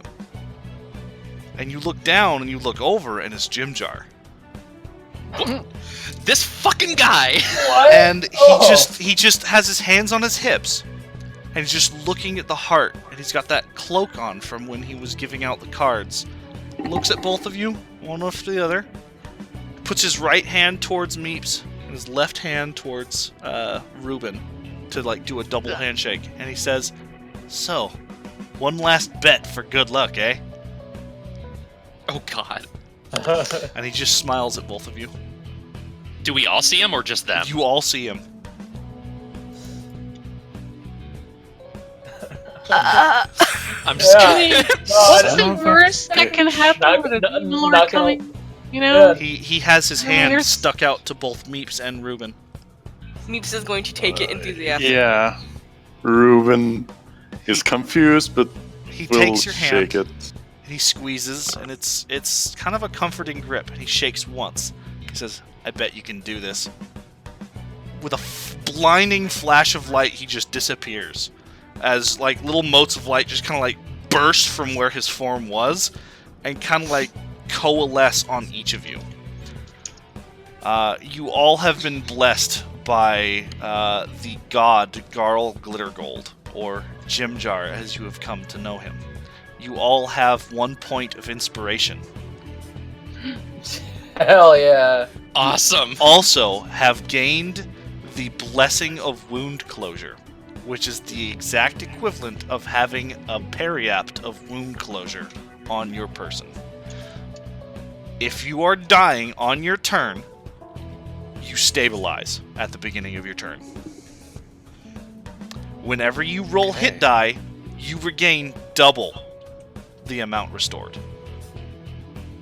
Oh boy. Also, Tigger being sad breaks my heart. Oh, why do you do that? I'm sorry. that movie did make me cry when I watched it. I'll go ahead and post this in Roll20. You stabilize at the start of your turn if you are dying. So if you are actively making death saving throws, you stabilize. And whenever you restore hit points with hit die, you double the amount restored. Oh dear lord. I can't imagine that this is only a temporary blessing. You know this is only a temporary blessing. Damn it. Oh, lame. And I'm sorry, but Persona music fit Jim Jar so perfectly. Please make this his I guess- forever theme, even whether or not we see him again. Oh, I'm sure we'll see him again. Jim Jar's become a staple now. Jim Jar is a staple. When with the Persona music, I don't know if it's intentional, but it reminds me of the guy with the big nose. I don't even know his name, but Igor. Yeah. yeah. Sprite, that's a good crying gif. I'm gonna save that. Yeah, it is. Luffy crying over something being too awesome. Yeah. With the sparkly big All right. spark eyes. Hell yeah. Yeah. Here we go. It's beautiful. You did not. As you watch the portals coalesce and tear open further and harder and wider, suddenly you start hearing countless voices, screams, cries, yells, shrieks, as portal after portal after portal open as far as you can see in the entire cavern of Mesnobaranzan. All throughout the city, portals are being ripped open. Creatures are seen blasting through, tearing their way through, crawling through. Countless demons emerge from these portals, and there's a moment of silence before there's just more screams and shrieks of rage and hate so vile and demonic that they physically hurt as bloody, gory battle ensues between demons. Just every demon in the entire Underdark is pulled into the city of Menzoberranzan. And as you watch, four massive holes are just ripped into the clearing in front of you. And thrust out of 3 of these, you see the demon Baphomet, the demon lord Grazd, and the demon lord Orcus fall from these portals. The 4th portal stays and just coalesces, and it almost shifts and tears sideways a little bit, like it's shearing. And for a moment, the 3 demon lords kind of like sit there and stand until they realize that who's next to them, and then they join in the screaming. They start tearing at each other. Flesh is flying, blood is spilling, limbs are being broken and eaten. But something's wrong. Demogorgon is nowhere in sight. The 4th portal just sits there as if it's being forcibly tampered with. You see 2 sets of eyes on the other side of the portal, staring, watching this whole fight ensue. As Baphomet and Orcus finish their fight, Grazd falling before their might, Orcus holding up the dead remains of Baphomet, throwing it to the ground as their essence is audibly and physically torn from their dead bodies and like sucked back in through these portals that they came through. But Orcus, standing there, holding on to his staff, is panting. You can see him panting. He turns towards you and notices the rest of your party when, as he like bellows in rage and triumph, screaming victory in Abyssal, he takes a single step forward, but as he does, 4 tentacles fly out of the last portal and just wrap around his whole body and squeeze. You see his bones breaking and tearing as Demogorgon slowly steps from his portal as if he's been waiting his time, biding the moment with his own strength to come through the portal at his own opportune moment. As Orcus is twisting and turning in his grip, trying to break it, you just see Demogorgon's tentacled hands just rip as Orcus is torn into 4 pieces, falling to the floor in a bloody heap, his wand falling to the ground. Its eyes, the bones that are full of green fire in its sockets, look to your party as if to say something, as if it's watching you. You all hear in your minds the words, "Avenge my master." As Demogorgon's eyes then level at your party, he screams in victory and in just triumph as he makes towards you in a rush. Demons answering his call from all around as the rest of your party panic, as lesser and greater demons suddenly start descending on your group. The Myconids come and run out of the forest. The drow behind you rush into battle, your companions all splitting off to protect you from your fight with Demogorgon.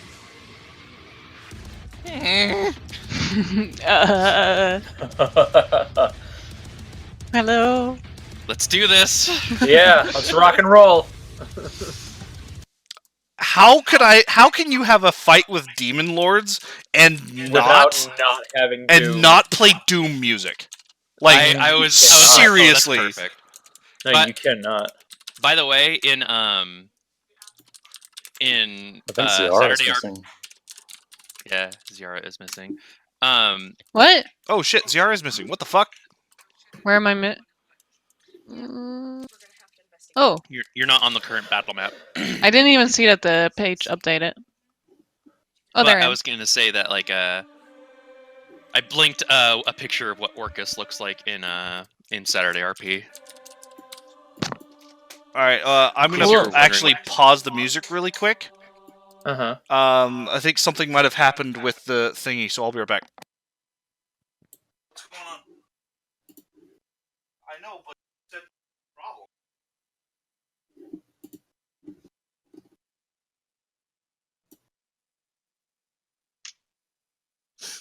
Orcus be big tubby man. I like him. He looks cool. I do too. Yeah. Fuck, so many? Pardon us. Pardon us for a bit. Yeah! He's excited about something. Oh, I'm so happy that worked out! Did you hear the Doom music, by the way? Because we had already seen Baphomet before, but this is what Grozd also looked like. Hold on, come here.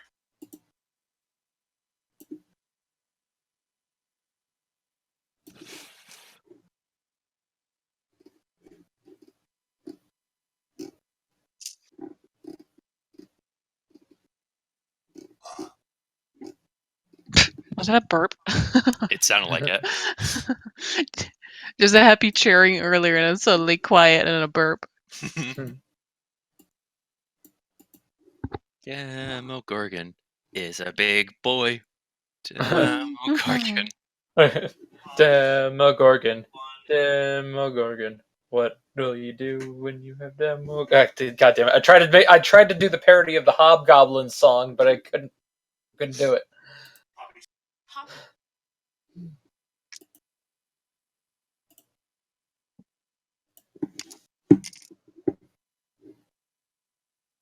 Yeah, the two that are similar.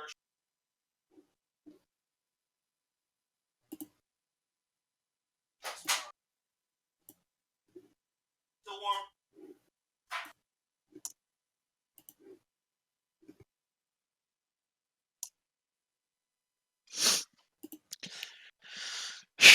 This is like the moment where this would be like at the beginning of a movie, Mm-hmm. and it stops abruptly with the scratching of like a record player and goes, "You're probably wondering how we got into this mess."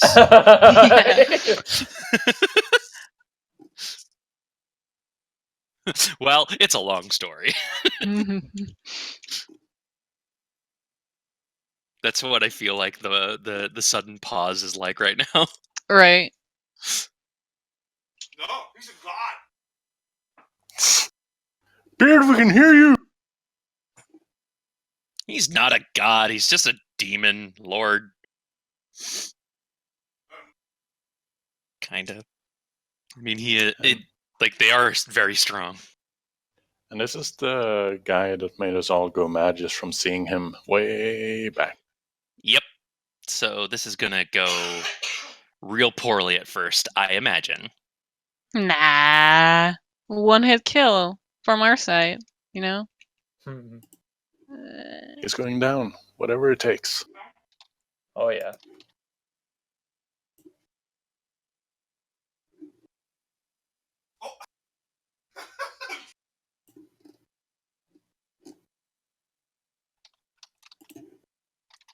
Like I'm jittering right now.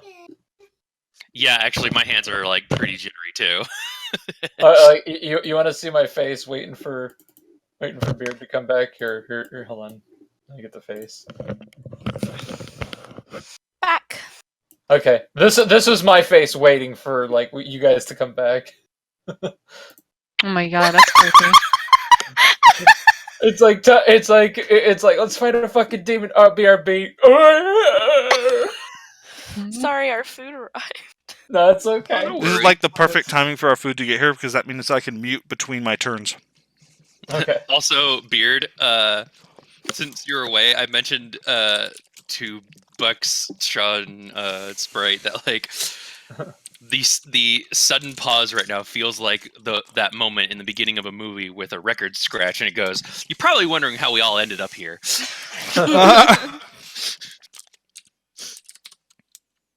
How do I unpause?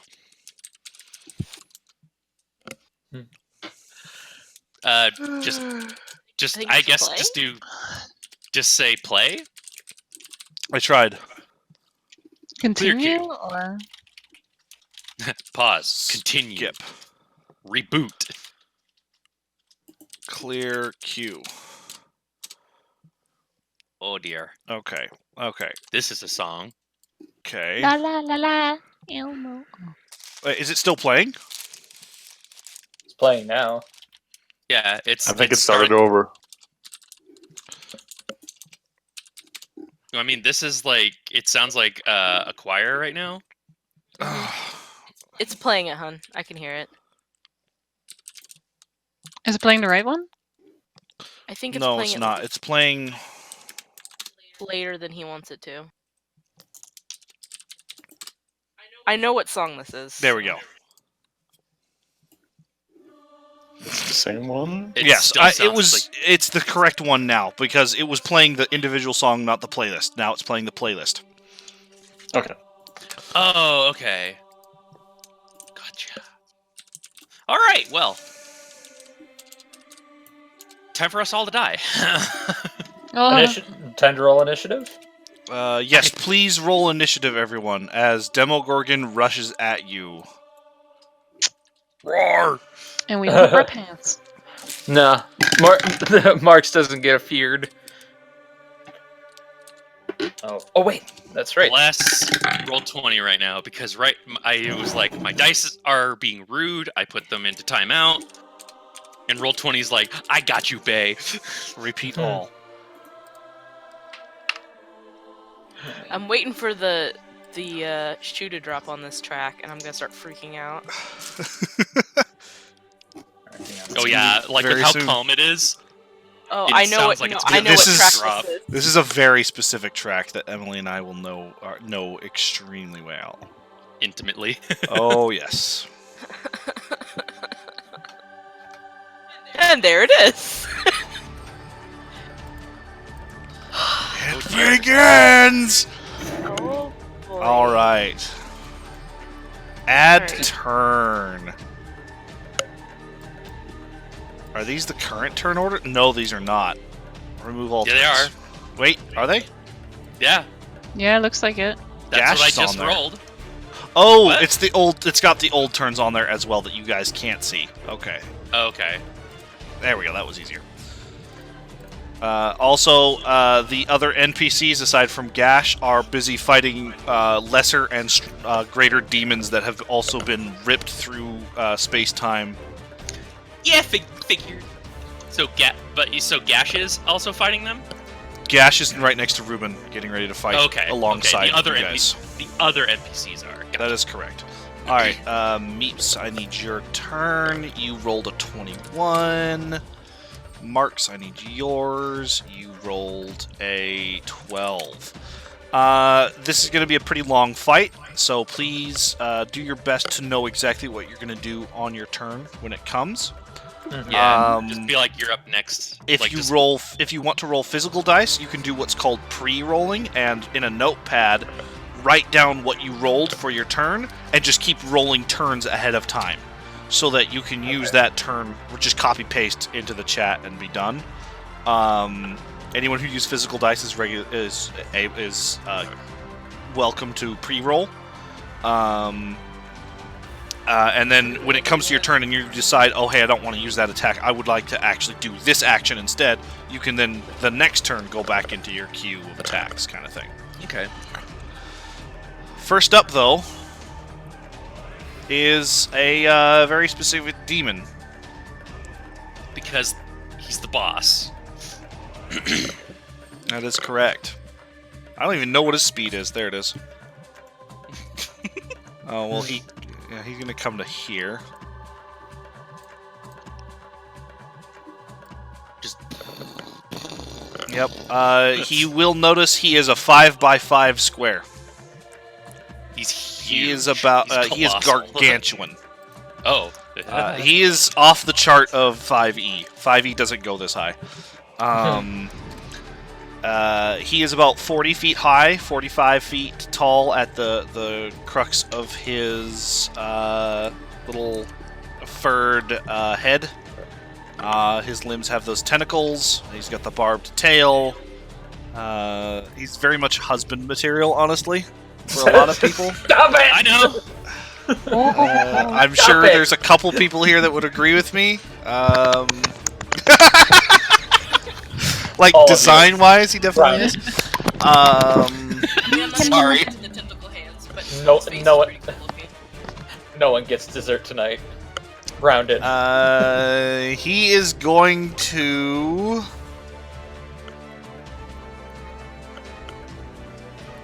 You notice that the purple energy from the portal seems to be like gripping at him, like as if he's trying to pull away from the portal itself, but something about the portal is still like coalescing on his being.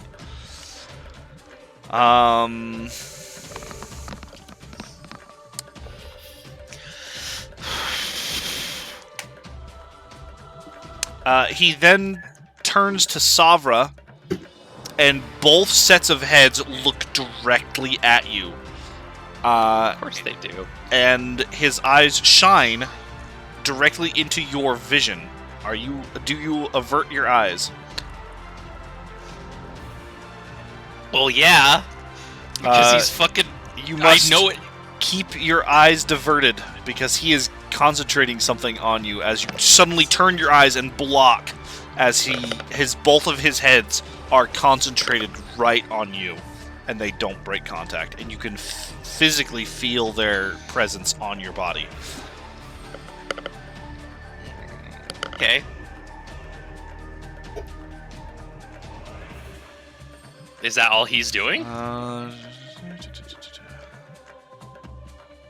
So you technically cannot see Demogorgon right now, Mm-hmm. Unless you choose to look at him.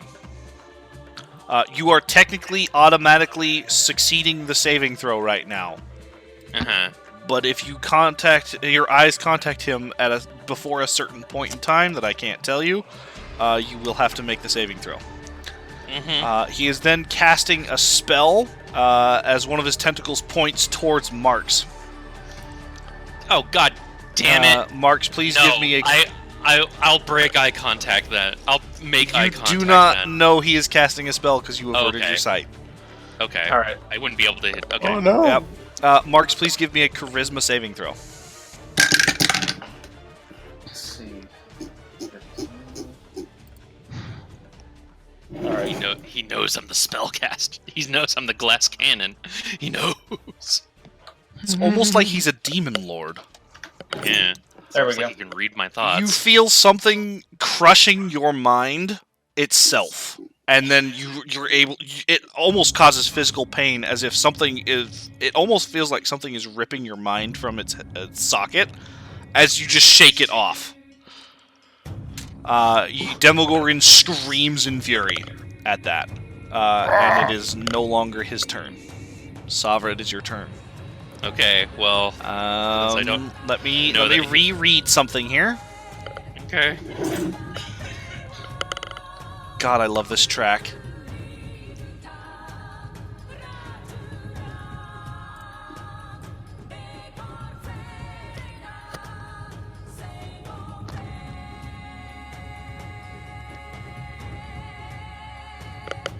At the start of your turn, the effect is nullified and his eyes break contact. Can I feel that? You know his vision stops. Well, I'm gonna take advantage of this opportunity, and I'm gonna cast lightning bolt at him, just 3rd level, because testing the waters. Other demon lords were being bitches, and, well, so am I. Excuse me.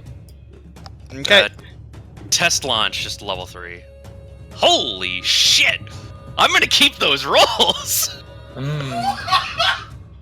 Whoa. Susie, please hover over that roll. I am! God damn. Very good. Nice.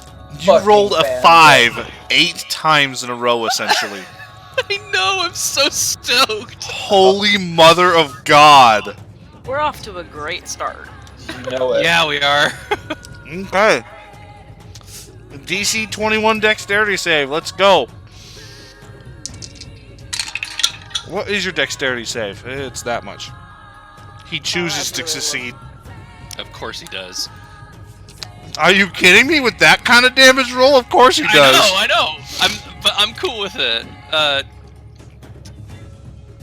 As you don't know. cast the spell and it hits him, he looks at what it is as the lightning comes to it, and he just like chuckles, as if he like, and he kind of like stands there and takes it almost. But as it hits his body, you see the purple all that's kind of like coalesced around him, like shine greater, and he recoils in pain as he looks down at the damage it did on his body and screams in fury. You have a feeling he doesn't care about lightning, but something is making him care about lightning. I'm okay with this. As he takes 20 lightning damage. Yep. Alright, aside from that, I'm just gonna say spread out, and I'm gonna move 5, 15, 25. Yeah, I'll just go right over here. Okay. Anything else, Sava? Nope. Meet That's your it. turn. That's my turn. Oh jeez. I'm sorry. Hold on.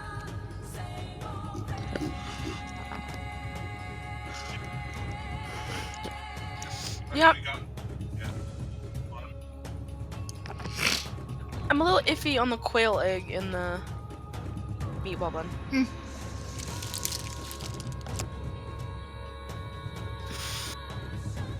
All right.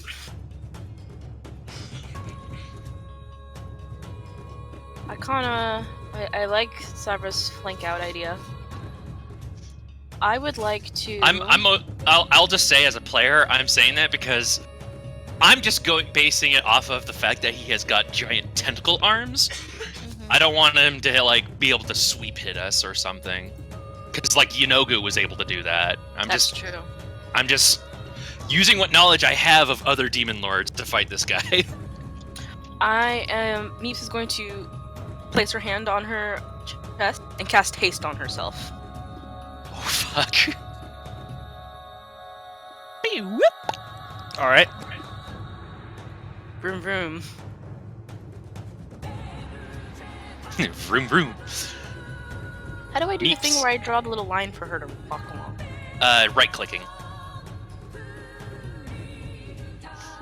Oh, it's not working for me. You have to have the token selected, and then you also have to right click it as if you're moving it.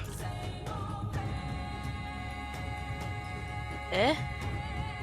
So you Drag like a disc. Yes?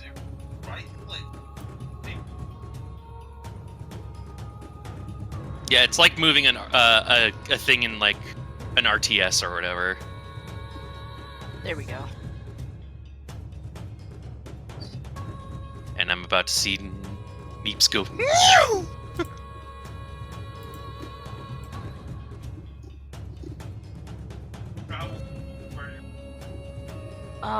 Also, how much is my speed increased when I'm hasted? Double.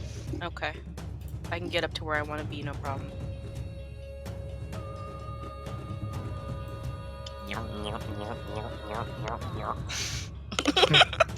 Also, thank you for choosing that particular icon for haste. Alright, Meeps is drawing Dawnbringer. She's lighting her up to full brightness for dramatic effect and intimidation, even though this is a demon lord. I have the power! Also, because poor Dawnbringer has been off, sure she wants to be shining as bright as she can. She wants to say hello to the demon lord's face. Well, considering where I'm at, it's gonna be more like his ankles. Well, it's like she'll have to just accept ankle height for now. Oh, I'm sure I can scale this motherfucker, and I probably will at some point, but not right now. I'm looking for some tendons to slice. Tendies. Titties.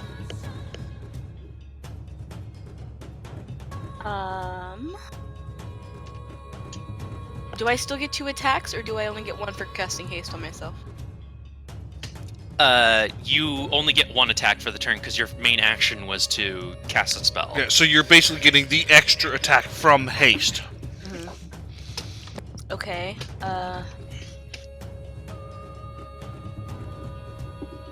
25. Am I getting sneak attack? Okay, that sucks. Oh, can I use...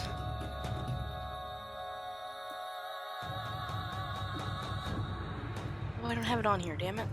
I have that thing where I can use my mage hand to distract an enemy. The mage hand Largardaman,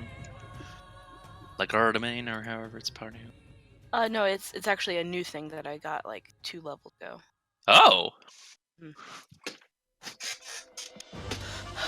Would that mean I wouldn't be able to use it? Yeah, I know. I just went to look for it and it wasn't there.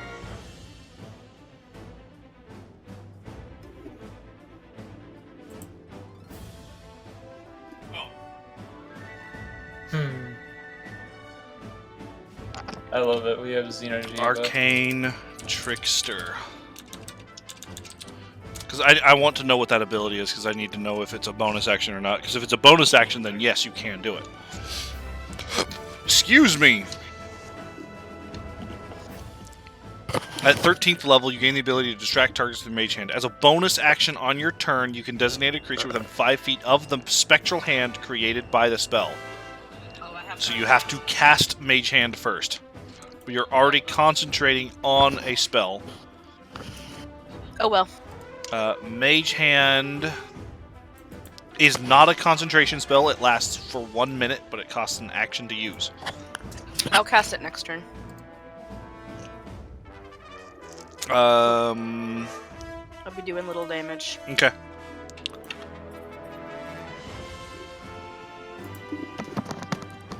Eight. 8 total. Got it.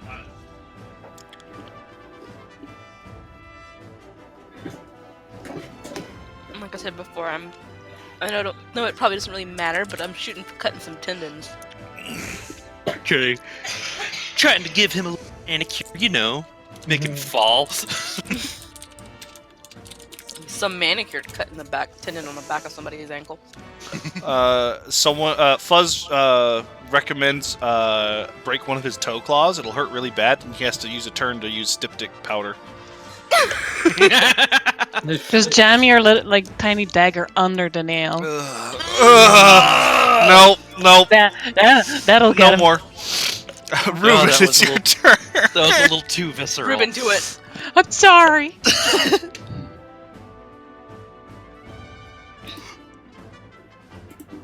Insightful fighting. So my insight versus his deception to see if I get the sneak attack.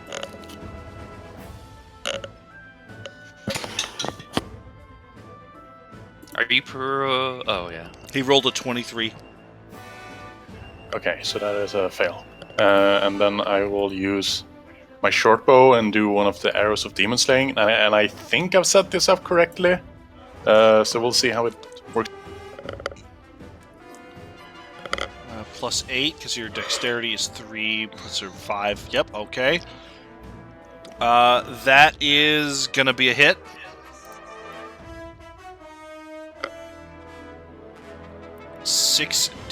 Rolling 6d10 plus 3.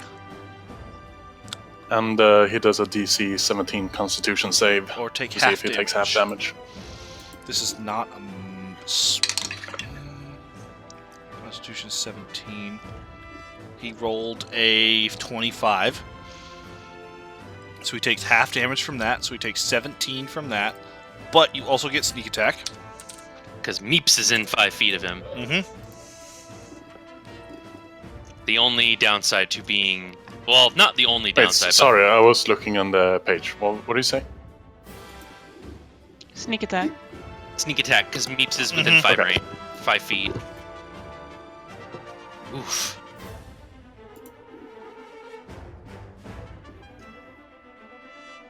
Mm-hmm.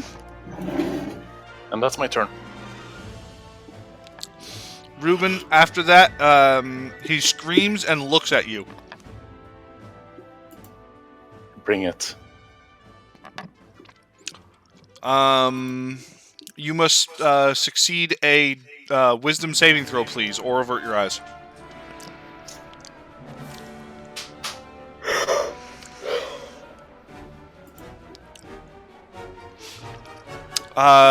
Reuben, you are stunned Oh no.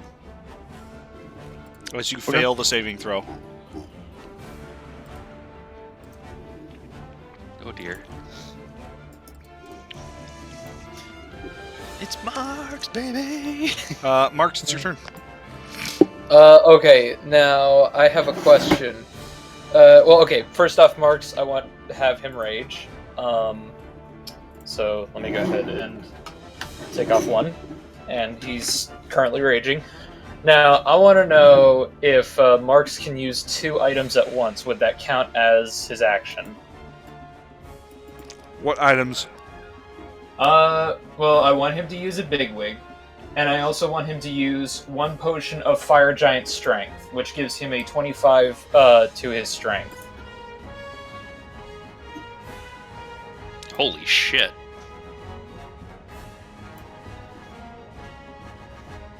Okay, it would give him +1 to damage and attacks. That's a pretty good bonus. You mean Those plus are- 2, because his score is at his score is at 23. 23, so it would only give you a +1 because the scores go up on evens.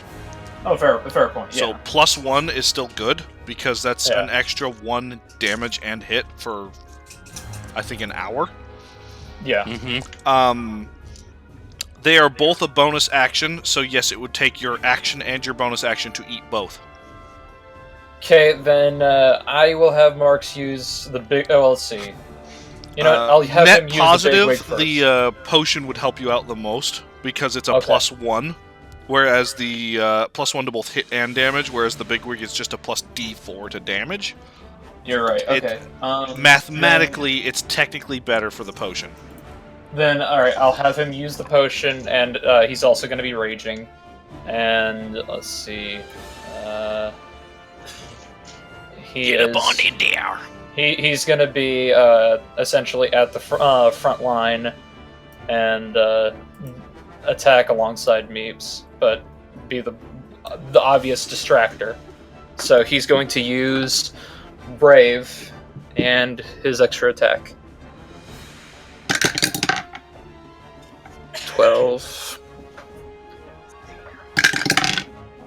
16, 12. So 12, 16, 12 for... Oh, that's right. I get to add a +1 to the attack. Yep. So your attacks are at +13 for the attack, and for the damage they're at a +1. 6 and He's looking at all buffs, I 1, think. 7, so 8. So your hit is +13. Hit +13. Damage is +8. So that's a quick way of figuring it out, Marks, for you. Okay. Alright, so let me go ahead and... There we go. All 3 hit. Awesome. Alright. Whack, whack. So it's gonna be dice plus 8 plus rage, which is it 4 or 3 right now? Did I hold on, let me check up. I'm pretty sure I changed it. Hold on. Barbarian. 15th level. It's still +3. It'll become +4 at 16. Thought so. Okay, I was right then. Alright, so yeah, it's +3 still. So it's dice plus 11. So Okay. dice plus 11 is your damage. 10, So 21. 8, and 10 again. Damn it. That's so cool. 21. Minus 19 and minus another 21. Very well. That is Mark's. It's Gash's turn. You see Gash howl in fury as he quote-unquote rages. He transforms. You see him grow big and beefy and werewolfy That's my boy. as he enters his werewolf form. That's him. That's my boy. That's my boy. That's him. As he goes, actually, no, he would. He's actually gonna go here, next to Meeps. Baby boy. As he makes.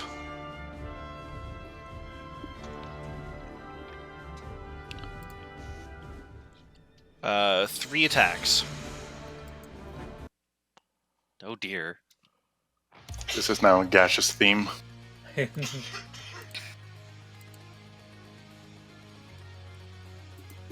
Hits all 3 of them. Oh, he rolled 2 1s. And he still did 9 damage with that. Yeah. It's gonna be 9 and 23 and 36. Fuck, what music is this? Oh, it's Inferno. Okay. good.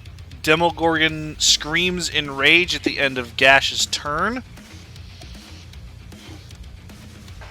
And his tail comes out and slams into Gash.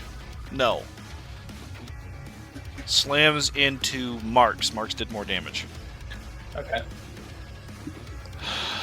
Okay. 26 to hit is going to be a hit. Okay.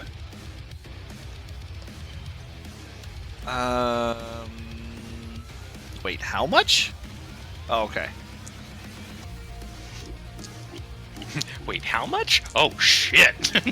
No, for some reason I thought I saw 40 dice, and I'm like, excuse me? But no, I moved a 0 around in my sight.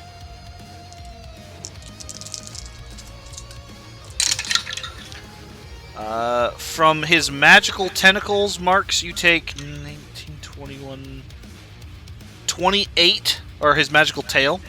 You take 28 bludgeoning damage. Magical bludgeoning or Correct. bludgeoning? Okay. Magical bludgeoning damage from his tail. And also suffer 22 necrotic damage. Oh. Oh. How? So that is a total of 50. 50 damage. Approach this with a Monster Hunter-like mentality. Get that tail off of there. Right? That's like kind of what I thought too. I was like, we just gotta cut off all of his important parts. Ziara, it's your turn. I'm gonna grab some milk, so go ahead. Oh. I stick up my tiny little finger and I use my ring to shoot or cast shooting stars. Ooh. Ooh, hell yeah. Because I haven't used it at all, I think.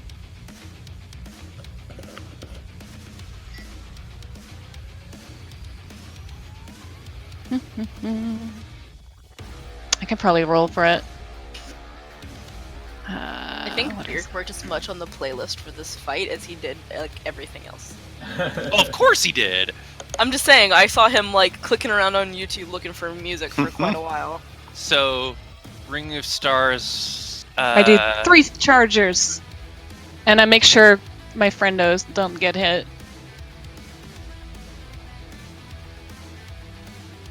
Oh, Shooting Stars. Here we go. Spend 1 to 3 charges.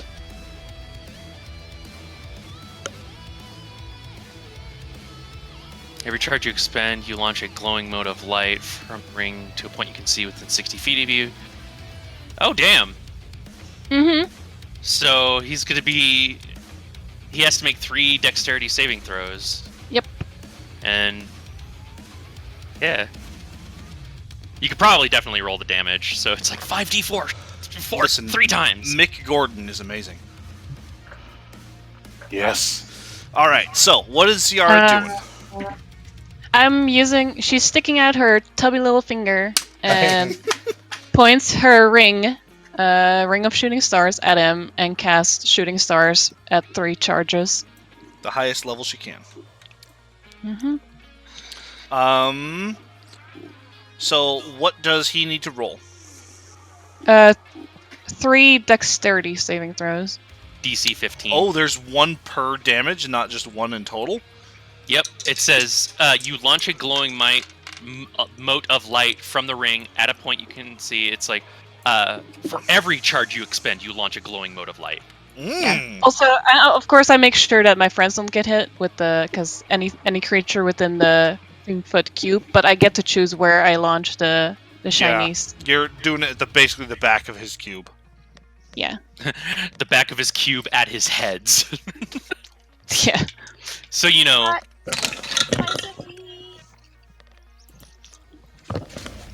So you know, basically, it's just like exploding right here. DC 15 dexterity or what? It's dexterity. Yeah. Okay, DC 15 dexterity. 1 pass. 2 pass.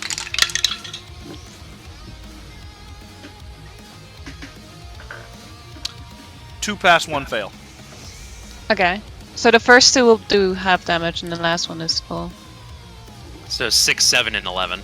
6, 8, and 11. You guys Eight, get right. rounded It rounds up. 6, 8, and 11 is going to be 14, 25. Okay.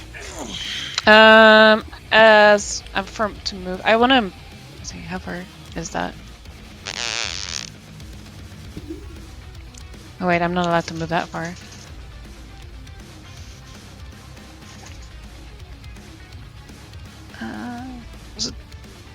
Am I allowed to move 60 or 30? My brain. 60. 30 is if you're feline agility. Oh, okay. Yeah, I want that to. backwards. Yeah, I'm gonna move 60. I use feline agility just so I can be behind the little bit of a meat wall that's going on there. You know, Okay. just a little protection. You know. Okay. Okay, I moved. Okay. Anything else, Zara?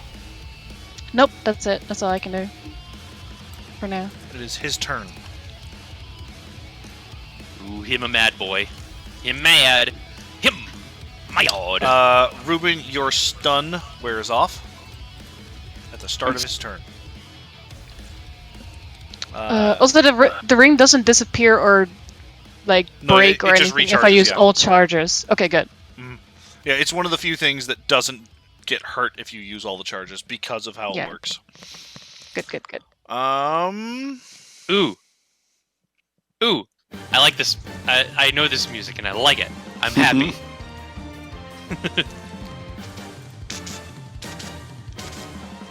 I need to finish this damn game. Same. What game is this? Octopath. Oh, I need to get this game. God, its music is so good. It is. When it started, like the first beats, it reminded me a little bit of My Hero, but then it Mhm. picked up a little bit. I'm like, no, that's not it. It does have a very My Hero feel, though. Mhm. Yeah. Yeah. All right, Demo Chlorian. If that is your real name. My computer, Jerry! my computer's locking up. Give me a second.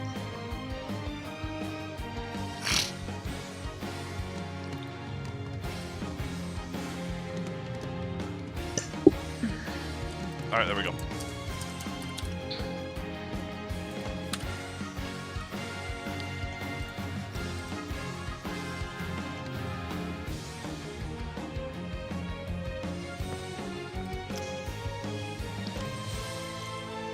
All right.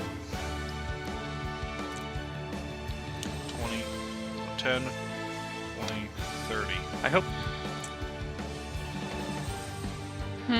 You hope? I hope he misses everything. Yeah. Oh. Oh no. Shawl!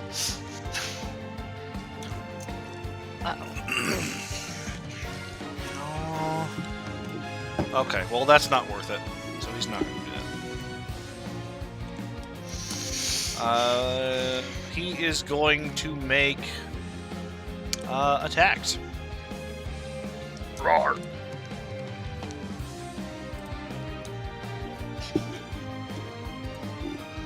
All right. First one, Marks. Okay.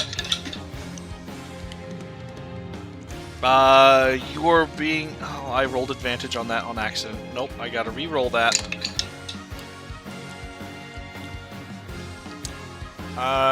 You are being hit with Okay. a 23 to hit. Gash is being missed with a natural 4. Meeps is being. You have a +2 to your AC right now. Mm-hmm. Haste bumps it. We're gonna have to do that. You're at 24 AC right now.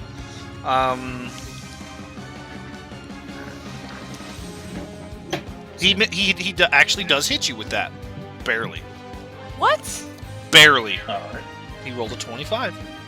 Or excuse me, he rolled a 24. Yes, he rolled a 24. Math is Eyes. math. So that's 3 of his 4 hits. I'll get to the last hit in a second. So, Marks, you take...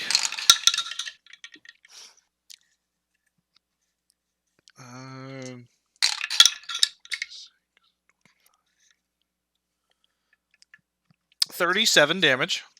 37? 37 magical bludgeoning damage. Uh-huh. Gash takes... Didn't it miss Gash? It missed gashed. 22, 30... Meeps, you take 33 damage. No, she doesn't. She... Let's see. She Don't- takes a total of... Oh, yes, I do. I have uncanny dodge. No, I haven't used it since my turn started. So I get to use it. Wait. Yeah. Hold on a second. He's talking about ancestral protectors. Yeah. Yeah, I was actually talking about music. Yeah. But, Well, like, she's listening to the music. Oh. Oh. Okay. Yeah, okay. If it wouldn't be better used on someone else, then go ahead. Well, you're right there, and it's getting close to being my turn again, so Mhm. I can use it this time on his main turn. Plus, it will So- also make your concentration check a lot easier. Not only that, Yep. that'll do 16 points of damage to him. So he takes 16 points of damage. While Meeps takes the whatever All Marks right. didn't call. Instead of taking 33 points of damage, Hunt, you are taking 17. Does uncanny dodge still apply? Yes, you can still uncanny dodge that. Sure, then I'll do that. So 33 down to 17. You take 8 whole damage. I'm a demon lord. The extreme is a very good track, just so everyone knows. And with his 4th attack, he is swinging at Gash once again. This one is actually going to be a hit. Jelly very pumped. 5 plus 7 is going to be 12. He takes 21 points of damage. rolled very Aw. low for Gash.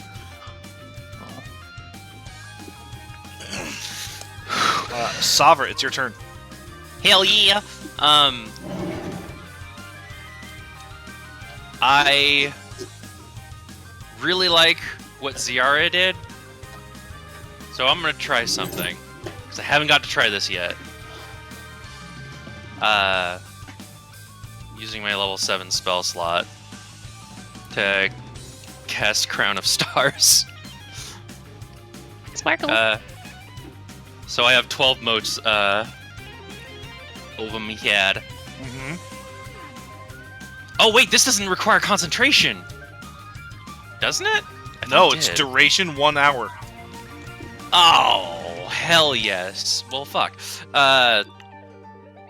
In that case, I am gonna send one of the motes at him. Spell attack. Because I think I actually programmed it. Did I? Oh yeah, I did.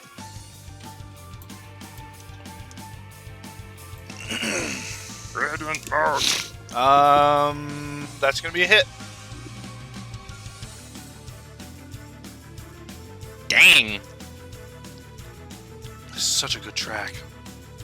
You're welcome. 28 damage. And now I have 6 remaining.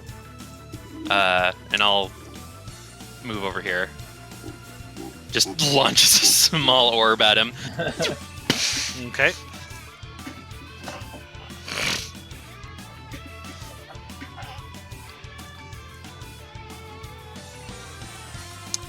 At the end of your turn, Savra, he actually glares towards Marks with a gaze. Marks, are you taking it, or are you going to avert your gaze? What happens if I avert it? You do not make a saving throw, but you cannot look at him until a specified point in time. Otherwise, you will have to make the saving throw. I'm taking the gaze. Please make a wisdom saving throw.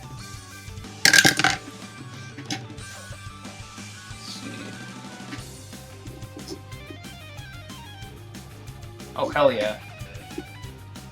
Alright.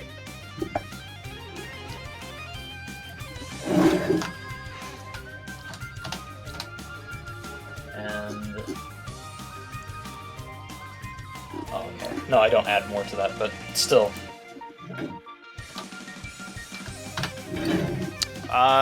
You felt your as if something hit you in the head, but you kind of like shook it off. Hey, Beard. Mhm. How do you add numbers to like the little yellow button? Hover over the color and press the number. Oh, perfect. Okay, I'm using that as my mode counter. You should have 6, not 5. Yeah. There you go. I just misclicked. That's such a good idea too. Like using those as little counters. Yeah. That means it is Meeps' turn. I wonder. Can you do it with that too? Oh yeah, you can. You can actually keep track of the turns with it too. Like on the haste signature thing. Oh, cool. Alrighty. What was I gonna do? Oh, I had a plan. Slice his feeties some more. I was gonna do something in addition to that. Oh, you were gonna use your You mage mean hand my to start hand. to start. But I don't think to, I need it. I don't think. not at Because this I have point. people with me now. Yep. This is also really good music, hun. You're killing me. Alright. I'm taking a swing with Dawnbringer, going for the tendons again. No, wait. This time, I'm going for the tail.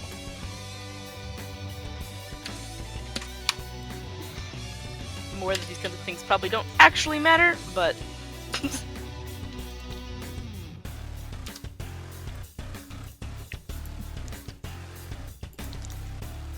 I crit and Beard lets me lop the tail off, then that's what I want. 28 to hit. Hits. We're doing me well today, little guy.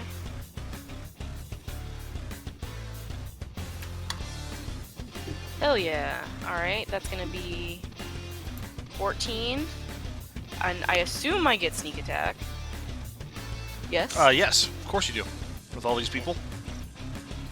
It's gonna be like 6, isn't it? No? 66. No, it's 8d6. What? 8? You're at level Yeah, 15. 86. Oh shit, yeah it is. Oh, I knew I bought all these dice for a reason. There's 6. I mean, you'll eventually Fucking- get 2 more. By level 20, you'll be rolling 10d6. Oh no, I'm gonna need another one. As she frowny faces. It's like, what? You're... I only have 9. 9!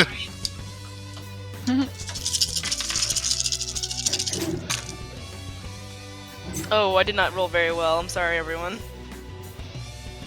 Rolled 4-1.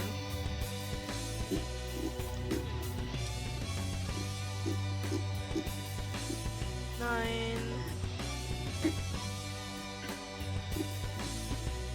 15. So it's gonna be 14 plus 17 altogether.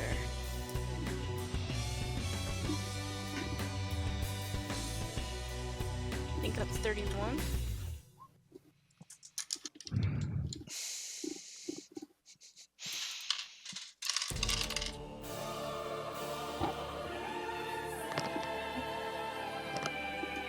Schmacko.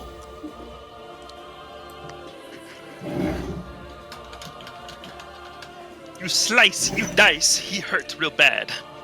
Yeah, like you should. Hey, hun, Uh-huh. Sorry, come out, I of, just... come out of your musical euphoria.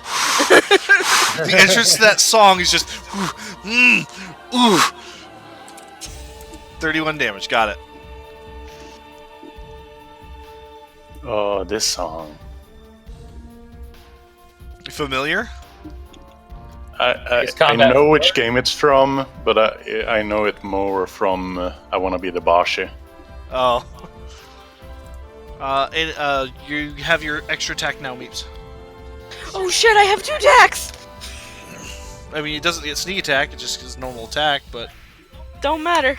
It's damage. Oh, What is it? I miss. Hold on.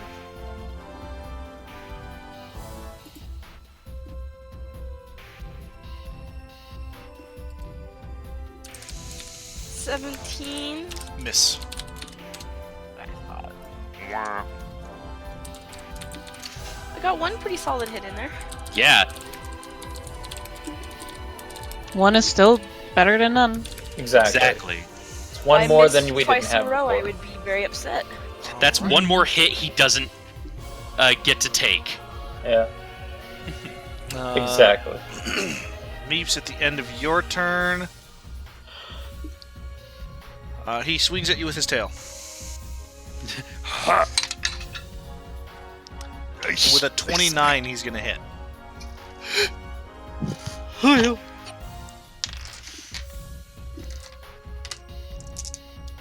You've already used your uncanny fuck! dodge. No, she hasn't. Not for It's this her new one. round for her. Oh, that's right. You're right. Never mind. Shh.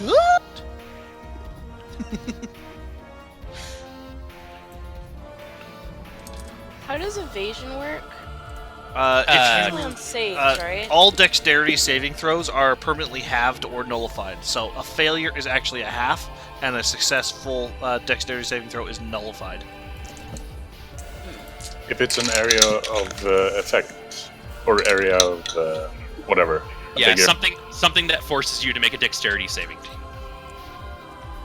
Meeps, you take 29 magical bludgeoning damage and 13 necrotic Oof. Uncanny dodge? for a total of 42 down to 21. Ow. Ouchie, wouchie. I'm using some hit dice next turn.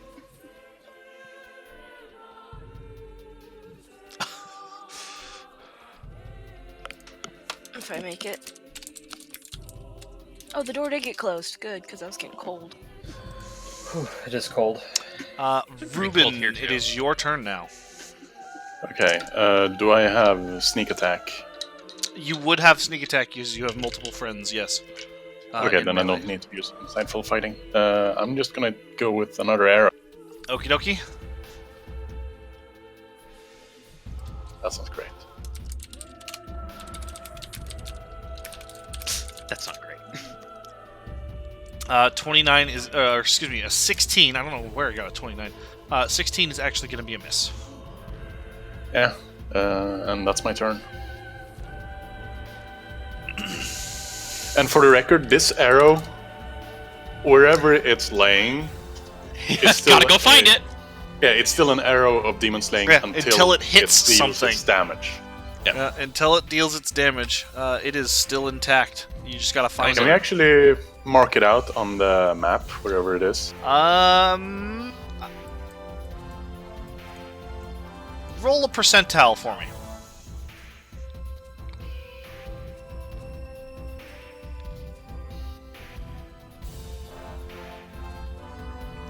Low percentage. You lost sight of it. Oh, damn. We know it's in that direction. It passed by him, but in the panic, it missed by such a degree and at such a low percentile, you lost sight of it. Okay. Shit. Marks, it's your turn. Alright, hold on 1 second. Let me get the thingy that I need. Alright, let's see. Now I have a total of 6 bigwigs after this one. So I'm gonna have Marks use a bigwig. He become big boy. Yeah. Burning through his stock of good shit, that's for sure. So I'm gonna have. Beginning. So I'm gonna have him do the same thing he did last time, and let me roll for damage. Hits. Nat 20. Okay. Oh god, Nat 20. 18. Jesus Christ. Alright. 2 Nat 20s and an 18. Fuck me. Oh, he's gonna be so pissed at you. Alright, so your damage is now. Alright, so one attack at a time. Roll the first one. 20. No, the let's damage. see. Oh, the damage. Okay. Alright. 10? Okay, now roll a d4. Oh, okay. I'll save that one. Okay. 10 and a 4, Mark just okay. did- So yeah, Mark just did 14 the max plus the 8 damage. is 22, plus Mhm. 10 from the crit is going to be 32, Mhm. plus Hold your... How many extra dice from your crit? Let's see. Brutal critical. You can roll 1 additional weapon damage die when determining the extra damage for a critical hit with a melee attack. This increases to 2 die at level 13. So it's going Three to be dice. 2 more d10. Oh my So god. 33 plus 2 d10. Max damage. Max damage. 9. 10. Holy crap. 43 and 52. So the first attack is going to be 52. Okay. Wow. The next damage roll, please roll 3d10. 2. 7. 2. I mean 3, sorry. 2, 7, 3 is going to be 12. Plus your 8 is going to be 20. Plus 10 from the critical is going to be 30. Plus a d4. 3. So 33 for the next one. And the non-critical Alright. is a d10, d4 plus 8. 5 and a 3. 8 plus 8 is 16. It's because it's got all that demon lord gore on it. Minus It's, 52, you gotta slosh it off so it can 53, keep hitting hard. And minus 16. Okie dokie. Wow. That was a turn. Jesus. That was a turn. Yeah, no. Demogorgon will remember that. Oh, I bet. I hope he does. Gash, it is... nope. Yes, Gash, it is your turn. Holy crap. Gash does the gash. Oh! thing. Gash crits! It Oh, misses twice, man. though. Oh. Oh. It's not that he misses; he just couldn't break the skin. Yeah. But then he found one scale that was like kind of popping up, and he just jams his finger into it. And unfortunately, he cannot grapple such a giant creature. That's okay. Oh, shit, have I been programming his crits correctly? Yes. I don't know. Okay, good. Yes. Yeah, because he rolled a 19. Oh, good. Okay. He's got that superior critical.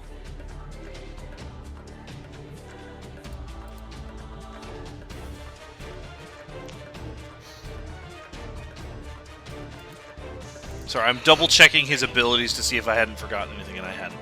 Alright. He rolls damage. That seems very low. A 2 and a 4 and a 2. Oh, crit is wrong. That's why. The crit was for his old damage dice. So it's plus 4 more damage is going to be 21, 25 damage from Gash. Ziara, it's your turn. Stop picking I'm- at my scabs. I'm gonna do the same thing I did last round and shoot 3 more charges of shooting stars, and that will be the end of my ring. But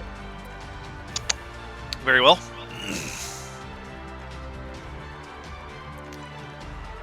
I want do you to have to re-roll. Do you have to roll attacks with those? Nope. No. Yeah, because his is a DC. This one's the DC 15. Oh, that's right. This is the DC 15. Yeah, mine. I have to admit. If you want to re-roll damage, that would take your inspiration point. I'll take lucky. Lucky that- is not the same thing. Okay, then I won't. You can take lucky for his resistance rolls. Right.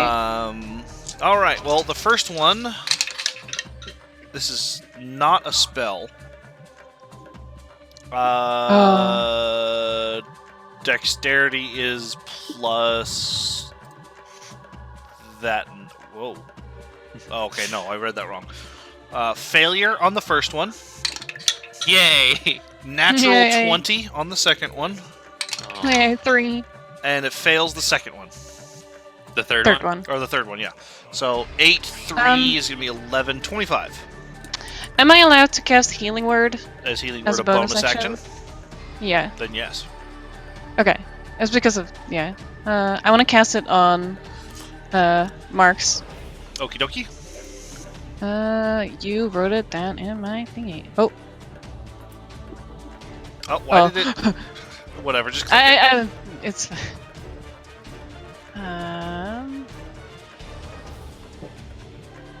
just because. Oh my It's God. supposed to be plus your wisdom modifier. What's your wisdom modifier? 5? So it's going to be 8 damage. Marks, you heal 8 points. Marks? Say that again. 8. You heal 8 damage. Ziara Okay, cool. heals you for 8. Thank you. Thank you very much.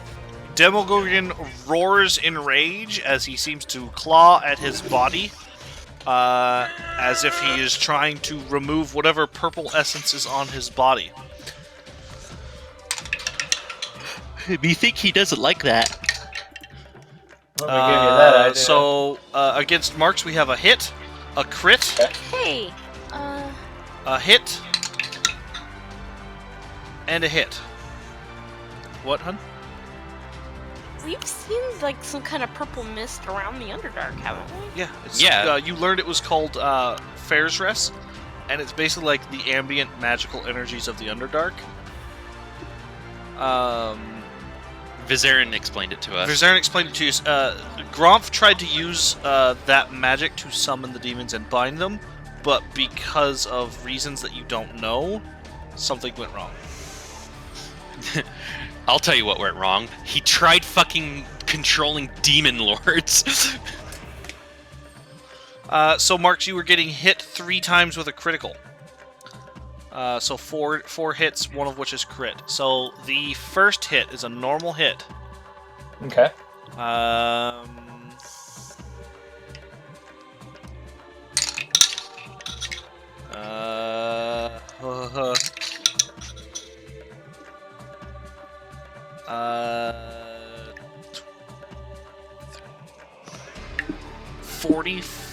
45 damage for the first one. Okay.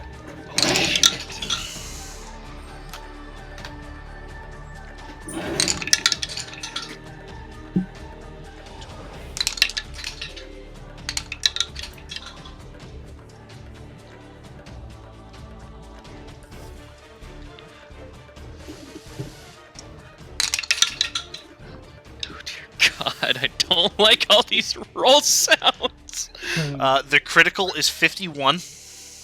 Okay. Oh my god. Your maximum health is reduced by 51. Oh. That's You can scary. use temporary hit die, and I like the temporary hit points, and just put that in like the negatives. Okay. Yep. Yeah, your maximum health is reduced by 51. Okay.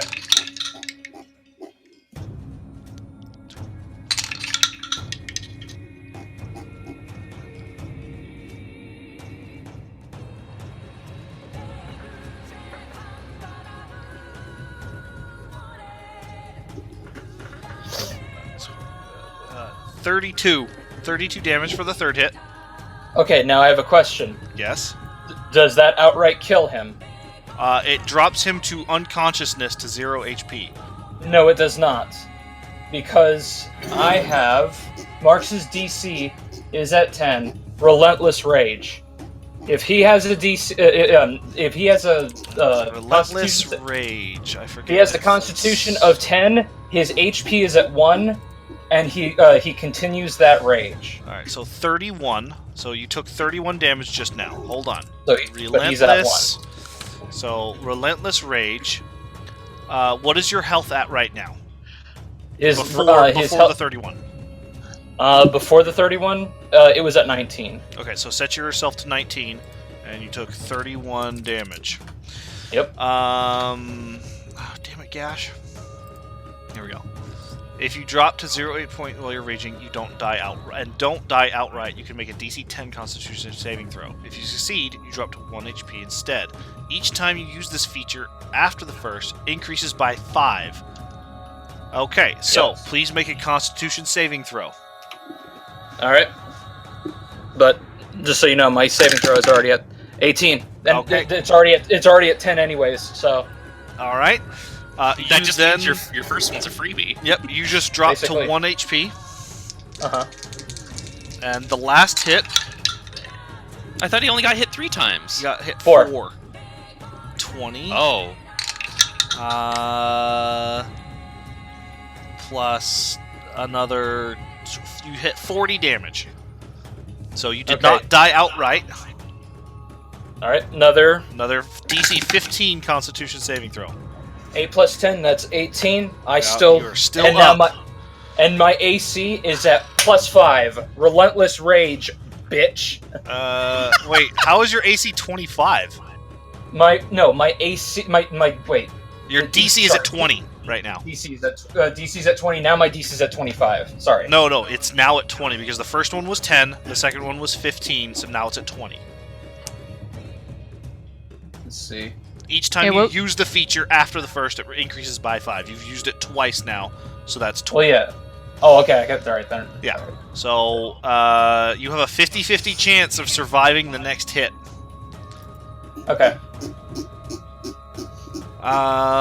With that, that's the end of his turn. He looks really pissed. Yeah, he does. He looks really pissed. Okay, so I'm gonna bonus action launch another radiant mote at him. Uh-huh. So now I have 5.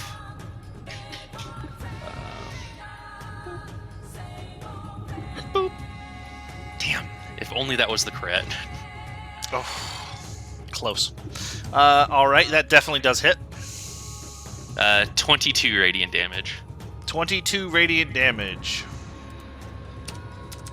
Okie dokie. So that was my bonus action. Yep. Allow me to go ahead and move right here. And right there. Hop. Okay. Hop, skip, jump, making sure that's still too close. Back up another 10. You can aim it up, Susie. He's 40 feet tall. Okay, well I'm aiming upwards. I'm casting Cone of Cold on him. Okay. Cone of Cold is so gigantic. Yeah, it is. it It's is. fucking massive. What is his dexterity saving throw again? Or is it Constitution? It's Constitution, and I'm going the distance. You cast it at max level. Is that what you just did? Yeah. Level 8. Level and 8. I am absolutely going to use some of my my sorcery points to reroll. The 1 and the 3. Yeah, why not? Okay. Just one. A single sorcery one point and a to 3. roll. You roll a 1 and a 3. Got it.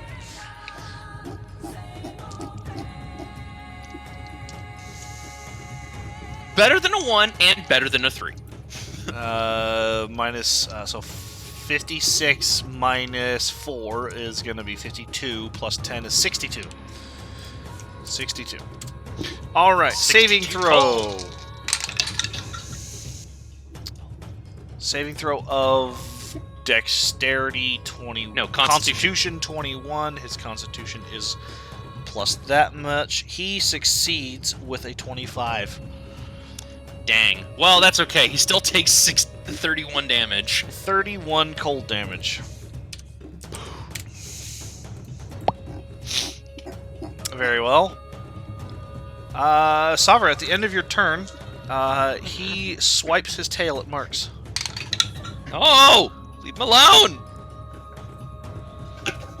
Marks, you are getting ready to like deflect this tail. When you put up your hand defensively, and like a golden image of Val, it like sparks off of her visage as he rolls a natural 1. Oh! Meeps, it's your turn. Oh. I was He- like, can Both we? his heads scream in fury. I'm not his favorite person right now. You are not his favorite person right now. God, he must hate Marks. Oh yeah. Well, and the thing is, a little tear drops from Marx's eye because like he saw that. He saw the visage, and Meeps, it's your turn. it's very Yeah, hold sweet.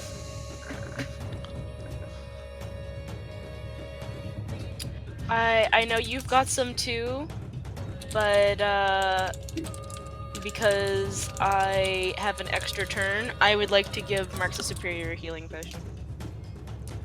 Since Demogorgon is focusing on him real hard. Can I like splash it on him or just kind of stick it in his mouth? and then stick around? His mouth is 12 feet up. Acrobatics check. It will take your action to climb up him and give him a potion. It will take a bonus action to pick out a potion and give it to him. And it's up to Alright. him to drink it. As a reaction. It would take your reaction, yes. Okay. So that means I wouldn't be able to use a shield for anybody else, huh? Correct. Gotcha. All right. Let's do it. Alright, I'm giving you a potion. Alright, Alright. Please drink it. what is it? How much is it? 10d4 It's my plus best 20? one. I think it's the supreme one. Yeah, 10d4 plus 20. Alright, Marks, you restore 44 HP. All right.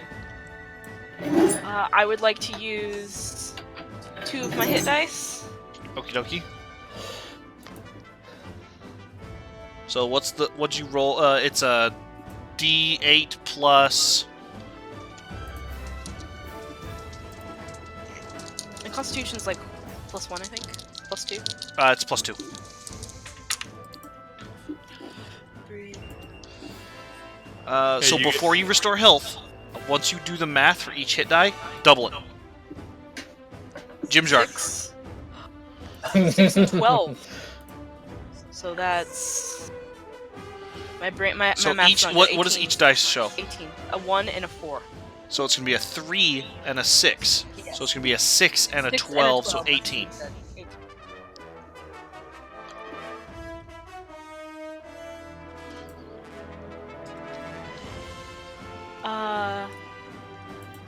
And I kind of think I want to get on his back.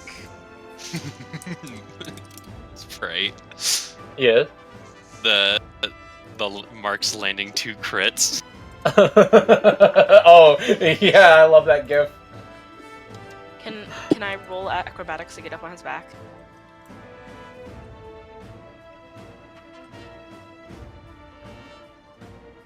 Hello. Hello?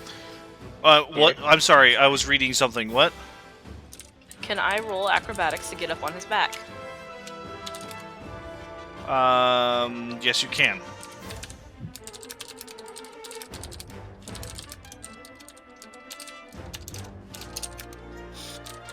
Alright, I'd like to do that.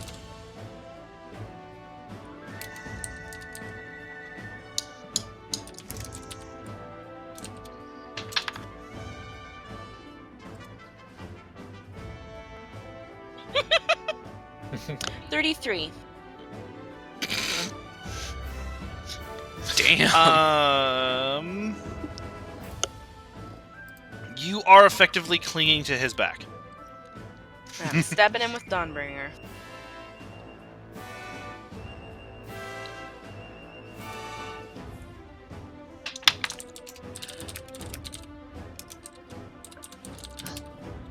With a 31. Hits. Am I getting sneak attack? Yes. Holy shit. Insert Shadow of the Colossus music. Or Monster Hunter. That I too. mean, that's what's playing right now. Mm-hmm.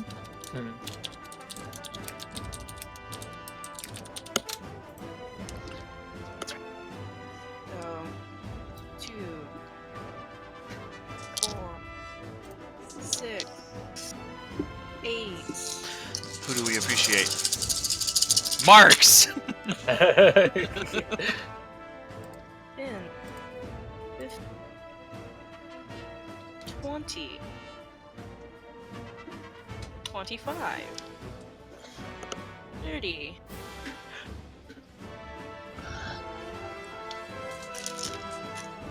Damn.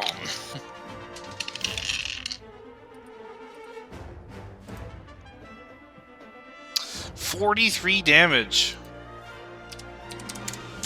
Okay. Brutal. Yeah. Fuck Damn, you, bro. Demogorgon.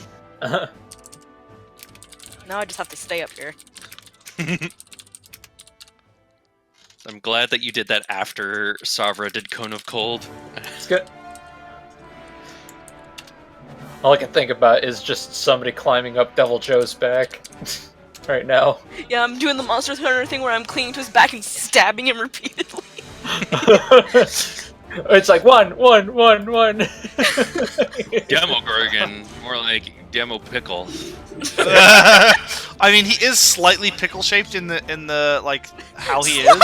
He kinda is. I mean, That's why I was his thinking face that. kind of does look a little bit like Devil Joe, and he's got the green feet that kind of look like Devil Joe's feet. He looks like a baboon with lizard legs. I mean, that's literally what he's supposed to be. All right, Meeps' turn is over. Demogorgon screams in rage once more and tails Marks and hits this time. All right. Stop it! With what is this damage? This is different. That's right. I'm hoping to distract him, but I guess Mark's like fucking Fucked him up. Marks fucked him up. Marks did almost 100 damage in one turn.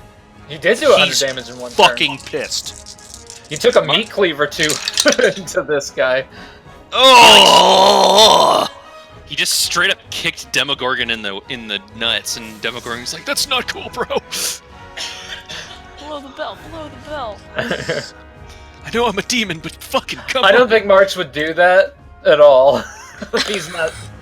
He wouldn't do that. It's a demon, man. You don't gotta fight fair. They don't fight fair. No, but that's not, I'm just saying in character. I don't think Marks would do that. Marks, you take 46 magical bludgeoning and 16 necrotic damage. All right. Oh god. All right. Hang on. Oh, I almost helped. DC 20. Oh, hell yeah. 19. 29. That DC is at 25. You are at 1 HP. All right. Fucking clutch tank MVP.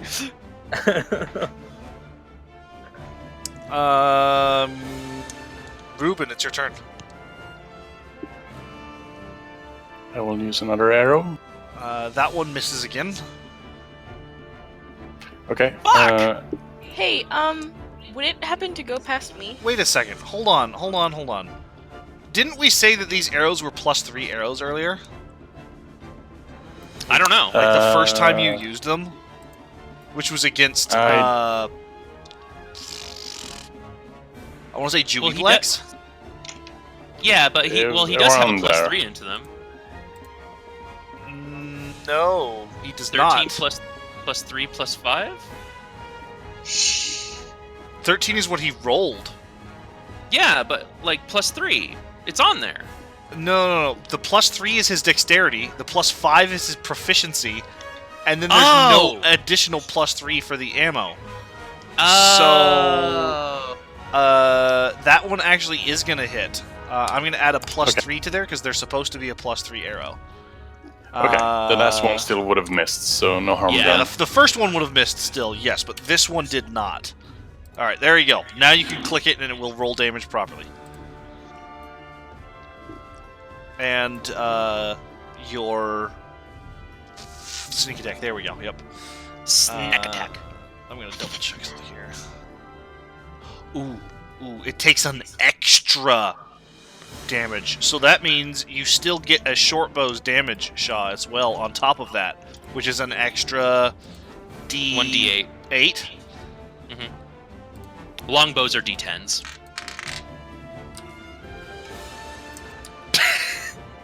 One d8.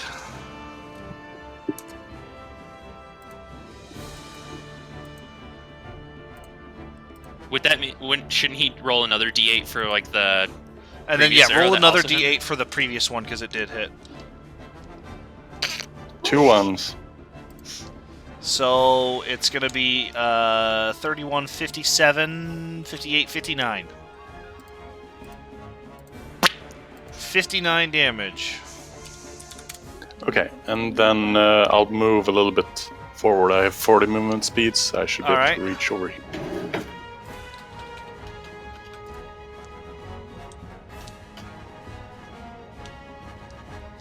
And yeah, moving to get ready to look for that arrow that got lost, but that's gonna be my turn. Okay. That olive is so fucking perfect. Mark's it's your turn. gosh. Jelly, that's All right. so pretty. So, let's see. Okay. Marks can use a reaction and attack, right? You have an action and a bonus action, and for your turn, yes. Okay. All right. Then I'm gonna have Marks use his supreme healing potion, and I am going to have him attack after he uses the potion. So, hang on, where's the 10? There it is. Okay, so 10 d4. I misinterpreted that. Okay, 10d4. 1, 3. Wait, let me type it down. Wait, is your DC at 25 now? Yes, it is. Yes, Okay. it is. Just making sure. God, Mick Gordon, you do some of the best music. Like, seriously. I didn't see Jelly's olive paladin. I like it a lot. I'm so happy. It's so sexy.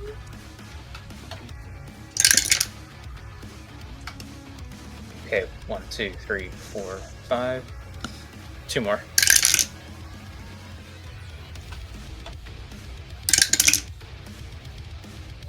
And then plus 20.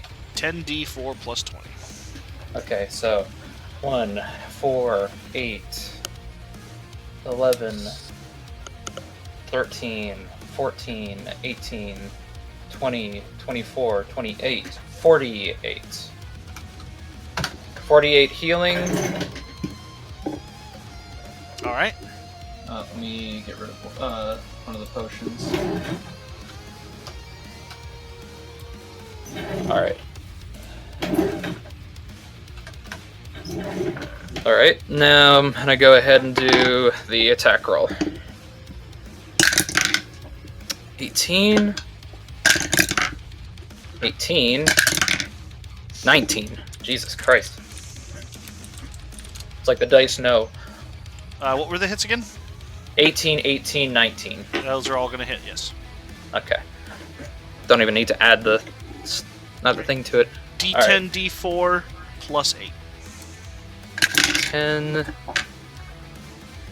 9, 4. Okay, so D10, D4 plus 8. Wait. Mm-hmm. Isn't it plus 11?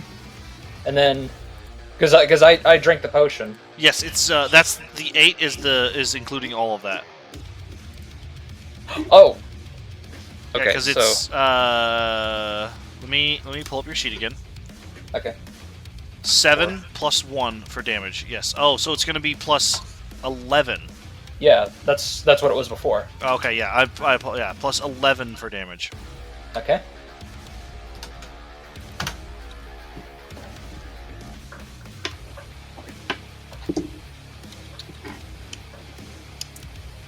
Let me go ahead and roll the other.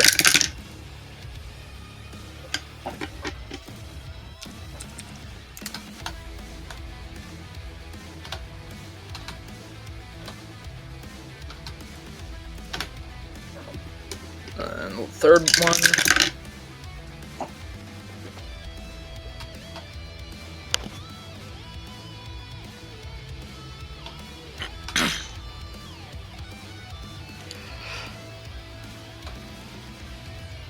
What is that? 22. Okay. There we go.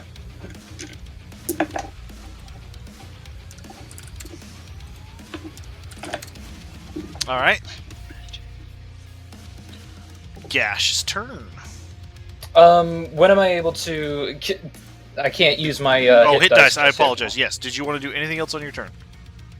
How many hit dice do I have? Hold on. 15. I don't even... You got 15 hit die. We all You can use okay. up to your every turn. You can use. Didn't we say half of them? The normal, like, that's what it's supposed to be in a short rest. The way I've been doing surge healing is it's like you can use up to your proficiency bonus. That's in a turn. because it's. I knew it wasn't Constitution because that would screw other people over. So yeah, you can use your Okay. proficiency bonus in hit die every turn. Oh, okay, cool. So 5. 5 and my Constitution. Yep. Plus each. Yeah, your Constitution plus goes to every dice roll. So. Jesus Christ. Okay, I'm gonna use 5 of them then. So you can just type it out in Roll20 if you didn't want to roll all 12. I'm gonna have to. I'm gonna roll all 12. Roll 5 d12 plus.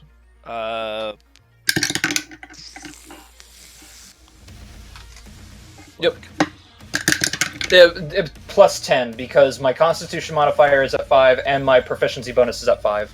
No. It's So not. it's, you can roll up to your proficiency bonus in Gotcha. hit dice every turn, and Then then 5. every dice you roll is at a plus your Constitution modifier. So it's d12.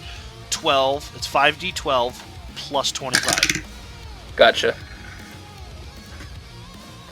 I don't know why it rolled like that. Okay, so 25, 17, 28. 40. 45. Wait. 45 plus 25. So it's gonna be So, 20 and 20 and 5 plus 25. Sorry, 45 I meant. plus 25 is gonna be 70 HP.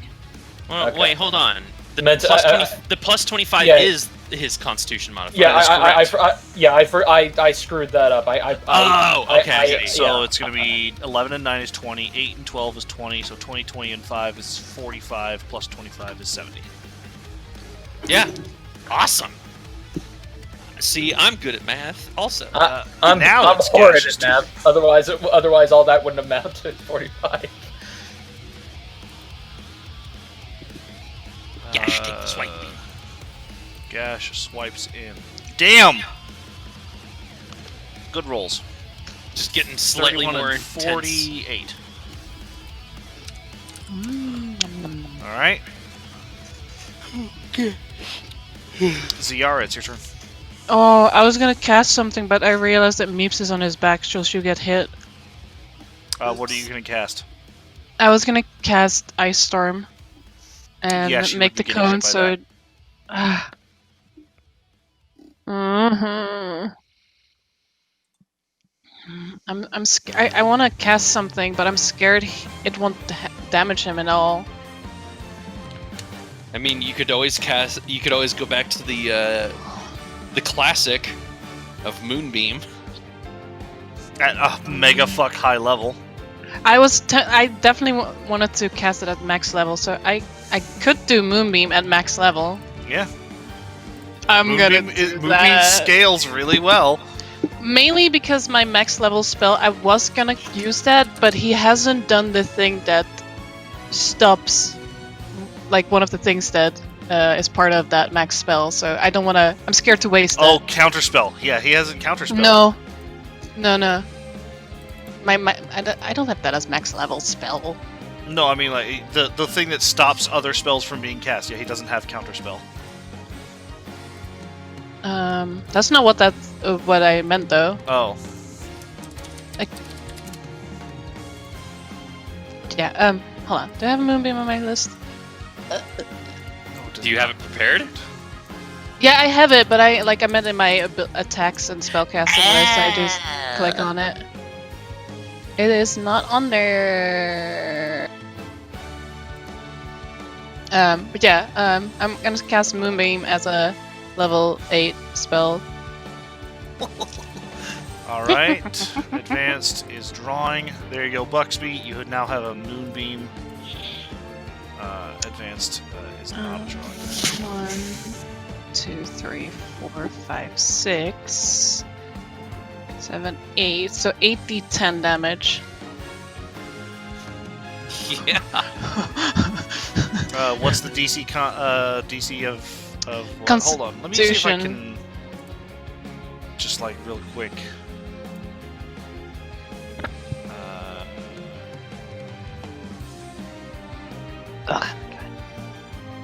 Hey. Moonbeam. Uh, None of that. Damage is what is the base damage? 2d10. Alright, I actually need to And- look at Ice Knife here really quick. I would do Ice Knife, but it would hit everyone around him.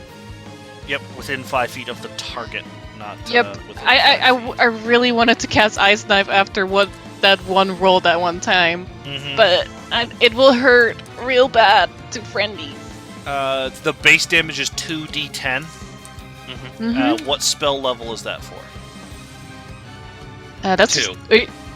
Yeah, that's 2. Sorry. Okay, so it is 1d10 per spell slot level then. So it should be 8d10, right?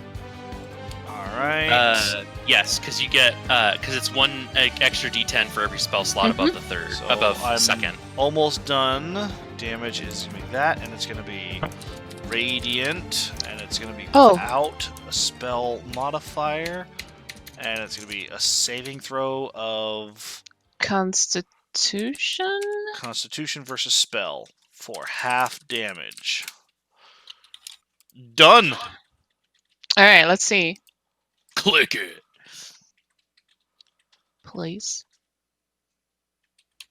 44. Did that roll that right? 8D. It's what spell level did you click? 8. 8, but it doesn't. It doesn't. Unfortunately, it doesn't. There's no way of like listing it out. Right. But like other things that say like when you cast it at a higher level. Yeah, like because my mine. healing did it too. Okay. Do you have Moonbeam as a spell? Yes, you do. Oh, that's why. That's why. Attack. Damage type is 2d10. Type Radiant. At higher levels, saving throw is Constitution for half damage. 1d10. Alright, there we go. That one should be proper. This one I will delete. Yeah. There you go. Now try it. Why? Hold on, I think my page is freezing up. Thing? Okay, there we go. Oh yeah, now it actually shows like I can actually select a level instead of typing it in. Hey, Cool. there you go. Okay, there we go. Wait, it says D6, and it says should be- DC 13. Fuck. You put in D6s as the higher level casting. Seriously? I thought I specifically selected D6s or D10s. Yeah, higher level 1d10. Why did it roll 6 D6s then? That's weird. You might want to check because like when it puts the attack in the field, like you have to kind of mess with it because like even the DC is lower than it should be. Oh, Should yeah, it is. I for now just roll the 8d10 and then or Oh, yeah, go ahead. okay, sorry. No, it's okay. So 45. So for 45 with a DC 18 Constitution. me. That's a huge beam of moon. I tell you what. Yeah, if he resists, I can roll lucky, right? If he Uh, does choose to do that. it's Constitution saving throw. He's probably got it's a huge constitution. Yeah, but you know. He's gonna choose to succeed. Because Yeah, they can do that. Can lucky does lucky work that? It could technically, but he will still say, "I'm going to choose to succeed." He rolled a 3 and a 4 for his roll, so he's choosing to succeed. Like out of character player shit. Creatures like Demogorgon have the ability to just shake off Well, I stuff know. a number of times Yeah. if they want to. So lucky would you literally would not be doing anything. Right. It'd just be a waste of lucky points. So he's choosing to succeed. Until he runs out of that ability, and then you can. With that, Meeps, please give me a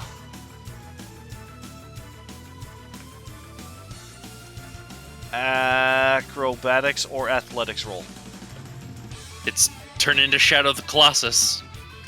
Hmm. He's trying to shake her off. Cocked. Wedged itself up in the corner. How about that?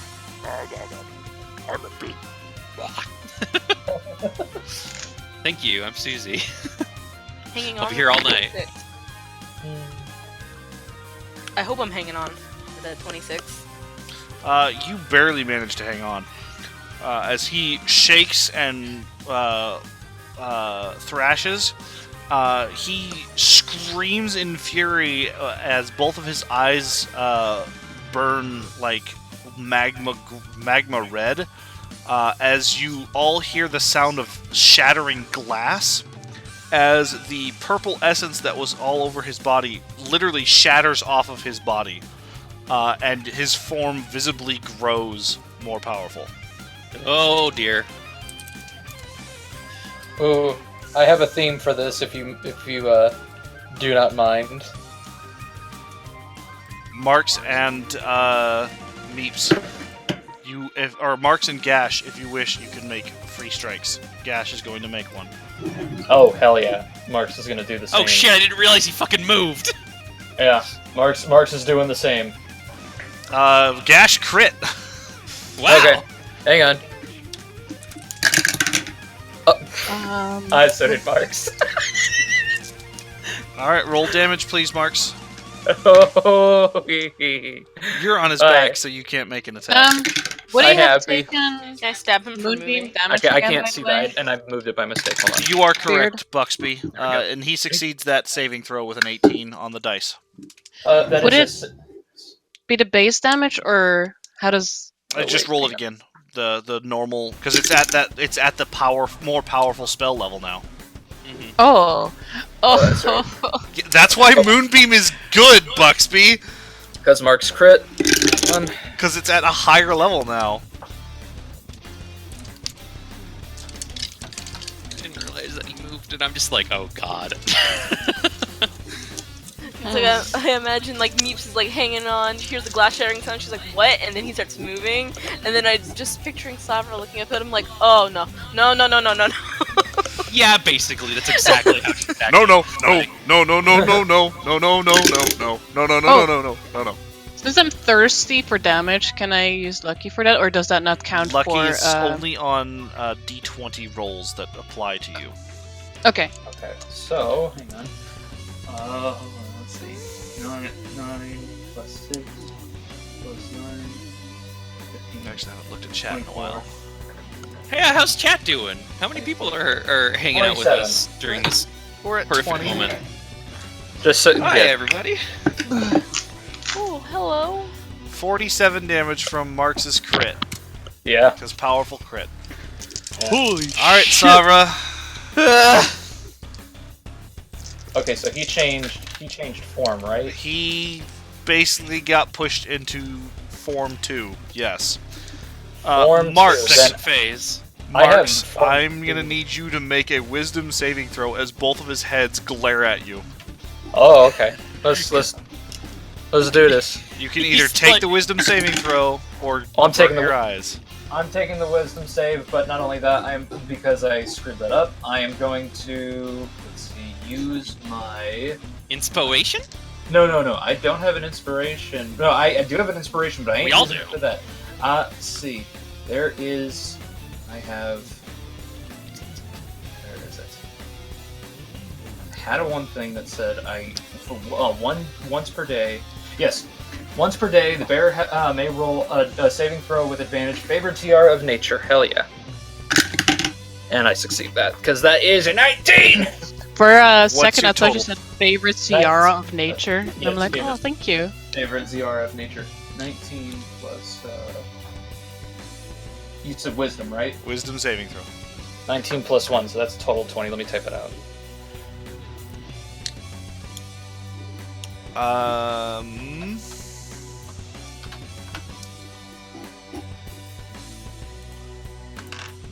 All right. Whoa, what? No, I didn't want to do that. There we go.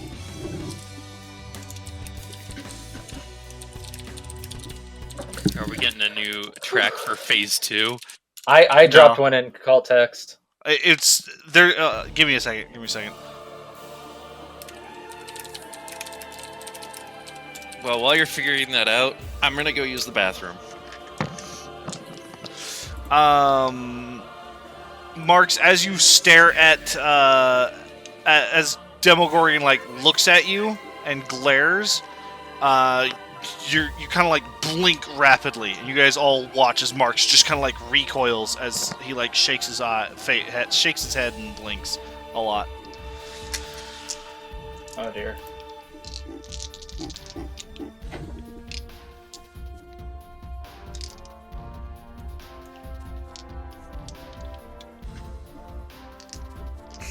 And then when Susie gets back, Excuse me.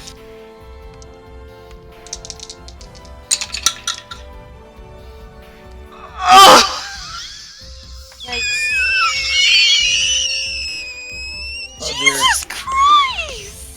That's what I do. What was that noise? I'm scared. All right, I've returned from my bathroom. Susie. No, I'm scared, Susie, I'm scared, Susie, I'm scared. What's up? I turned into a balloon for a second because for a split second, both of his attacks were a natural 20 before one of them shifted. So it's not a natural 20, but you're still getting hit with one crit and one normal hit. And you're still applying the astral protectors on that, right? He doesn't seem to care, honestly. Okay. Cool. So you have how a feeling much? he is so powerful that he just doesn't care. So the first hit was the normal hit, Uh-huh. and I'm rolling that now. Okay. Gonna be 19, 21, 33, 42.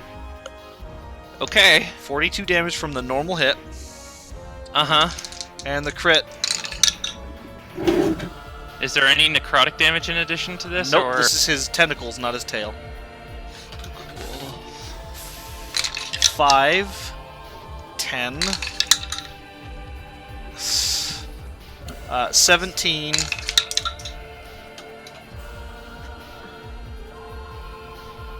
25, 34,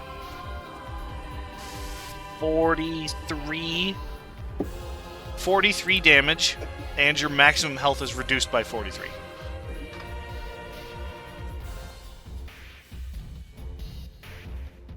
The crit only hit me for 43?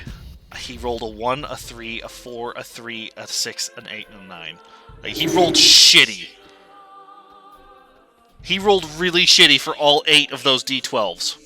Oh I'm my at god. 3 HP, bitch. I lived.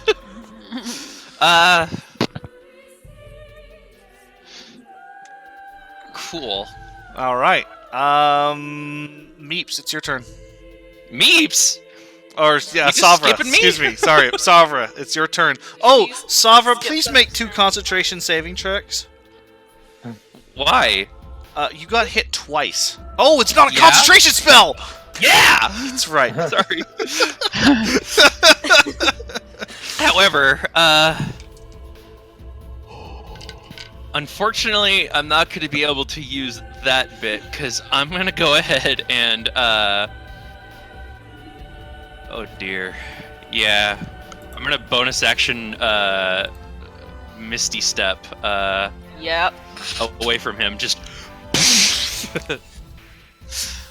after that, and I'm gonna... How tall is he? Probably about 40, 45 feet.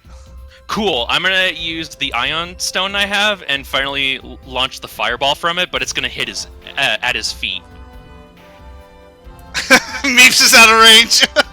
Yeah, exactly. So it goes 20 feet up. Meep's just gonna watch the explosion happen on his feet and go, oh, okay. DC what? DC 21. DC 21, fireball, dexterity save. And I don't think I can re-roll the things for this, just because You like it cannot. was already cast. It was already cast into the stone. So. That is correct. Basically, it's a spell that's paused in time. Yeah. He succeeds for 14. So he takes 14. All right. And then I'm going to use some motherfucking hit die. Okie dokie. Just remember Good your idea. maximum health is reduced to less than by 42, which is almost half of your health. Oh, I thought you said it was 43. Or is it 43? I couldn't Yeah. remember. I have a negative. I have it marked. And the hit die gives you double health, right? Of what Yep. you roll? Yes. Good. So 1, 2, 3, 4, 5. 14, 24, 34, 46. I can only go up to 49 hit points, but You're still, at 49 hit points then. I'm just going for the max. You're at 49. And now that I'm over here, I'm just gonna actually use my regular movement. Actually, not down that way. I can't necessarily move off the board, can I? Technically, yes. I'll just give myself some more distance between him. You go into there? Yeah, Okay. with my movement. And that Meeps, will be it. a tail comes up and strikes you, Ah, really? and it hits you.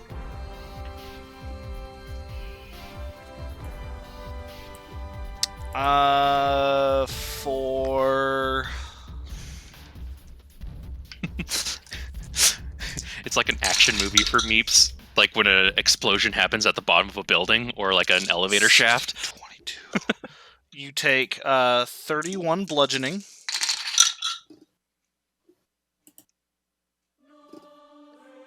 And 19 necrotic. Oh, I would see. like It's the to use crit. Uncanny dodge. It's the crit hits that are reducing So it's our going to be HP. 50 damage. It's down to 25.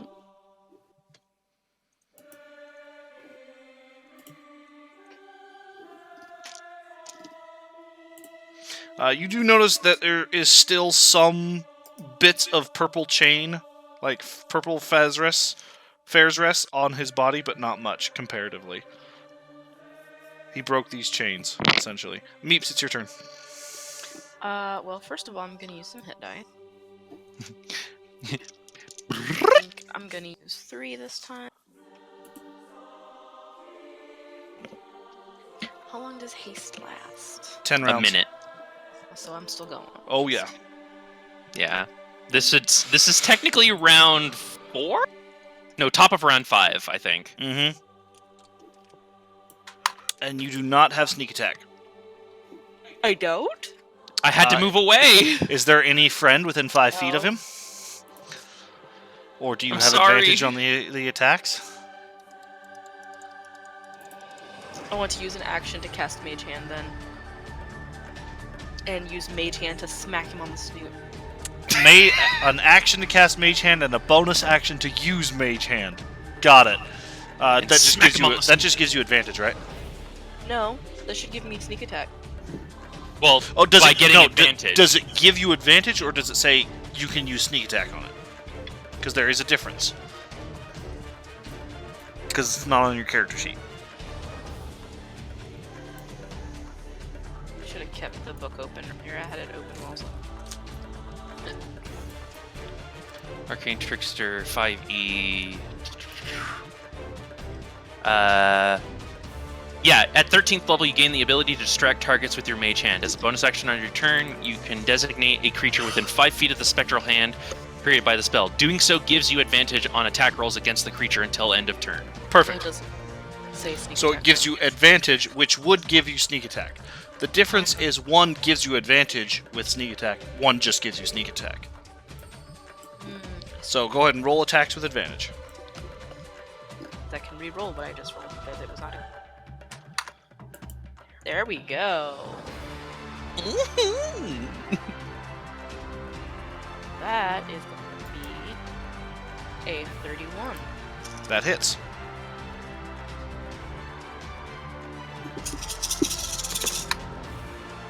Damn.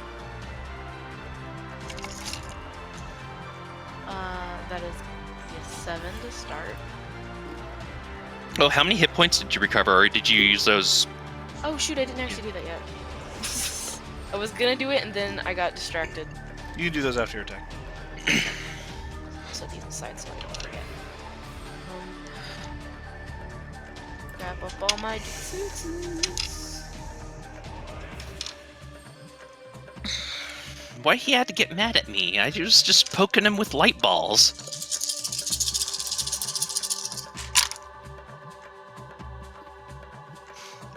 I would also like to yell something to the effect of "Knock it off!" as I'm stabbing him. 22. 9.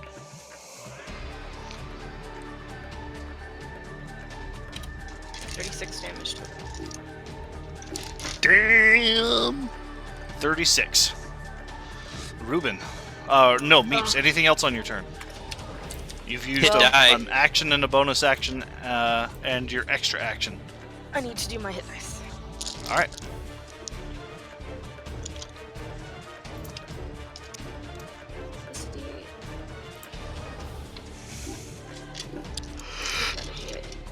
I'm gonna use 4. Holy shit! I don't think I needed to use 4. So... I didn't even need to use 4. It's always good to use. Just get that max, man. I mean, not always good. 8 plus 2.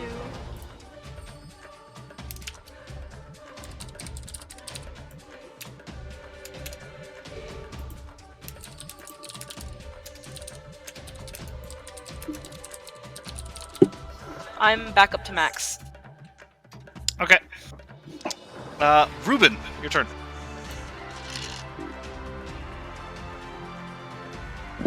Meeps is within 5 feet of her. He is on her back. Oh, okay. Never mind. She is on his back. Causing him no small amount of 29 is gonna hit.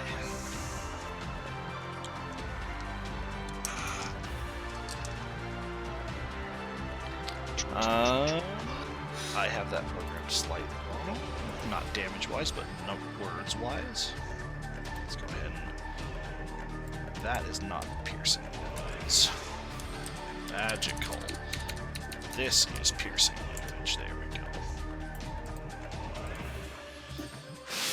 Damn, that's a good roll!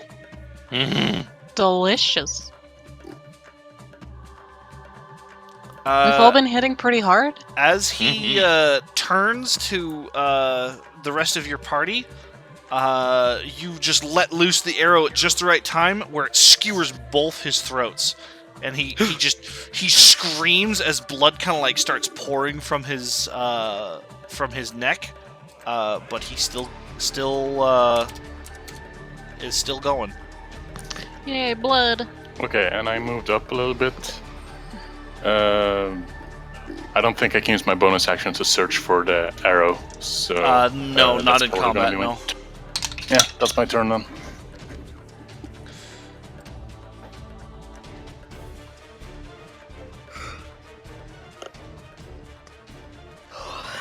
Okay.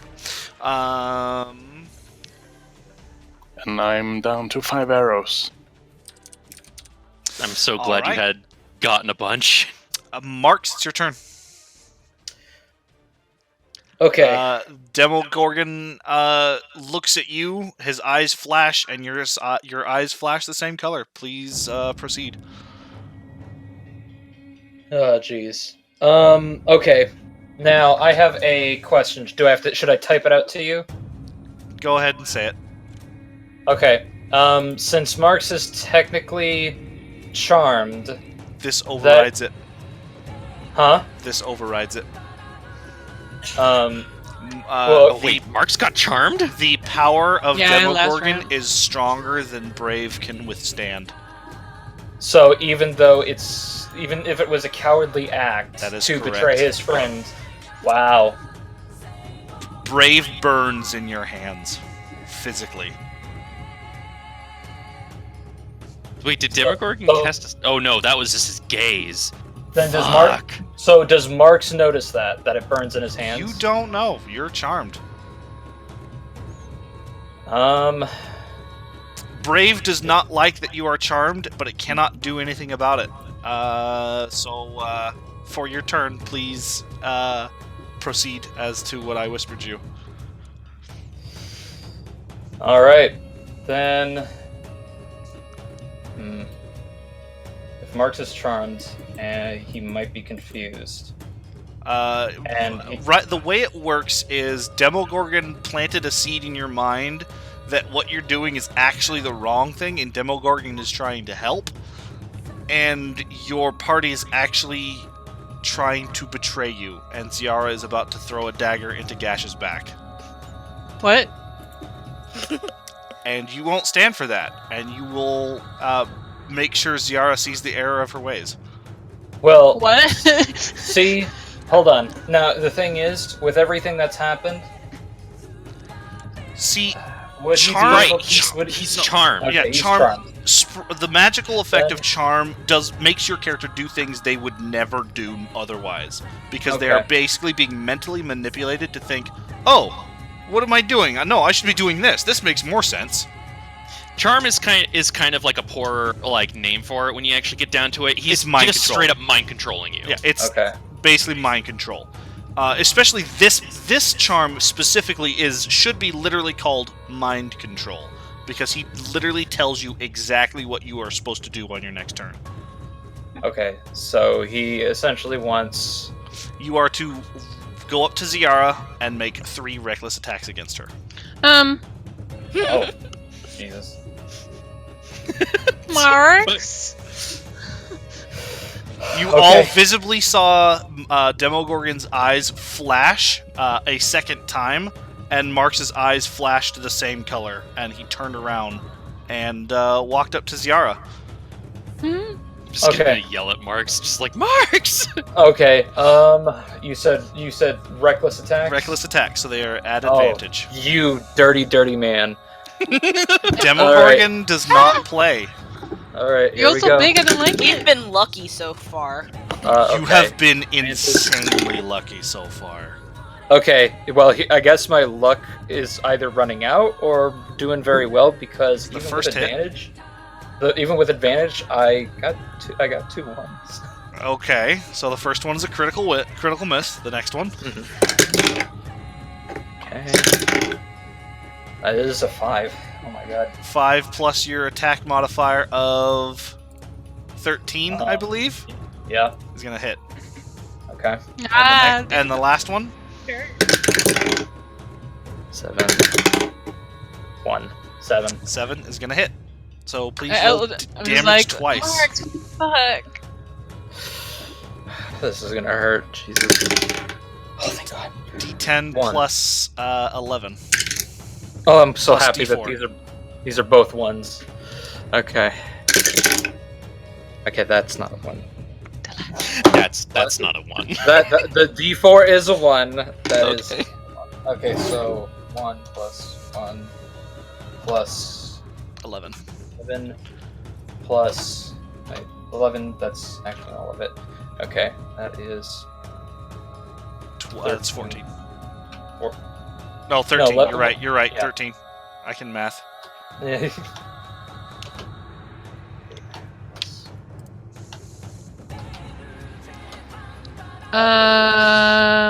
This would mean I have to roll, right? Because Nope. Moonbeam. It's He concentration. is a concentration, yes. So you would have to roll a DC 10 and a DC 10 Constitution check.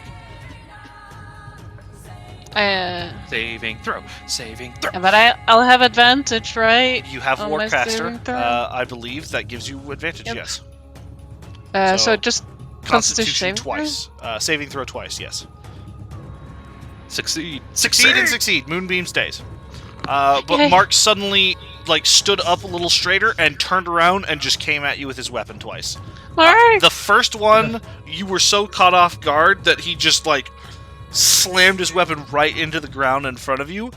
His eyes still have a really strange, fiery lava glow as he takes 2 more swipes at you, and does 33 damage to you. Jesus, no. Damn it. It is Gash's turn, and he is extremely confused. And for that, he is going to do a wisdom check to figure out what to do. He rolled above a 10. He's going to go after Demo. And Good. have faith that Ruben's friends knows what they're doing, because he doesn't know what's going on.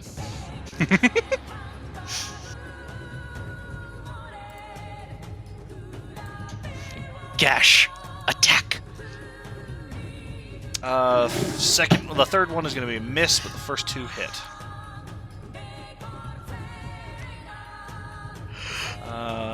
What is his thing? 8.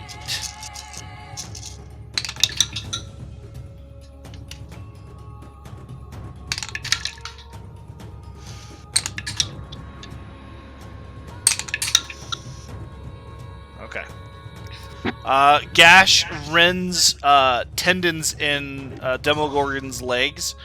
Demogorgon screams in fury and basically like kicks Gash away. Doesn't actually do damage yet, but Demogorgon is bleeding profusely from his legs, but is still standing. Good. Demo, no. Is there some? I'm gonna do a whisper. Okay. It is Ziara's turn. I'm gonna move Moonbeam into him. Okay. Again. Okay. DC 18 Constitution. He chooses to succeed. How do I whisper again? /W space GM. That's going to be 23 damage. Okay. Most of his body is being charred and burned by Moonbeam, but he is still standing. Demon lords suck. Especially this one. Yeah, this guy's a dickhead. You could try to poke Marks and see if you could break him out of it. Yeah, I was curious. Like, what? Please. How does You that don't work? know. Unfortunately, you do not know how this charm works. You don't know when it's going to wear off or if it's going to wear off. So you can do whatever you wish. I'm not like I can't touch him, right? Like I can't punch him or something. You can try and attack him. Oh, okay. And you'll does have that mean- advantage on it. Do everything Can I- you can to like snap him out of it, please. I imagine Ziara's brain is like, okay, if I whack him, maybe that will snap him out of it. Like you would slap someone in the face. Mm-hmm. Would That's what I'm would I hoping. be Mute. would I be allowed to use my staff to whack him Yes, you can. with Shillelagh because of how I said I will always cast it at the start of the combat because bonus action. Sorry, Zara. 1 second. Okay.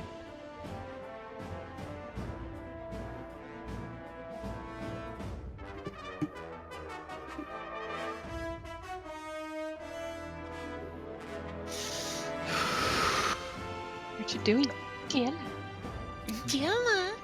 Tell her what you doing. Della, Della, Della, Della, Della, Della, Della, Della, Della, Della. All right. Sorry about that. It's Zara's turn. Yes. Yeah, I asked if I was allowed to whack him with my Shillelagh Yes, staff. yes, you can. because of- You have advantage on the attack roll because he. That misses. Unfortunately, it slams against his head, but it unfortunately doesn't seem like it. Did I do anything. scream at him though, like what are you doing? Snap out of it. Okay.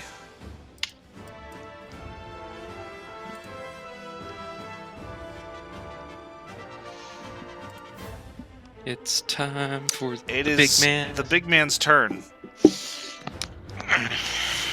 With a scream of what? Go ahead. Nope. Go ahead. Because he started his turn in my moonbeam. That is correct. Holy fuck! Wait, That's You really rolled just 60 60-20. Oh yeah, I mean that works too, right? Jesus! There we go. Oh, it's because it was on the top of my list. My bad. Okay. It's okay. This is really funny. He passes the saving throw. With a scream of rage and terror, Marks, your eyes, you blink heavily as you realize you've been horrendously charmed. You have second and third degree burns on your hands from Brave. Oh, Jesus. Oh! You have taken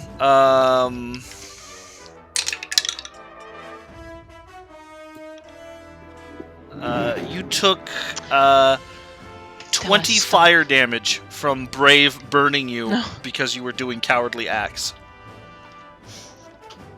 You have also learned that Brave, for every cowardly act you do, you take 1d12 fire damage. That's good. That's honestly good. Marks Marks wouldn't have it any other way, to be honest. is, you're still muted, hun. It was trying to stop you. It Trying didn't to work. stop you. So That's kind of cool that it actually has enough of a sense to try to get him to stop instead of just like forcibly Letting it injecting at him. itself. With Yeah. a scream Oh. of rage. Shit. Oh wait, no. Savra, you being critically hit. Oh boy. Wait a minute. Hey, can I do that thing that I just asked about that I was gonna? Hold on. Hold on, I need to check. Uh, No, damn it! Maple So far. terror. Maple. Stop Can eat moving out of my moonbeam! slippers. Savra, you take 64 damage, and your maximum health is reduced by 64.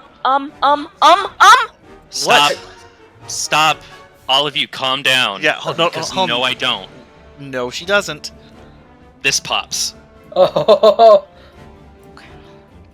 I am your GM, No, I just wanted to use the thing if it was gonna go over, okay? and that's why I'm not letting you because she's gonna do this instead. You all hear again the sound of glass shattering as Savra's skin suddenly splits apart as Demogorgon slams his all 4 tentacles into her at once, and as she looks like those broken porcelain things that have like the gold repairment all on them, like the gold veining, just all across her body, like spilling from her eyes and up her hands, like all over her flesh. She totally just tried to, like, put her arms up, too. So she's just like, I have... What? Meeps, you are being critically hit for 48, and your max health is being reduced by 48 as he swings at you on his back. Okay, now can I use the thingy? What thingy?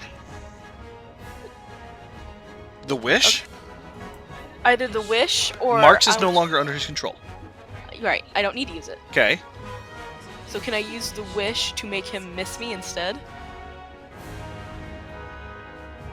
be careful with that. If you That is want to within its use an parameters. entire wish to make something miss you, then yes. When you can uncanny dodge it. But you have lucky as well, right? That's true. He is auto-critting Yeah. you. Lucky will not work. Okay. So you're taking 48 max health damage, essentially. So if I use uncanny dodge, It's that 24. does that also reduce how much max Correct. health? So you I are lose? taking 24 damage, and your max health is reduced by 24. How do I do the temporary health thing? Just in the temporary hit points box, just, like, put it into Negative the negatives. 24? Ruben, you are getting hit by 51 as he's screaming and careening through the room. I think we're in a rage state right now. Mm-hmm. The battle's been going Oh, for too shit. long. Can't He's even do it. enraged. I just realized that that's why he was rolling those d12s. So I take 25 You damage? take 25 maximum health damage as well.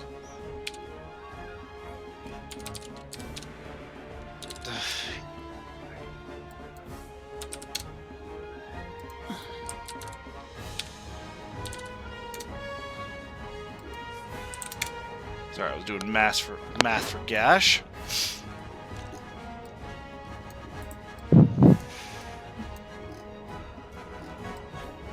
And then he finally runs over to Ziara and Marks. Ziara and Marks. Oh, he teleported over there. Or no, he He ran. ran. Marks, your Ziara's been hit by 65. No, Oh. she is not. I see that happening, which means Spirit Shield. Or wait a minute. Yeah, it would Can I have to be. take? Can I? I wouldn't be able to like use a reaction to like take that hit or no. You would have to take the full brunt. That's fine. Marks, you take both 65 and 45 max health damage. All right. So your DC is at 25 right now. The first hit is 65. All right. You are reduced to 1 HP, or 0 HP with the last 45 hit. Please make a Constitution saving throw of DC 25. 19. You You stay up. Holy fuck! But I think he literally has like 1 hit point total, right? Let me check. Your max health has been reduced by 110 just now. Okay. And then the previous one was how much? 42, I believe? 42, yes. Holy shit! Your maximum health is 38. Jeez Louise! You are at 1 HP.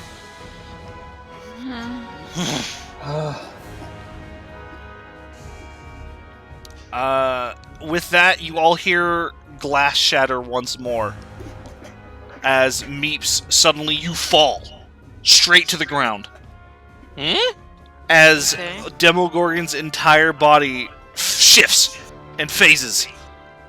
As more purple coalesces around his body. Your entire body you phased through his body. Oh, damn. Savra, it's So your I'm turn. like down here now. No, you are directly underneath him. Oh. You're small enough that you can be underneath him. Savra, it's your turn. I know. Oh. Yeah.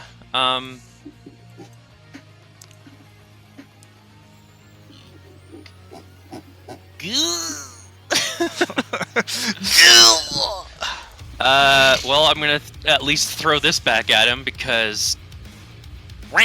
Oh, that's gonna miss. Oh, so much for that one. So that was my bonus action. And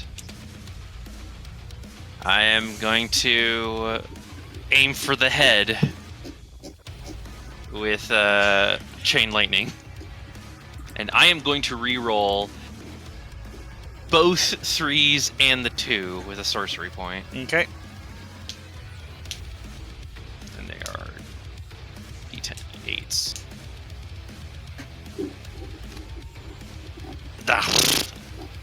Well, I at least increased the 3s to a 4 each. So what's the total damage? The total damage is going to be 6, 10, 20, 25,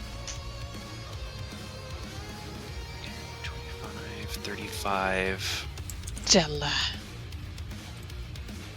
Hold on, I need to math because like I'm clearly doing this bad. Okay, hold on. So, you rerolled the 3, the 2, and the 3, so it's going to be 8. So it's going to be 38 plus 10 is going to be 48. Okay, so I increased it by 2 damage. 48. Savra, what's the range on Chain Lightning? 120 feet, so it's 240 feet for you? Yeah. Jesus. Okay, let me look up Chain Lightning real quick. I actually need to look at something.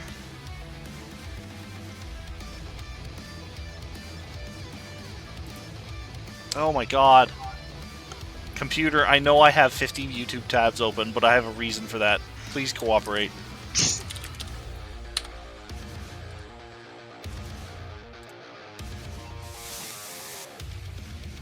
Bolt of lightning that arcs towards the target. Okay.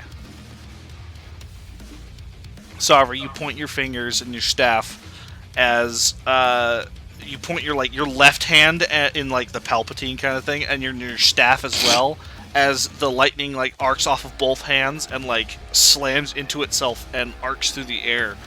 It slams into the arrow that's still between both of his heads, and you can hear and see the bolt like frying the flesh in his neck as the lightning arcs continuously between his heads, and like his eyes burst as he screams in rage. He falls to a single knee and he just keeps screaming. He lifts his tentacles to strike at Ziara and Marks one last time, but his whole body like seems to weirdly shift and phase as it slams to the ground backwards. As... Oh my god. As he goes into phase 3. Or is this phase 3? Who knows? Oh god.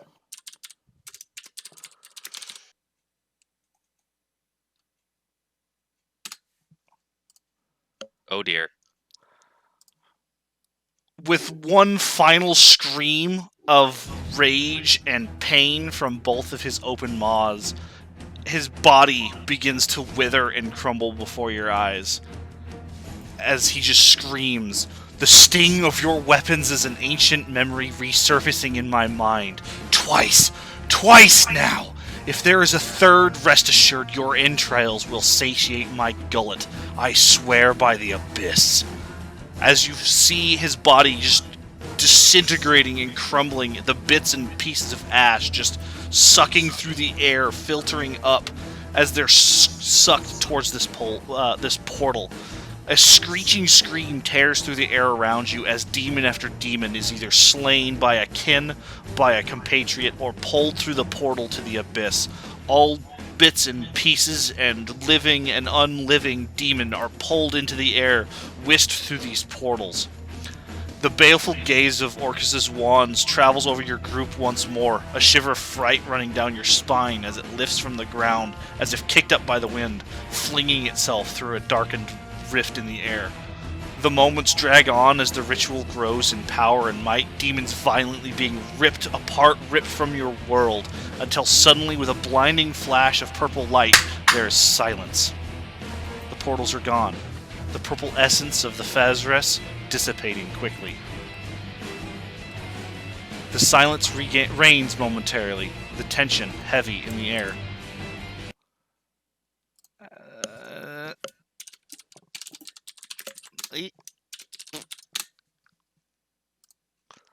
There we go. Come on. It's playing for me. You're ruining the dramatic tension, YouTube! It's working for me. That's It working. worked for me too. No, my computer is a black screen. There we go.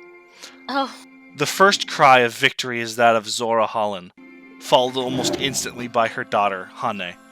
A droning cry erupts from the myconids surrounding you, their bodies shaking as if a reed in the wind. You hear a laugh, just one, low and exhausted, and turn to see Elida, suddenly on her back, around the remains and detritus of combat, laughing. Laying on the ground, her laughter continues, growing louder and louder, tears coming to her closed eyes as Arya kneels next to her. A single loud cheer erupting in triumph. Your battle is over. Your battle is won. Thank God. I just collapse because Marx falls Fuck. back, and Marx falls back smiling. I punched Marks just because he punched me earlier. You kill Marks. Yeah, Marx. Oh no! No need for damage! That hit knocked him out. You playfully punch him in the shoulder, and he actually sits there and just kind of blacks out for a second before you're like, oh no! You shake him, and he's like, oh, I I'm heal still him. awake. I heal him. Marx pops. No. What is it? No. He eats one of the pygmy warts. to return back to normal. So yeah, as you know. I heal you. I'm just gonna, with my staff like a walking stick, I'm gonna fucking go over to my friends. Meeps is gonna take off her cloak and then just kind of shake her fur out. I forgot he was low. Not only was he low, he was at 1 HP. Yeah, I forgot. Oh my gosh. Keep RPing. I actually have to. I need you to fill time as my computer is.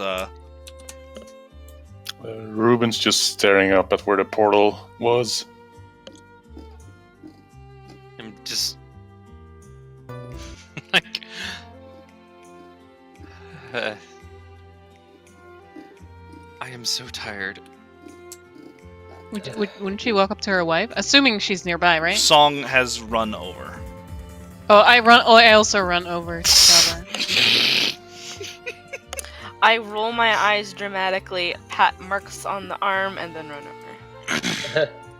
Marks looks at his burnt hands and he thinks to himself, it's like, well, well, I still got a ways to go before I'm stronger than as strong as I want to be. Almost, just freaking almost gargled my words. Sorry. You know what? Marks is like really tired, right? Yeah, he passes out. Just so that like he's not just like laying by himself and we know that he's not dead. No, he's smiling. I'm just gonna make something easy for him because he's tired too. He fucking clutched us through that game. I mean that fight. So I'm just using telekinesis to lift him and bring him over. Oh my Float god! that big boy on over here. Aw. Look at me, I'm a big puffy cloud! Excuse me, I have to move 5 feet in order for it to be. Wait, no, I have. It has range, so there you go. Continue. I'll be right back. Yeah, so Marks is very delicately levitated over to us. I boop him with my paw.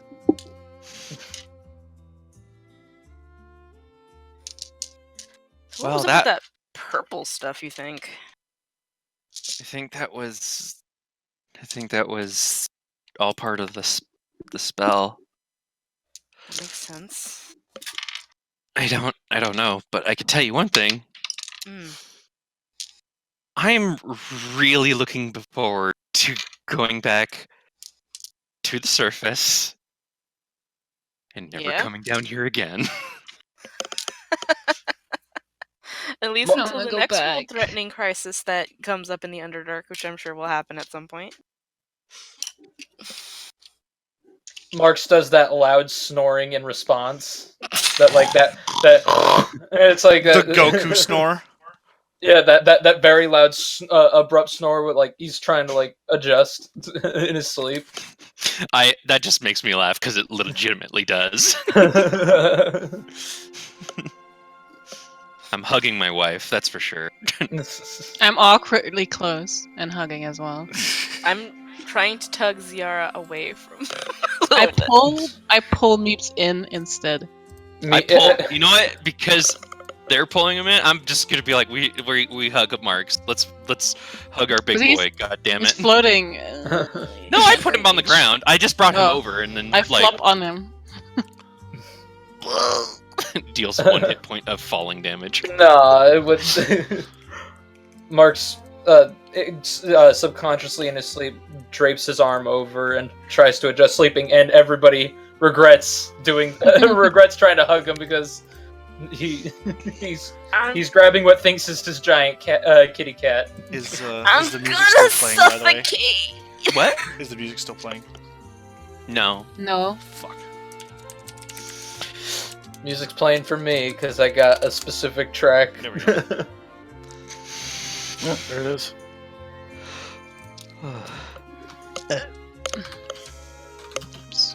How many of like our allies are still standing? Hane and Zora and Basidia and all of your NPC companions are still standing. About half of the Myconids are left. And only a few of the Drow are left. But slowly, you notice that there are voices echoing in the caverns around you. There are cries of fear, victory, delight, hatred. It's the voices of the Drow of Menzoberranzan. You look around, and much of the city, if not most, is in shambles, destroyed, on fire, in wreckage. Zora is quickly upon you, her face still full of unbridled joy. My friends, quickly, you must away. The danger of demons has passed, and you are outsiders in our city, despite your triumph. Her daughter, Arya stands and helping Elida to her feet. She's right. Let's get the hell out of these caves, everyone. I'm sick of the dark. Let's see some sun again, shall we? Hane approaches my Basidia eyes close sparkle. behind.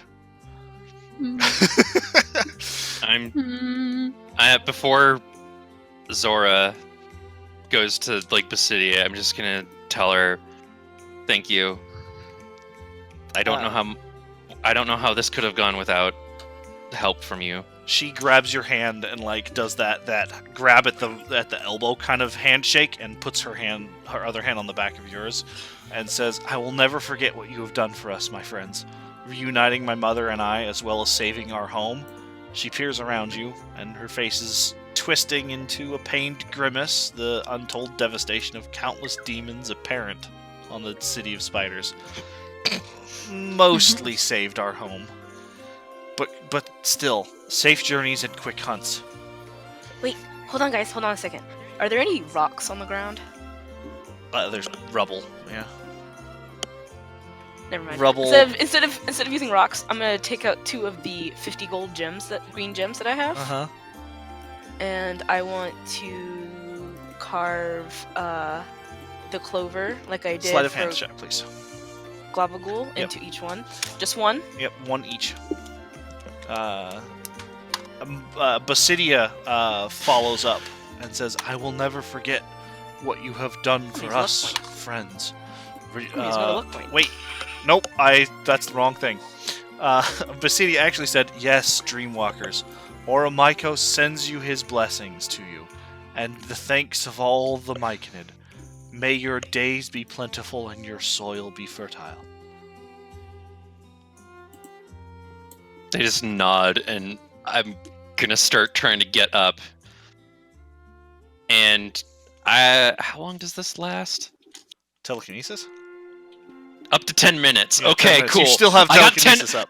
I got 10 minutes for this shit. I'm gonna pick up Marks with my telekinesis, and we're gonna fucking start moving. It's very good quality. I want to give one to Hane, Okay? and I'm gonna give the other one to Basidia. They And they I'm take it. I'm gonna tell them that that's like my family crest. Basidia kind of looks at it, doesn't really know what it is, and kind of like you hear like as he like pushes it into his body, and then when he moves his hand, it's kind of just like embedded there in a random spot on his body. And then Hane kind of looks at it and shakes both of your hands with hers, like puts and says, "Thank you. We will remember you." We'll remember you Also- too. I'm gonna tell them both that it's a surface world plant. It's a surface world plant. The symbol. Oh, that I the put. symbol. It's the clover. Oh, Basidia kind of like straightens up at that. Like you actually see him, what would be considered happiness, kind of like, "Oh," and then she kind of like, "Oh, okay, that's pretty cool." Basidia's like, plant! Arya's ears, you see, just kind of start whipping around as both her, Hane, and Zora kind of like start looking around. As Arya's just like, "Those voices are getting pretty close, guys. Like, Let's go. really too close. Everyone get around." Alrighty. I bring Marks over. Floaty boy. As you all gather around Arya, she reaches into her breastplate and pulls out a necklace, and she begins chanting as she holds it aloft. Slowly, gold motes appear on it, flitting into the air and spinning and dancing around in her grasp. As her chanting comes to a close, the motes flash, your world spinning and hurtling as you feel your physical forms traveling through the ether. With a resounding thud, you feel your body slam to a stop, as if you had just jumped from a height. Your vision swims for a moment as your head spins, and you blink. You find yourself in a familiar locale. Dwarven guards balking at your presence, familiar tapestries lining the walls, surprise evident on those faces that are nearby. The audience chamber in Gauntlgrim. You hear Arya call out in Dwarvish for those that understand it. "Get the king! We have returned victorious!" The bustle and amazement in the actions and the movements and the words that follow turn the next 3 days into a blur of activity. Meetings, papers, reports, debriefings, handshakes, introductions, brown-nosing, all the bureaucratic bullshit you knew all nobles had in them. But it wasn't too unpleasant. Fine meals, wonderful lodging, the cushiest of comforts, everything you wish at your beck and call. You get used to being called a hero, that's for sure. But also, No, not at all. perhaps not. On the fourth day, a grand procession is had. Paraded through the city of Gauntlgrim, lauded as heroes, honored by the king himself, saviors of the land you are called. A small keep was granted to you, cared for and upkept by the staff paid by the city of Gauntlgrim and the king himself, as well as the surrounding lands. No matter where your adventures or journeys take you, you will always be welcome to this new home you have been given. But as the parade and processions come to an end, your bodies exhausted from all the waving and smiling, alone in your own lodgings together once more, Song speaks up. Hey, I don't know about you all, but you can keep the keep.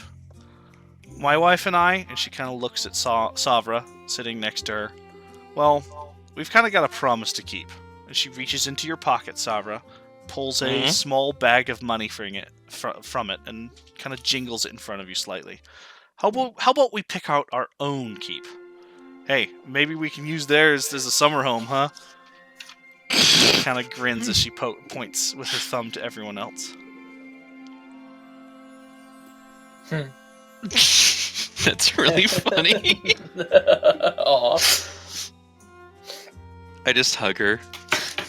She smiles and Well, hugs they're back. hugging. I'm like, do you guys need a roommate? Song rolls her eyes and says, "No, dear, not in our keep. In our summer home, maybe." I just did a little like yes, because that's still confirmation. Like Song said something somewhat nice. That was positive. That was positive. Yes. Progress.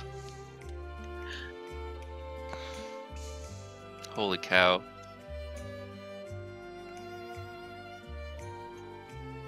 Are we in front of the keep or are we No, in you it are or currently just in like a little living space, basically okay. unwinding from 4 days of bureaucratic dumb fuckery, essentially. what? Right. Sure, I'm glad that's over. So, but this is not inside that keep, right? No, this is still in the city of Gauntlgrim. You're basically making plans to rest for the night, and then over the next few days, figure out what to do after that. All I know is I really, really, really, really, really, really want to see home. Like actual home. Song nods. Yeah, that'll be nice. And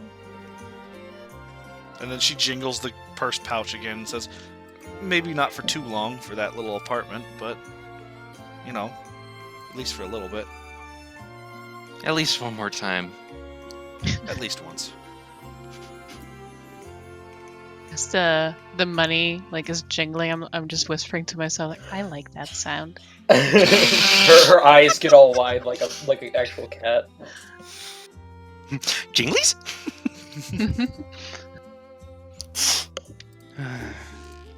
All Sarah can do is just lean on Song, just like the exhausted type. Mm-hmm.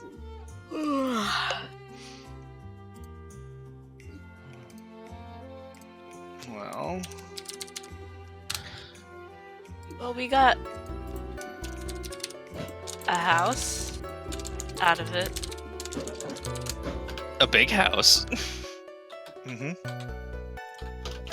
I want out of character. I want our house decorating episode.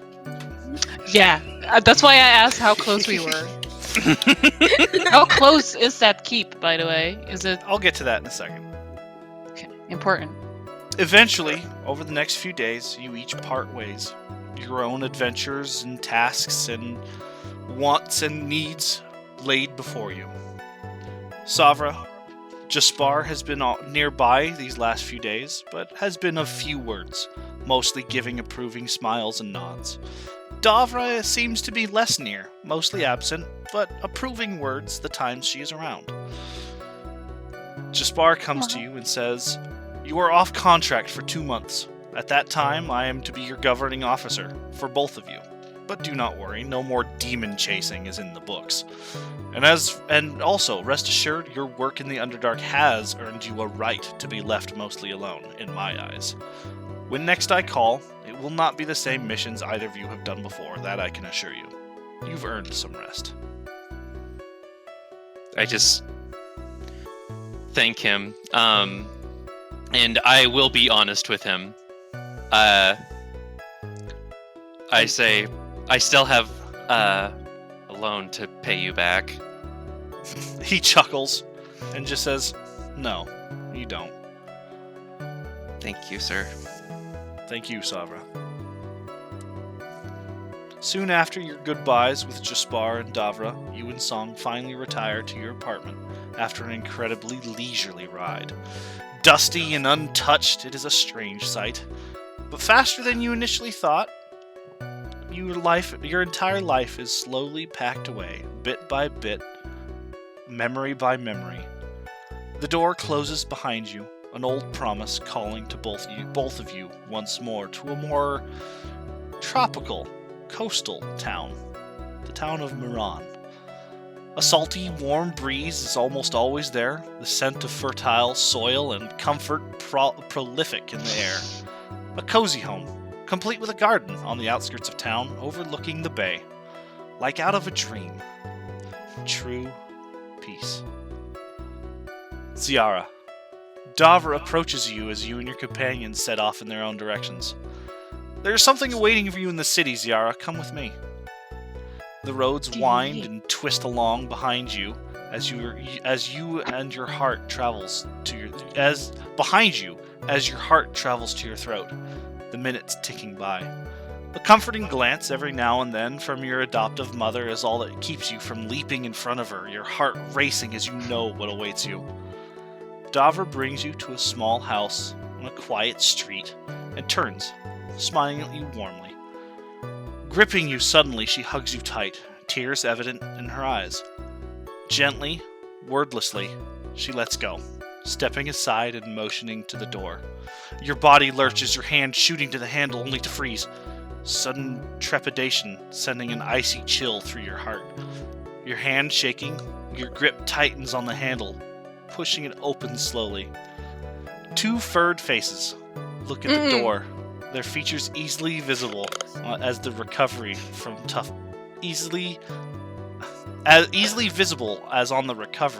times.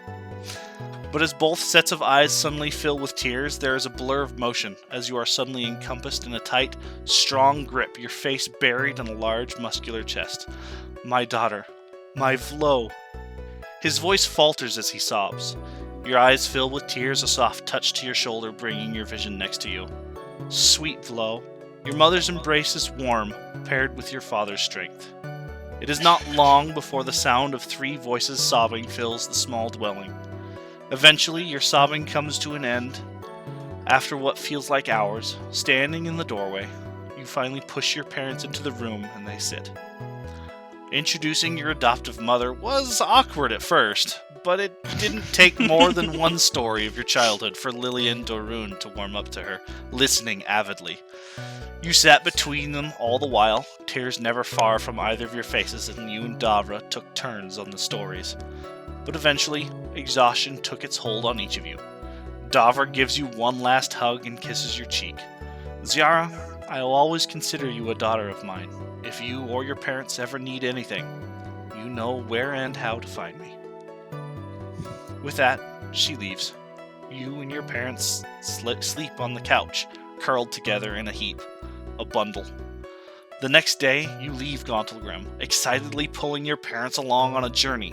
Stories of the Underdark, your friends and companions, the things you have seen and done, filled the time on the road. The demons you totally killed by yourself. Yeah. Sorry, I had to say. No, it's true.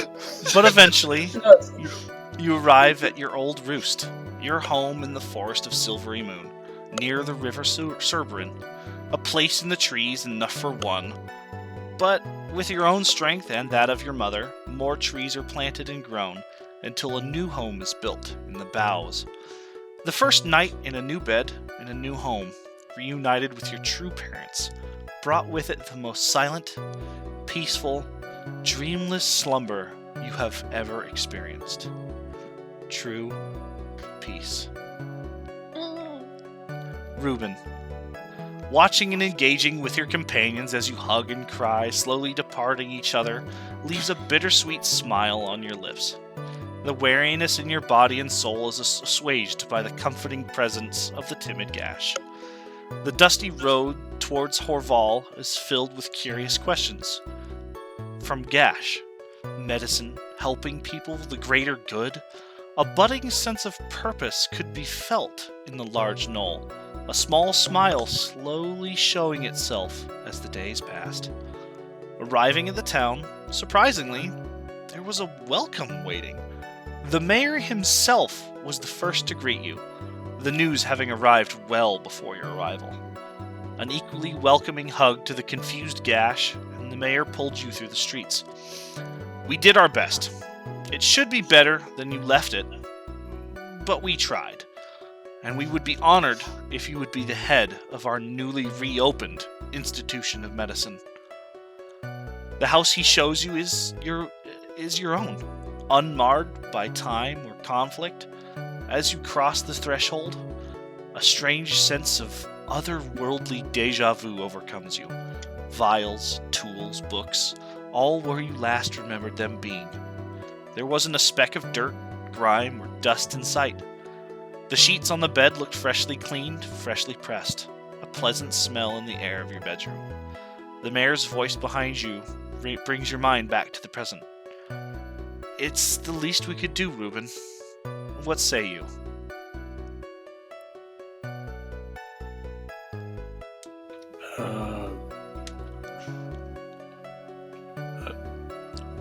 I am at a loss for words, and I'm extremely grateful. I might have to take a little trip with my friend here to a place I promised to take him in the Underdark, but after then, I would be happy to come back here. He nods. Take the time you need, Reuben. We'll be here for you. For what you have done, for both us and for everyone else. Again, it's only the least we could do. Question. Yes? What place is Reuben talking about? He made a promise to show Gash the Gold Whisker clan. Oh yeah, that's right. That's right. That's right. Okay. I forgot he made that promise. Okay. Yep. As the day comes to an end, Gash sitting on a cot that was brought in by the townsfolk.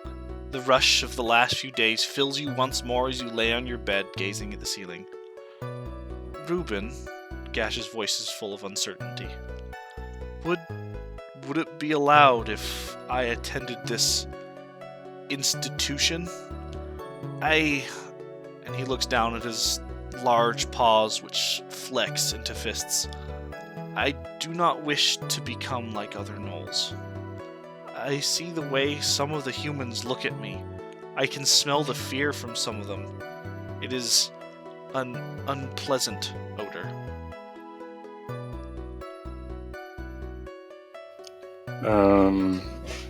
Reuben's gonna put a hand on his shoulder and say that they would be lucky to have someone with a heart as yours. He kind of smiles. I would like that. Could I ask another question? Of course. I would like to learn Common. Perhaps that will help. Yes, certainly. I'll help teach you Common, and in any way possible. He smiles. He nods. Thank you, Reuben, and he shakes his head, everything. My freedom, my life, my purpose. I will repay it somehow, your kindness. You don't owe me anything. You're free. And this is what you want to do, then I will assist you in whatever way I can. If I am free, truly, then I will repay you, as it is my choice and my want. Ruben's gonna smile and nod to that. He nods back. Sorry, I've tried like so hard not to like just be a waterfall right now. I love all of this. Exhausted, you both find yourselves drifting off to slumber, with the familiar sound of nightlife from a town filtering in from the outside, paired with the low rumble of gaseous breathing, a familiar ceiling above you. A wave of comfort and calm washes over you. A tension leaves your shoulders, your back softens, and a breath releases itself from your chest as your body relaxes. A broad smile comes to your face as you drift into unconsciousness. True peace. Marks. The goodbyes you all exchange as you part ways is bittersweet. Their tears and smiles bring your own to the surface. And as your companions each disperse one after another, you make ready to as well, only for a voice to stop you. Marks! Turning, you see Meeps coming near you. Hey, I'm not really up for going home yet. Mind if I tag along with you and see yours? Maybe we can swing by our new fort too, huh? I'd like that. I'd very much like that. Oh, okay. Yeah. Let's do it then. The road to the keep is quiet and dusty, a very pleasant ride. Eventually, on the horizon, a small keep comes into view. A humble construction, it isn't flashy or ostentatious, just a simple keep, perched on a large hill. The guard at the gate welcomes you warmly, shaking both of your hands, exaggeratedly expressing his honor to serve you. And entering, you are pleasantly surprised at the state of things. A modest staff tending to chickens and cows, a few horses, as well as the small vegetable and fruit farm, all in the courtyard. Friendly, smiling faces greet you with every hall you turn down. In total, after looking through the whole place, you could count maybe a dozen or so folk, all happily going about their business. Another dozen or so armed and armored individuals are either patrolling the walls, at guard at the door, or at rest in the dining hall. Enough unclaimed and unoccupied rooms for each of your companions and more, each moderately and comfortably furnished, rounded the whole keep off. All in all, not a bad place to be. But it wasn't home. At least, not the home your heart yearned for. A day after arriving at the keep, you give Meeps one last strong hug, depart northward. The few days it took to arrive were pleasant enough. Time alone to square your thoughts. And as the road curved around the base of the mountain, familiar tents finally come into view. Your steps increased in pace automatically. You could feel the warmth of the furs waiting inside the tents already, the chill of the mountain air, a refreshing feeling against the heat in your cheeks. As you neared, a voice cried out in the distance, elated and surprised. It was quickly answered by another, as followed by many more. By the time you arrived at the edge of your village, there was already a mighty throng of people waiting. No words were spoken. None were needed. The whole undamaged necklace around your neck, paired with the feeling of hands on your shoulders that weren't there, was all that was needed. Cheers rose around you. Cries of triumph, loss, acceptance, and elation followed. A mighty feast was had that night as tales were recounted to your tribe, smoke and firelight lending to the tension and excitement of your adventures. The entire tribe roared in victory and sorrow at one part in particular, their voices joined by yours in a final guttural send-off to a sister taken too early. You You can feel your soul eased with that cry, the soothing feeling of closure and justice waxing full upon your heart. That night, exhausted from so much cheering and storytelling, you leaned against an outcropping, overlooking the village. Fires still burned as your sisters danced and celebrated the lives of those that had finally received peace. The matron mountain cat lay next to you, her fur warm and comforting as you watched the night sky roll along, a clear, pleasant night. Slowly your eyelids drooped, a smile of comfort, happiness, and satisfaction evident on your features. Once more, those hands that weren't there were felt, and your voice whispered into the night, Marks the triumphant. Sleep came with visions of happiness and health, memories of days long past, visions of potential futures. True peace. Meeps, your time with Marks was enjoyable, but as he left the keep, a certain longing appeared in your heart. Reaching around in your pocket, the stone that has kept you connected with your friend and place of birth feels cool to your touch. At the thought of another short, succinct sentence, now that there was all the time in the world, it felt hollow. So instead, putting the stone to your ear, you decide to send a message to Seraphine with a simple request for the keep.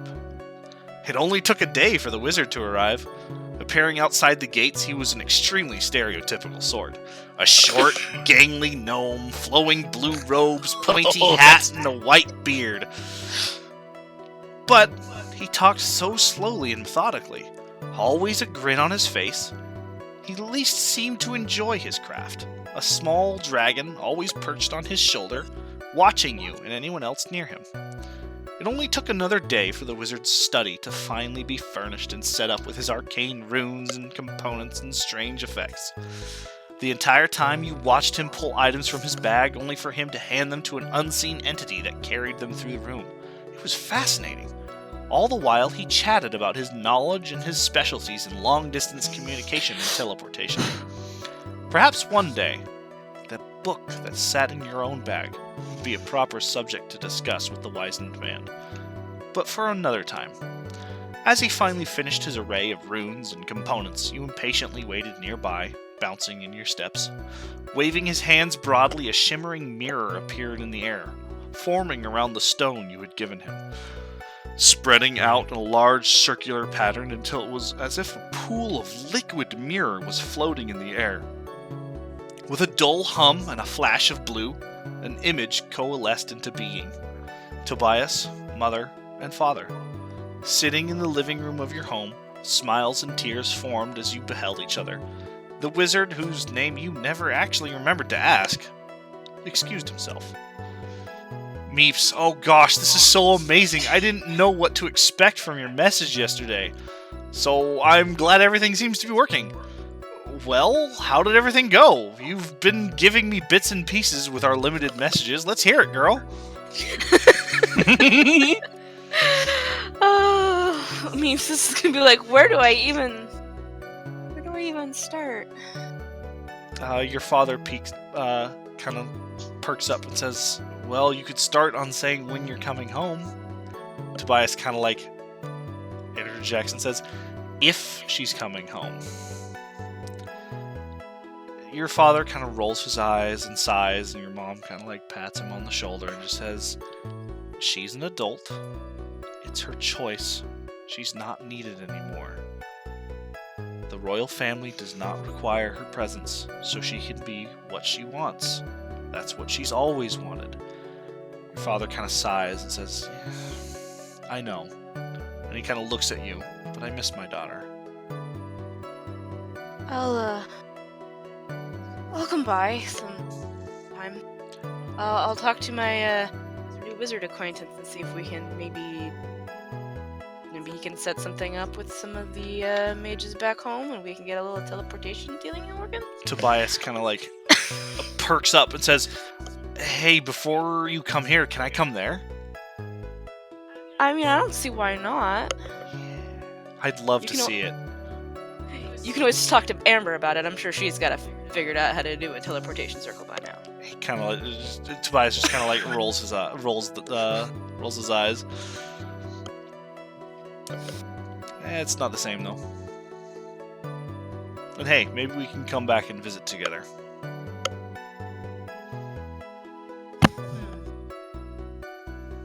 Yeah, that'd be pretty cool. Tobias nods. It was an agonizing wait the next week before the wizard, whose name actually ended up being Merlin of all things, was able to finish a rudimentary teleportation circle. But as you saw Tobias appear before you in the courtyard, the wait ended up being worth it. With a squeak of delight, you hug each other tightly. It's not long before you're showing Tobias through the keep, followed by the immediately surrounding countryside. But a few days after that, with nothing left to explore within sight of the keep, as you both rested in your room, laying on the bed staring at the sleeping Fluke on the dresser, Tobias speaks up. So, Meeps, I could get used to this, you know. What, staying at the keep? Well, you don't really have to go home. I mean, yeah, maybe to visit, let you reconnect with your parents, but I think home would be fine without us. We're just two more mice, huh? And he kind of pushes you with his elbow. I mean, yeah, I'd much rather visit than stay. Real quick. Uh-huh. Is that boy flirting?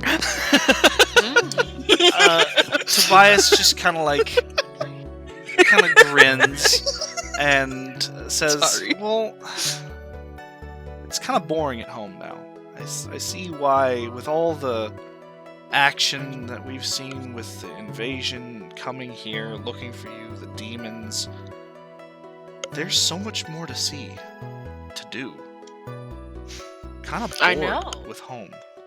I know! He kind of laughs. Yeah, I know you've been telling me all this time, but listen, there's a difference between having your best friend say something about it and actually experiencing it, okay? Man, we should plan a trip to the ocean and go look at some animals in the ocean. Maybe Fluke can meet his people. Kind of puts a hand on your shoulder. Hazel, I mean being here with you.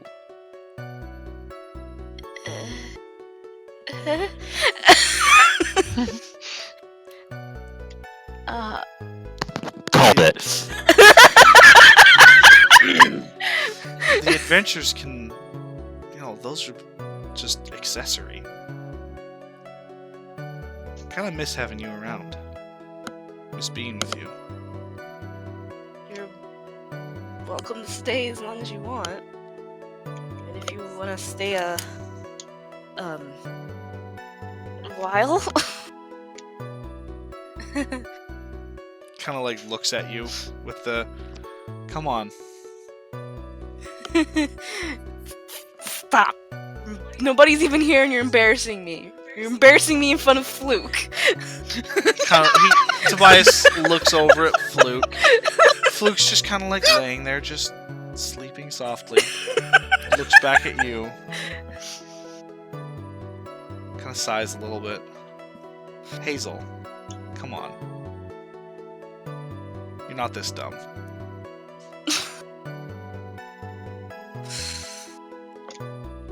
I'm not used to it. And you know that. I know. Neither am I. It's always a first, though. Kind of shrugs a little. Well then, let's just... Let's take it by ear. Yeah. Okay. Kind of leans forward and holds you really tight. Kind of just... Keeps just like fluffs up. Kind of stay quiet the rest of the night. And as you drift off, Tobias's warm embrace around you, sleeping soundly next to you in a tight hug. The soft breathing of Fluke beside the bed. a weight seems to shift inside you. A deep breath gets pulled in and then released. A tension in your soul you had forgotten had been there since your first capture so long, long ago, melting from your heart. A fresh tear crawls down from the side of your eye as a goofy smile curls on your lips, sleep claiming you in a quiet, soft embrace. True peace.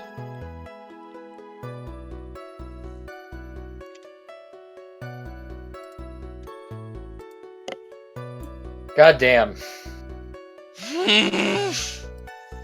Me heart. I'm a little dehydrated right now because I think my So eyes. many goddamn tears. Yeah, no, who put all these goddamn tears in my eyes?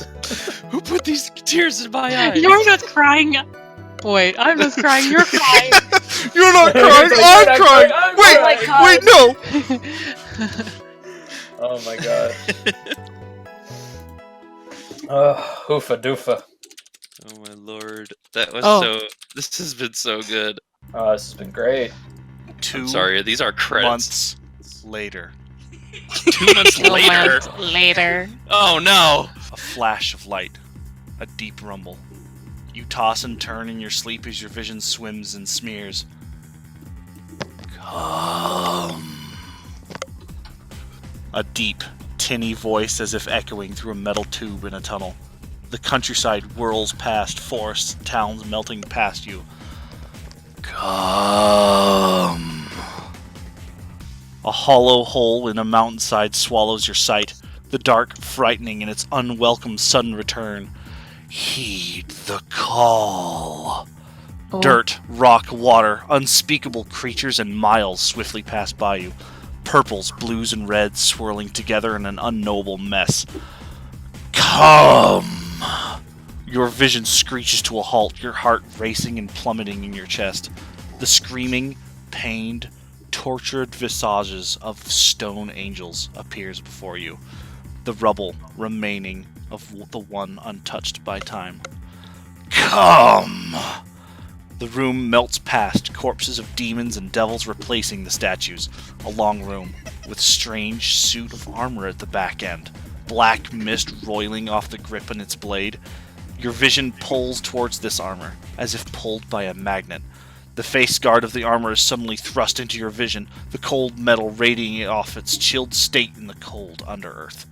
With a flash of red, a single, blazing, fiery red orb appears inside the black void of the helmet, searing your eyes in its intensity. Come! Heed the call! You scream awake, sweat pouring from your body. Your heart is hammering in your chest, your soul in pain and twisting in your vision's suddenness. As your breathing slows, your fiery nerves calming, that tinny voice echoes in your mind audibly once more. I am no nightmare. Heed the call. Come. Your feet swing from the bed, your body moving on of its own accord as your mind races suddenly.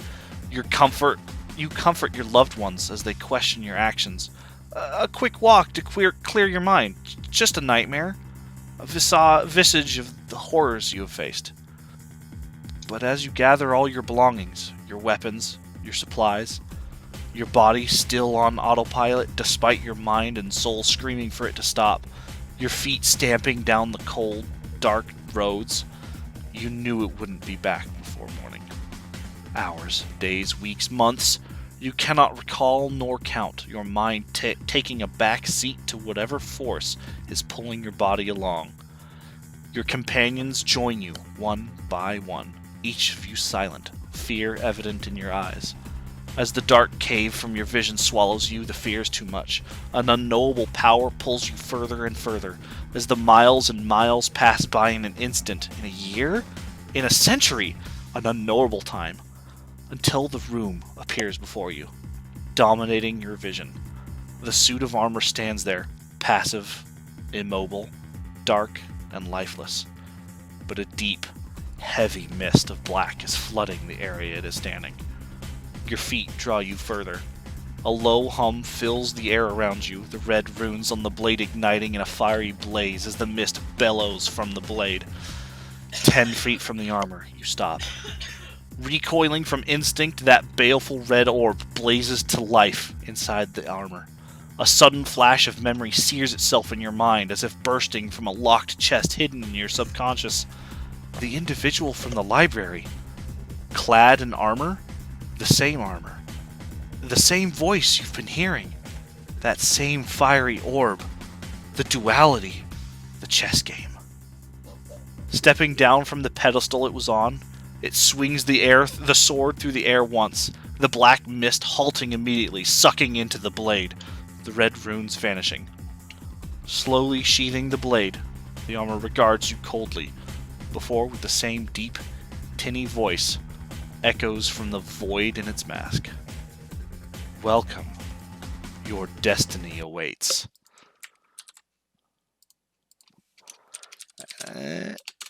Oh, whoops.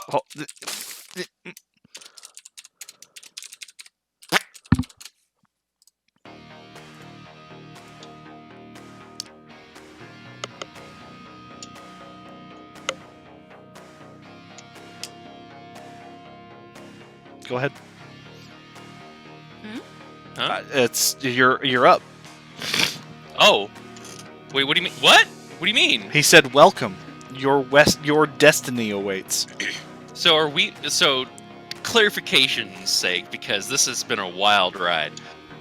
We're in The We're in the actual Underdark. yes. You through magic, you are not unsure. Perhaps your body doing something your mind didn't know it had to.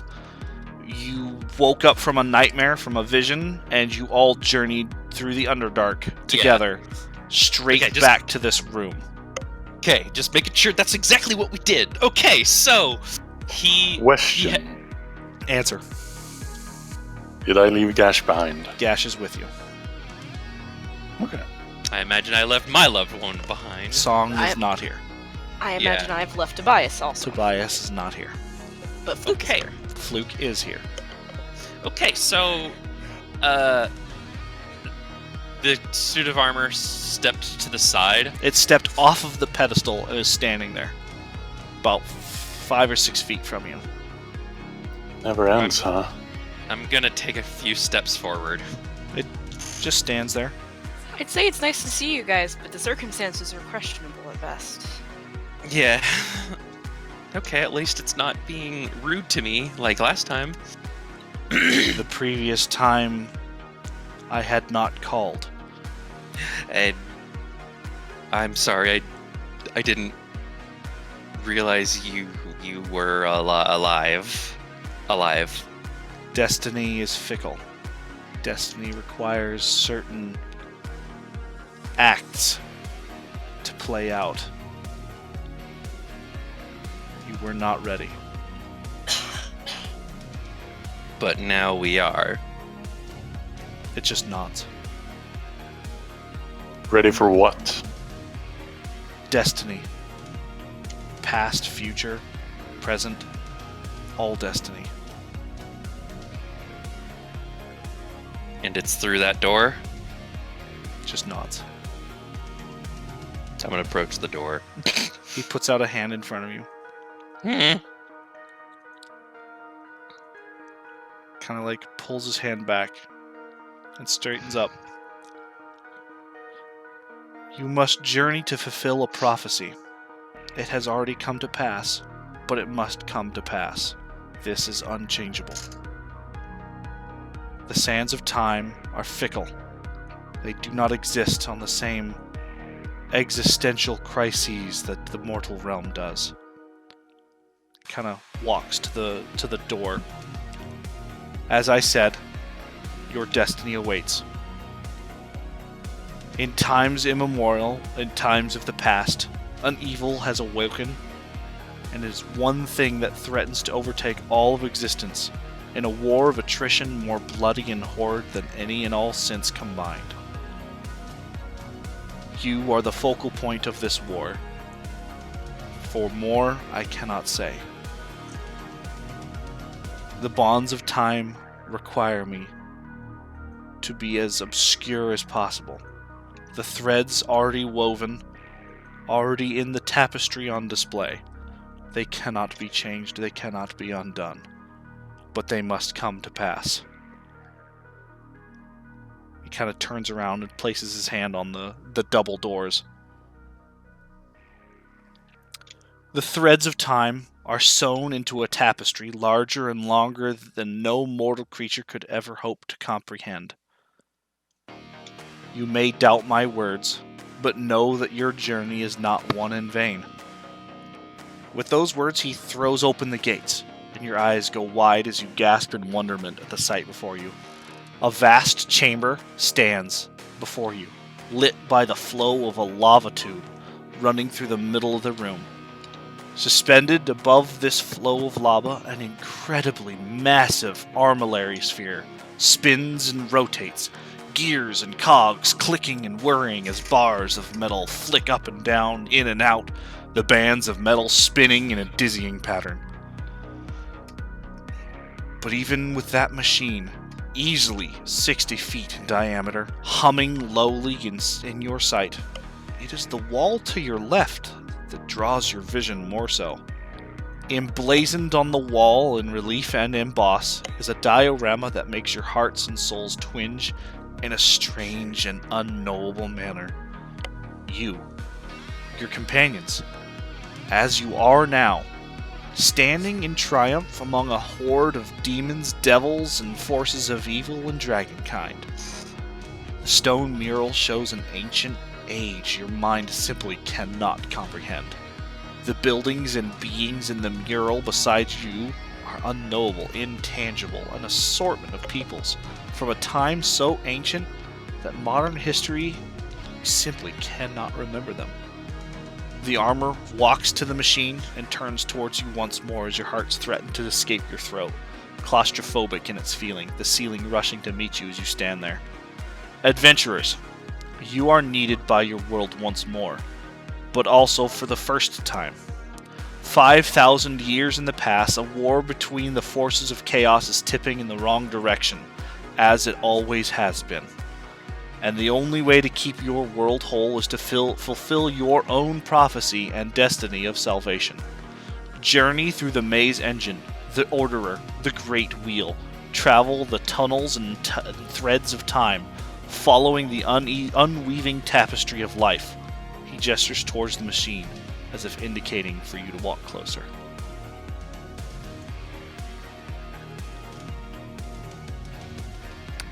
I'm sorry. Are you telling us that we're gonna be fucking time traveling right now? Marx looks to Sovereign and says, "Hey, I've heard we're. You know what? We've been through worse.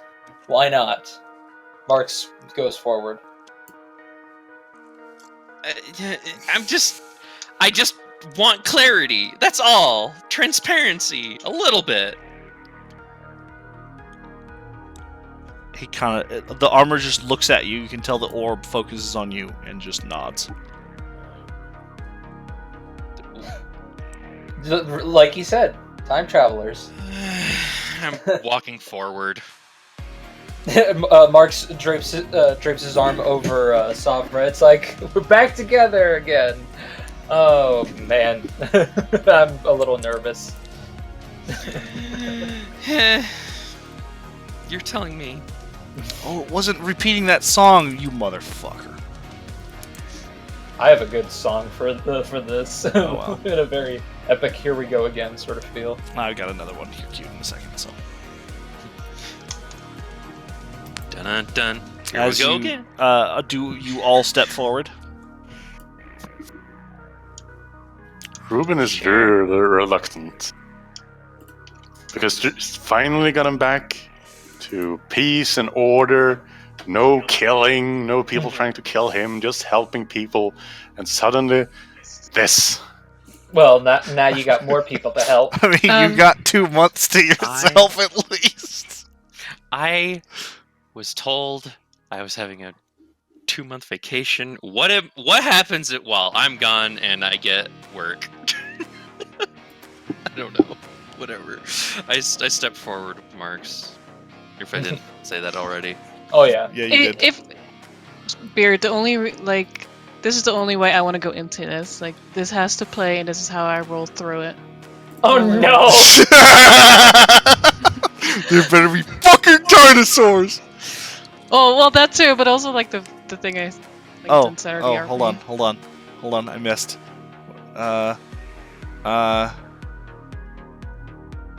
Oh god, you guys were reacting so much to the stories. Oh shit! Oh shit! Yeah. There's so many to catch up on. Yeah. Just a bunch of reaction faces, honestly. Oh yeah. I went nuts. I'm I sorry. fucking knew the armor was something Beard made. Brace yourself. I'm in danger. I fucking knew it too, because like when we were there the first time, I was like, it seems really fucking out of place if this is like just planted here in this campaign. That's really fucking weird. I fucking knew. Super Mario Shooting Star. I will play that for your enjoyment later, Buxby. Yeah, that's how I want to go I- into the door. I kind of knew that the armor was Beard's because I think I know who it is. I'm just looking back at Ruben and Meeps. Meeps is gonna kind of like sigh and shrug, and then just step forward. Gash puts his hand on your shoulder, Ruben. Kind of like gets your attention, and you look over. You're pretty distraught and kind of irritated. You're ready for a life of, not having to do this. And he kind of just smiles, shrugs a little, and says, "For the greater good." Did he say that in common? Yes, he did. And he takes Wow. a step forward. I am just like fucking impressed. Okay, Ruben stands in place, like clearly not happy, and like glares up at the armor and it's like, to save people, right? It nods. Okay. He sighs and steps forward. I put something in Saturday Dross that I did real quick. Ah! You're killing us. She finally got it. Except she's here. Yeah. But she knows where they are, and she Yeah. knows they're in a good They're place. safe. Yeah. Hey, Buxby. Hmm? I want to say something that I've noticed. What is that? She shaved her beard, huh? Oh! Oh no, it would still be there. Hold on. He kind of, the armor kind of nods to your question, Ruben, and says, "The fabric of reality already has you there. You just need to fulfill it.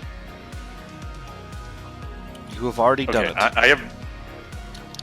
I have so many questions about that, but and he just walks forward. As you pass by to join your companions, he kind of like puts his hand on your shoulder and just says, Armor? "Yes." And the armor just says, "Ruben." And he reaches down and grabs the whole blade, like a scabbard and all, and says, "The blade you saw is now dead. No longer can it be drawn from the sands of time. Its old life now completely extinguished, its life fulfilled. When next it is pulled from its sheath, your soul will embolden it to a new existence, rebirthed in your image." And he holds it out to you and says, "Use it." Is he giving Ruben the sword? He's giving Ruben a sword, yes. Holy shit! I take it? And he I nods. thought you took my sword for a second. No, he I took thought he did his too. he took his sword from his hip and handed it to you. Okay. Yeah, I'll take that with me. Okay. Also, real quick, he just called you Ruben? I mean, if this time-traveling armor that's magically summoned here knows my name, it's not the strangest thing that happened today. That's a fair point. That's a very fair point. All right, I'm gonna do this.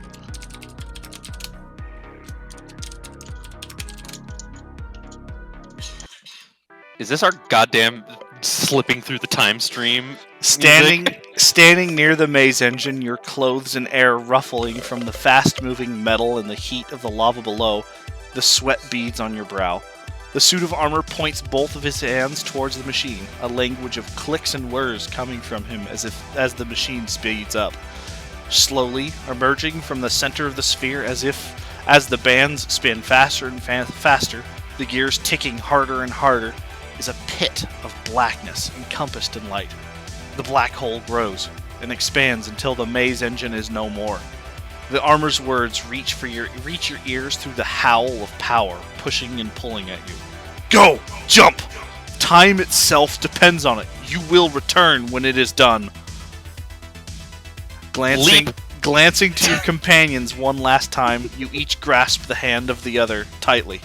You each are shivering in fright, fear, unsurety, but also in resolution.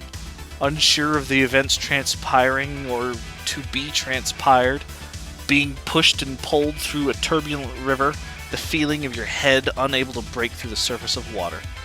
With a gulp and a shout of fright, you all jump towards the blackness. Suddenly, your world is pulled and pushed, stretching infinitely into a string of a dot, a blinding light tearing the air from your lungs as you scream. Stars rush past, unnameable colors and lights and sounds coalesce and disperse as you see nothing and everything rushing past you, your bodies clinging to each other tightly. A scream of power and fire and water physically pushes into your bodies and souls, your world tumbling and twisting in the everything. Your mind cannot fathom that which it beholds, your vision dimming at its edges as you spin and twist and stretch. Fear grips on your heart, and souls tighten as your vision turns white. Your hearing removed from your body as everything goes silent. Colors still flashing in the blinding light.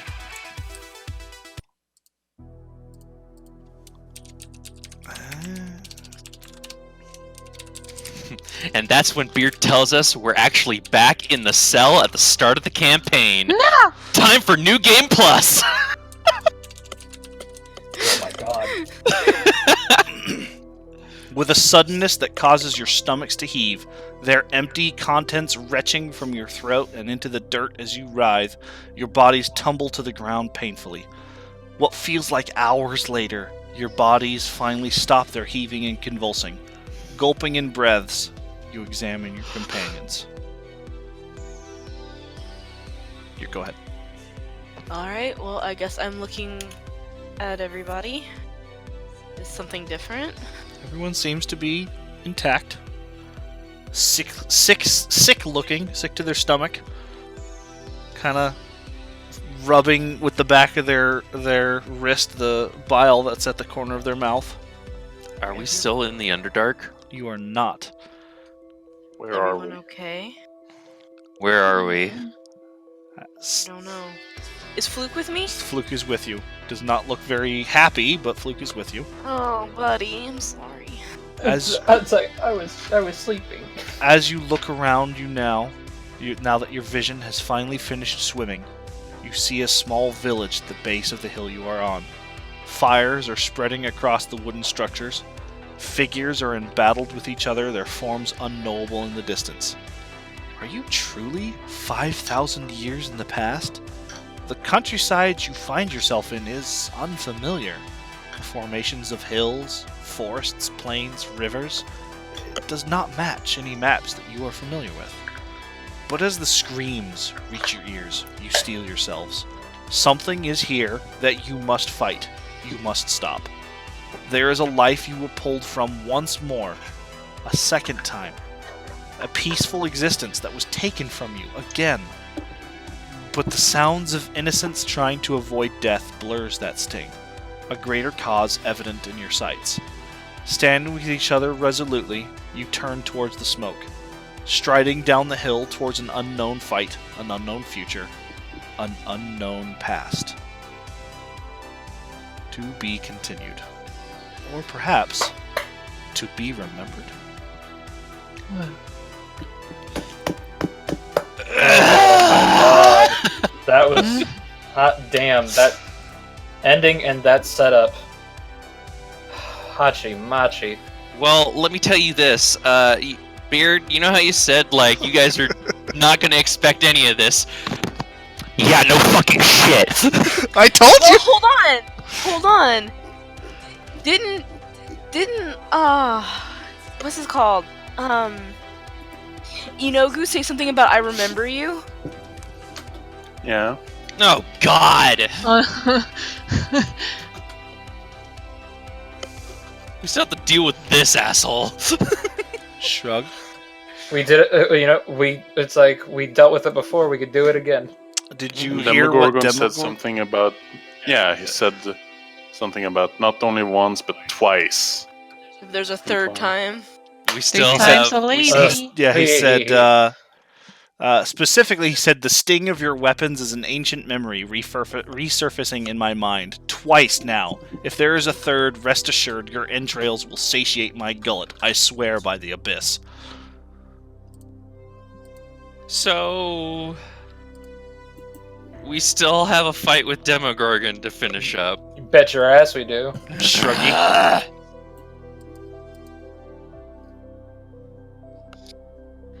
Are you gonna pull an Okami on me and I'm gonna have to go back to the past to fight fucking stronger Demogorgon like I had to fight full strength Orochi? Don't know. No, this is gonna be like Earthbound. We're going to fight. We're gonna fight Okay. a pure manifestation of pure evil. Okay, but Beard, where are the dinosaurs? It's only 5,000 It's 5,000, not 500 million. Okay. Don't still. worry, but I will be giving you creatures to turn into. Don't worry. They will not be... How many- They might be using the dinosaur, stat block, but they will not be dinosaurs. I know, I'm there's- only mentioning because the dinosaurs are on that list and it weirds me out. Yeah, I don't know why. It's fucking weird. Wait, Yeah. what? Dinosaurs are dungeon- monsters that Yep. exist in D&D. Their stats are finalized in D&D. Well, Oh, yeah, I know. They're because they're it's a fantasy setting. You can find Yeah. like fucking World of the Lost kind of shit. Dude, fucking Tomb of Annihilation is the campaign that has like fucking raptors in it. Oh yeah. Yeah. It's Cool. like the jungles of Chult have dinosaurs there. Oh, wow. Yeah, don't worry, I will give you beasts to turn into. There has been a massive lack of beasts because, again, you've been in the Underdark, not in Yeah. the surface. So, I know we're 5,000 years in the past, but are we level 16 now? You are level 16. Also, guess what? Hmm. Yeah. Who wants to roll for their epic boon? Ooh, me. Also me.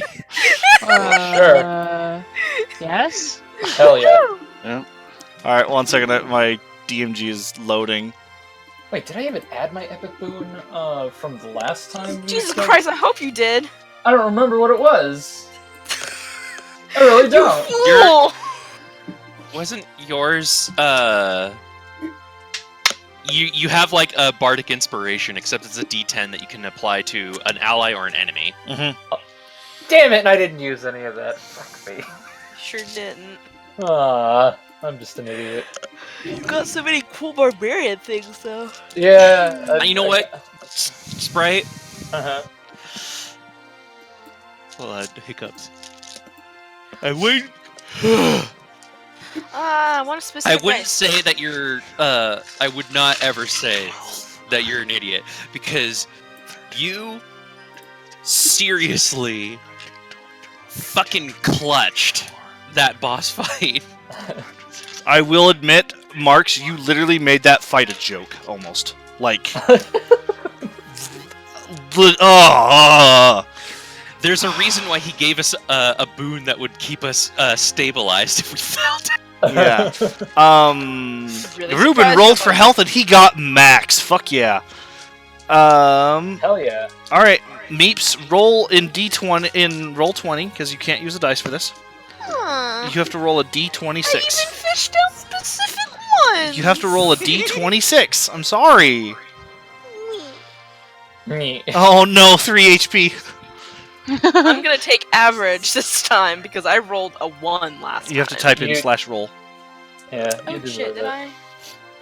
I? Well, chat, while they are doing this, please, I'm gonna have to like copy paste the entire chat log from today because I don't want to lose it. I want to like look through it all eventually. Hmm. I would love to look through it. Oh, I too. can't. Shit! It only lets me Aw. go a certain distance back. Oh, that's fucking dumb. I'm Well, sorry. At the same time, you at least have it recorded. Yeah, so I haven't recorded. Chat log, So- no, not chat log, unfortunately. no, I think chat log gets saved with it, doesn't it? Chat log gets saved. You Oh, just on have to watch Twitch? the video again. Yes, you just have to watch it again. When I watch like videos of like Jerma on Twitch directly, the chat will log in what was said At that what time? As That's long right. That's right. As Oh, long cool. as you save that video and the entire thing. I will make sure to save this video permanently. Like I never want to lose this one. Let me know, chat, what you thought. I was not paying attention to chat for most of the day, unfortunately. I apologize, but I had a lot of stuff to balance as DM today. But I would love to hear what you guys like. Please, just tell me. Just like express. I would like to read that in a minute. Give me. Did our temporarily lowered hit points go away after? Yes, a they while? went away after the first long rest. Okay, I am basically just resetting all my shit back. 7, 8, 9, 10, 11, 12, 13, 14, The 15, average 16, is- 17, 18, 19, and 20. I better get something. Its average is 5 for hit, A D8, yes. HP. Mm-hmm. Okay. So let's Oops, speed 1, 2, me 3. up Score is back here. down to 23. 10, 11, 12, 13, 14, 15, 16, 17, 18, 19, 28. 20. Alright. Jelly, Yes. would you like a boon of spell mastery, a boon of spell recall, or boon of the fire soul?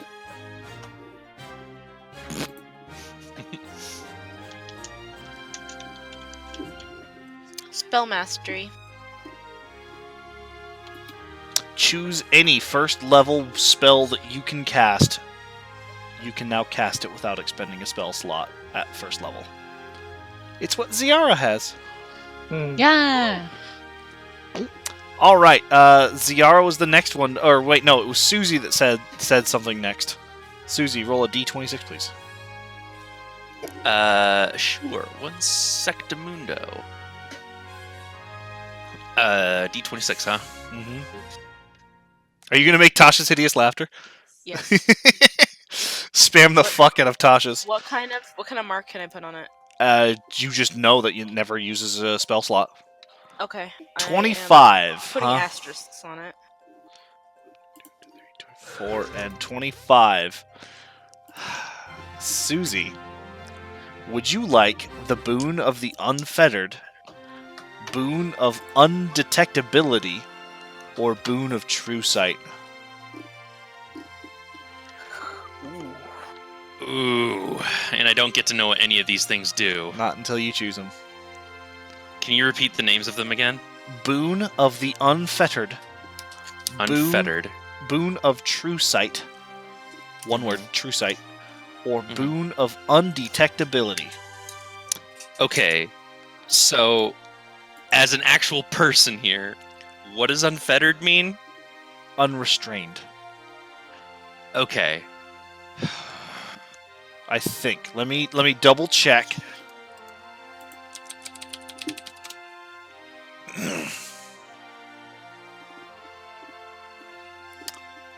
True sight would be Release- super awesome. Unfettered, release from restraint or inhibition. And that's very accurate.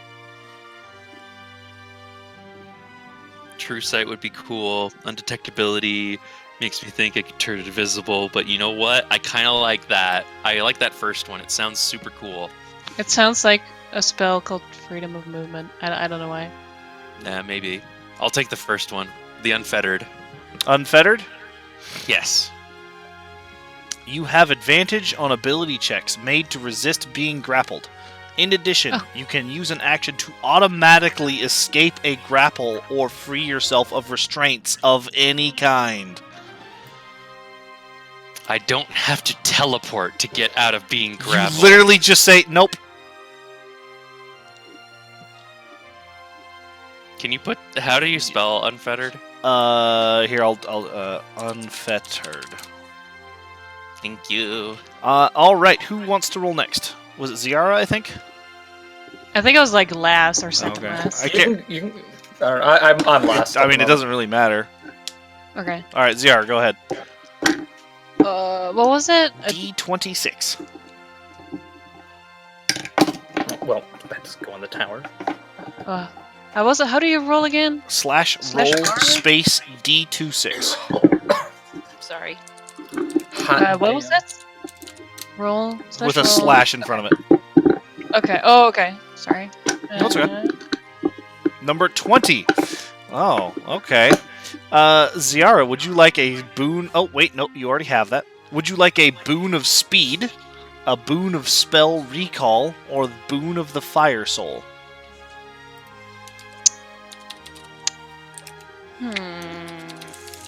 I like the sound of the last two. Spell recall. Fire soul.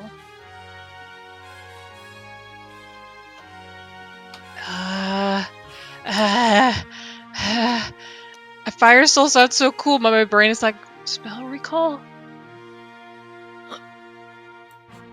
I'll do fire soul, just because it sounds way cooler. You have immunity to fire damage. Oh. You can also cast Burning Hands at will without using a spell slot or any components at its lowest level. I like that. You have Burning Hands as a fucking cantrip. That's I like rad. that. You also can use a higher level spell slot for Burning Hands if you wish, because of this boon.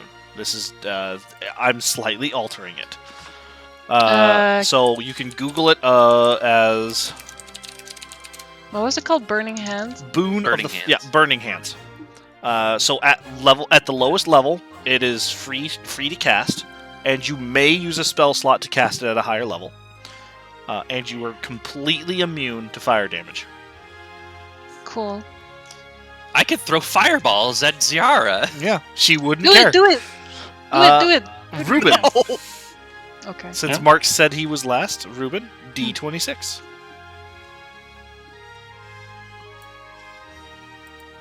Okay, so I do have a question for everybody when we're all done with boons. Okay. So that was 20, I believe. 26, 25, 24, 23. Ruben, Boon of the Night Spirit, Boon of the Stormborn, Boon of the Unfettered. I don't know what unfettered means. Unfettered's the one that I got. Yeah. Yeah, if you're gonna be grappled, you basically just go nope. Okay. By anything. Curious about one of the first two then. So it was the Stormborn. And Night Spirit. That sounds really fucking dope.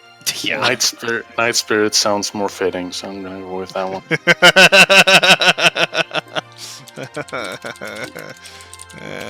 Night Spirit. So you can Google it and like copy paste it word for word if you wish. While completely in an area of dim light or darkness, you can become invisible as an action. Oh my god. You remain Perfect for invisible rogues. until you take an action or a reaction. Good for Awesome. rogues. I will roll gashes privately. I'll do that later. Marks, go ahead and roll Okay. a d26 for me. Alright, let me move the d12. You said d20. Wait, you said d26? Correct. Yeah, you gotta roll it on roll 20.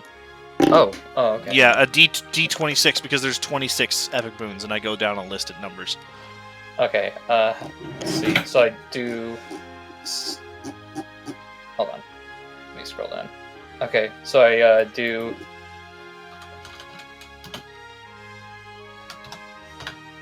Wait, no, that's not.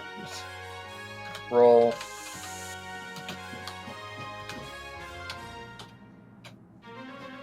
There you go.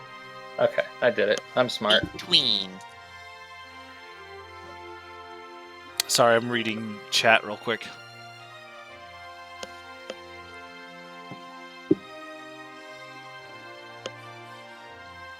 Okay.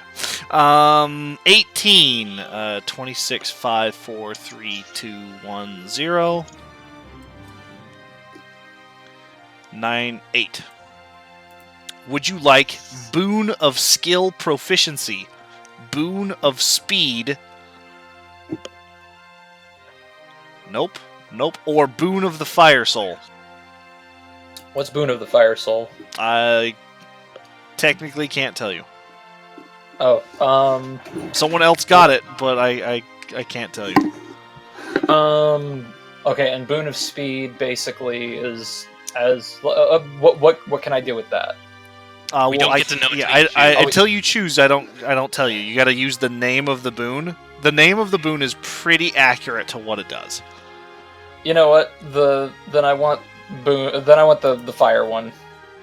All right. Well, you get the same thing as Ziara. You are immune to all fire damage and can cast Burning Hands at lowest level without using a spell slot.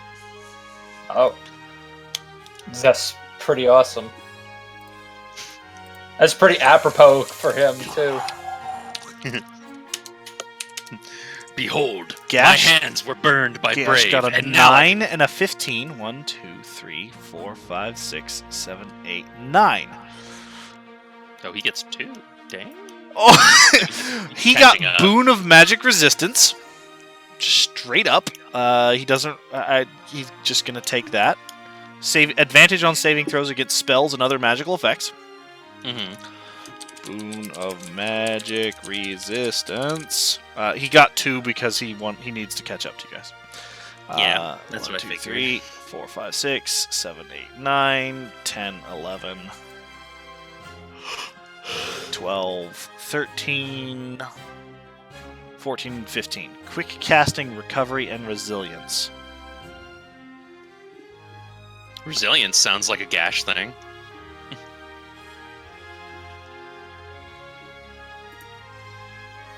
He's going to take Boon of Recovery. He gets he's to learned- recover as a bonus action. He can recover a number of hit points equal to half of his hit point maximum every long rest. Damn. Jesus. All right. Well, the chat was all tears. Apparently, everyone was super moved Invested. and emotionally invested in the climactic RP at the end. But since I actually haven't heard any of my players talk about them, please tell me how you liked it. My That- heart. Goddamn, that ending. That was really good. I really liked the whole moving to the coast thing. Just Yeah. made me go. And also Ziara's parents just fucking. Ziara's parents. I was, heard like, my Ziara favorite go, part. "No!" Well, you said like I have something for you, and I was like, oh, probably maybe something different, like a lead or whatever. And then you said like you were talking about standing in front of the door, and I'm like, oh no, oh no. And then I said, 2 furred faces. You're like, "No!" It was really, That was- really fucking cute. I loved all of them. I especially loved Tobias being like, Tobias fucking putting Meeps on the spot. Yeah, no, it was wonderful. "Hey."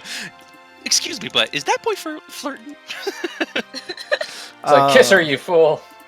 Just so everyone knows, the reason I said 2 months later, you now have 2 months to where you can roleplay, talk to your friends, talk to the rest of the group. You have 2 months where the characters are doing whatever you want. As long as they are in their beds on 2 months later, at home, Oh, you can okay. do anything you want. So the 2 months before this happened, right? Correct. Mhm. So Mhm. you have a Right. span, a window of 2 months to where you can role play with your friends. You can have an episode where you let's make our keep kind of thing. Like you have 2 whole in-game Our months. keep that we aren't going to be able to use. Ziara's been high. You used it for 2 months. KO and high for 2 months. There would at least definitely be one instance where Sabra would have invited her friends to their new home in Moran. He's just to see the ocean after all. Yep. Yeah. Yes, you do. And I feel like actually that probably would have been if Ruben and Gash accepted the invite. That's when she would have found out that Oh. Gash can speak Common. Just saying, Meeps, you cannot go home yet. No If- shit, I'm back in time. No. In that 2-month gap, if you wanted to visit home, you physically have to RP that with me. Okay. Due to Deck of Many Things. You're right. I'm Yep. very glad that Gash joined Ruben, because the way I've been thinking about it is that he spent his entire life studying to help people in medicine, and then sort of was like, oh, but like clearly killing gives the better results here. So all of that, well, like, and like just questioning stuff like that. It's good to have Gash to sort of like, okay, there's something here. That There's a purpose to being nice. yeah. Yep. Not that he was gonna go be a maniac or something. But No, yeah, but it less still questioning. is 2 months, Ruben goes mental berserk. mental strain to have that kind of experience. Oh yeah. So here's the thing. The question I wanted to ask. Now, because we're all 16, we get, another ability Excuse score me, improvement. Ziara's 19 years old. Anyway, Oh. Rejected. now putting 2 points into my dexterity and bringing it up to a 14 would be really good. Mhm. At the same time, I really wanna give her more hit points because I could breach that. I can That- breach that 100 mark. that tough feat is pretty nice, but is it worth the dexterity? That's the thing.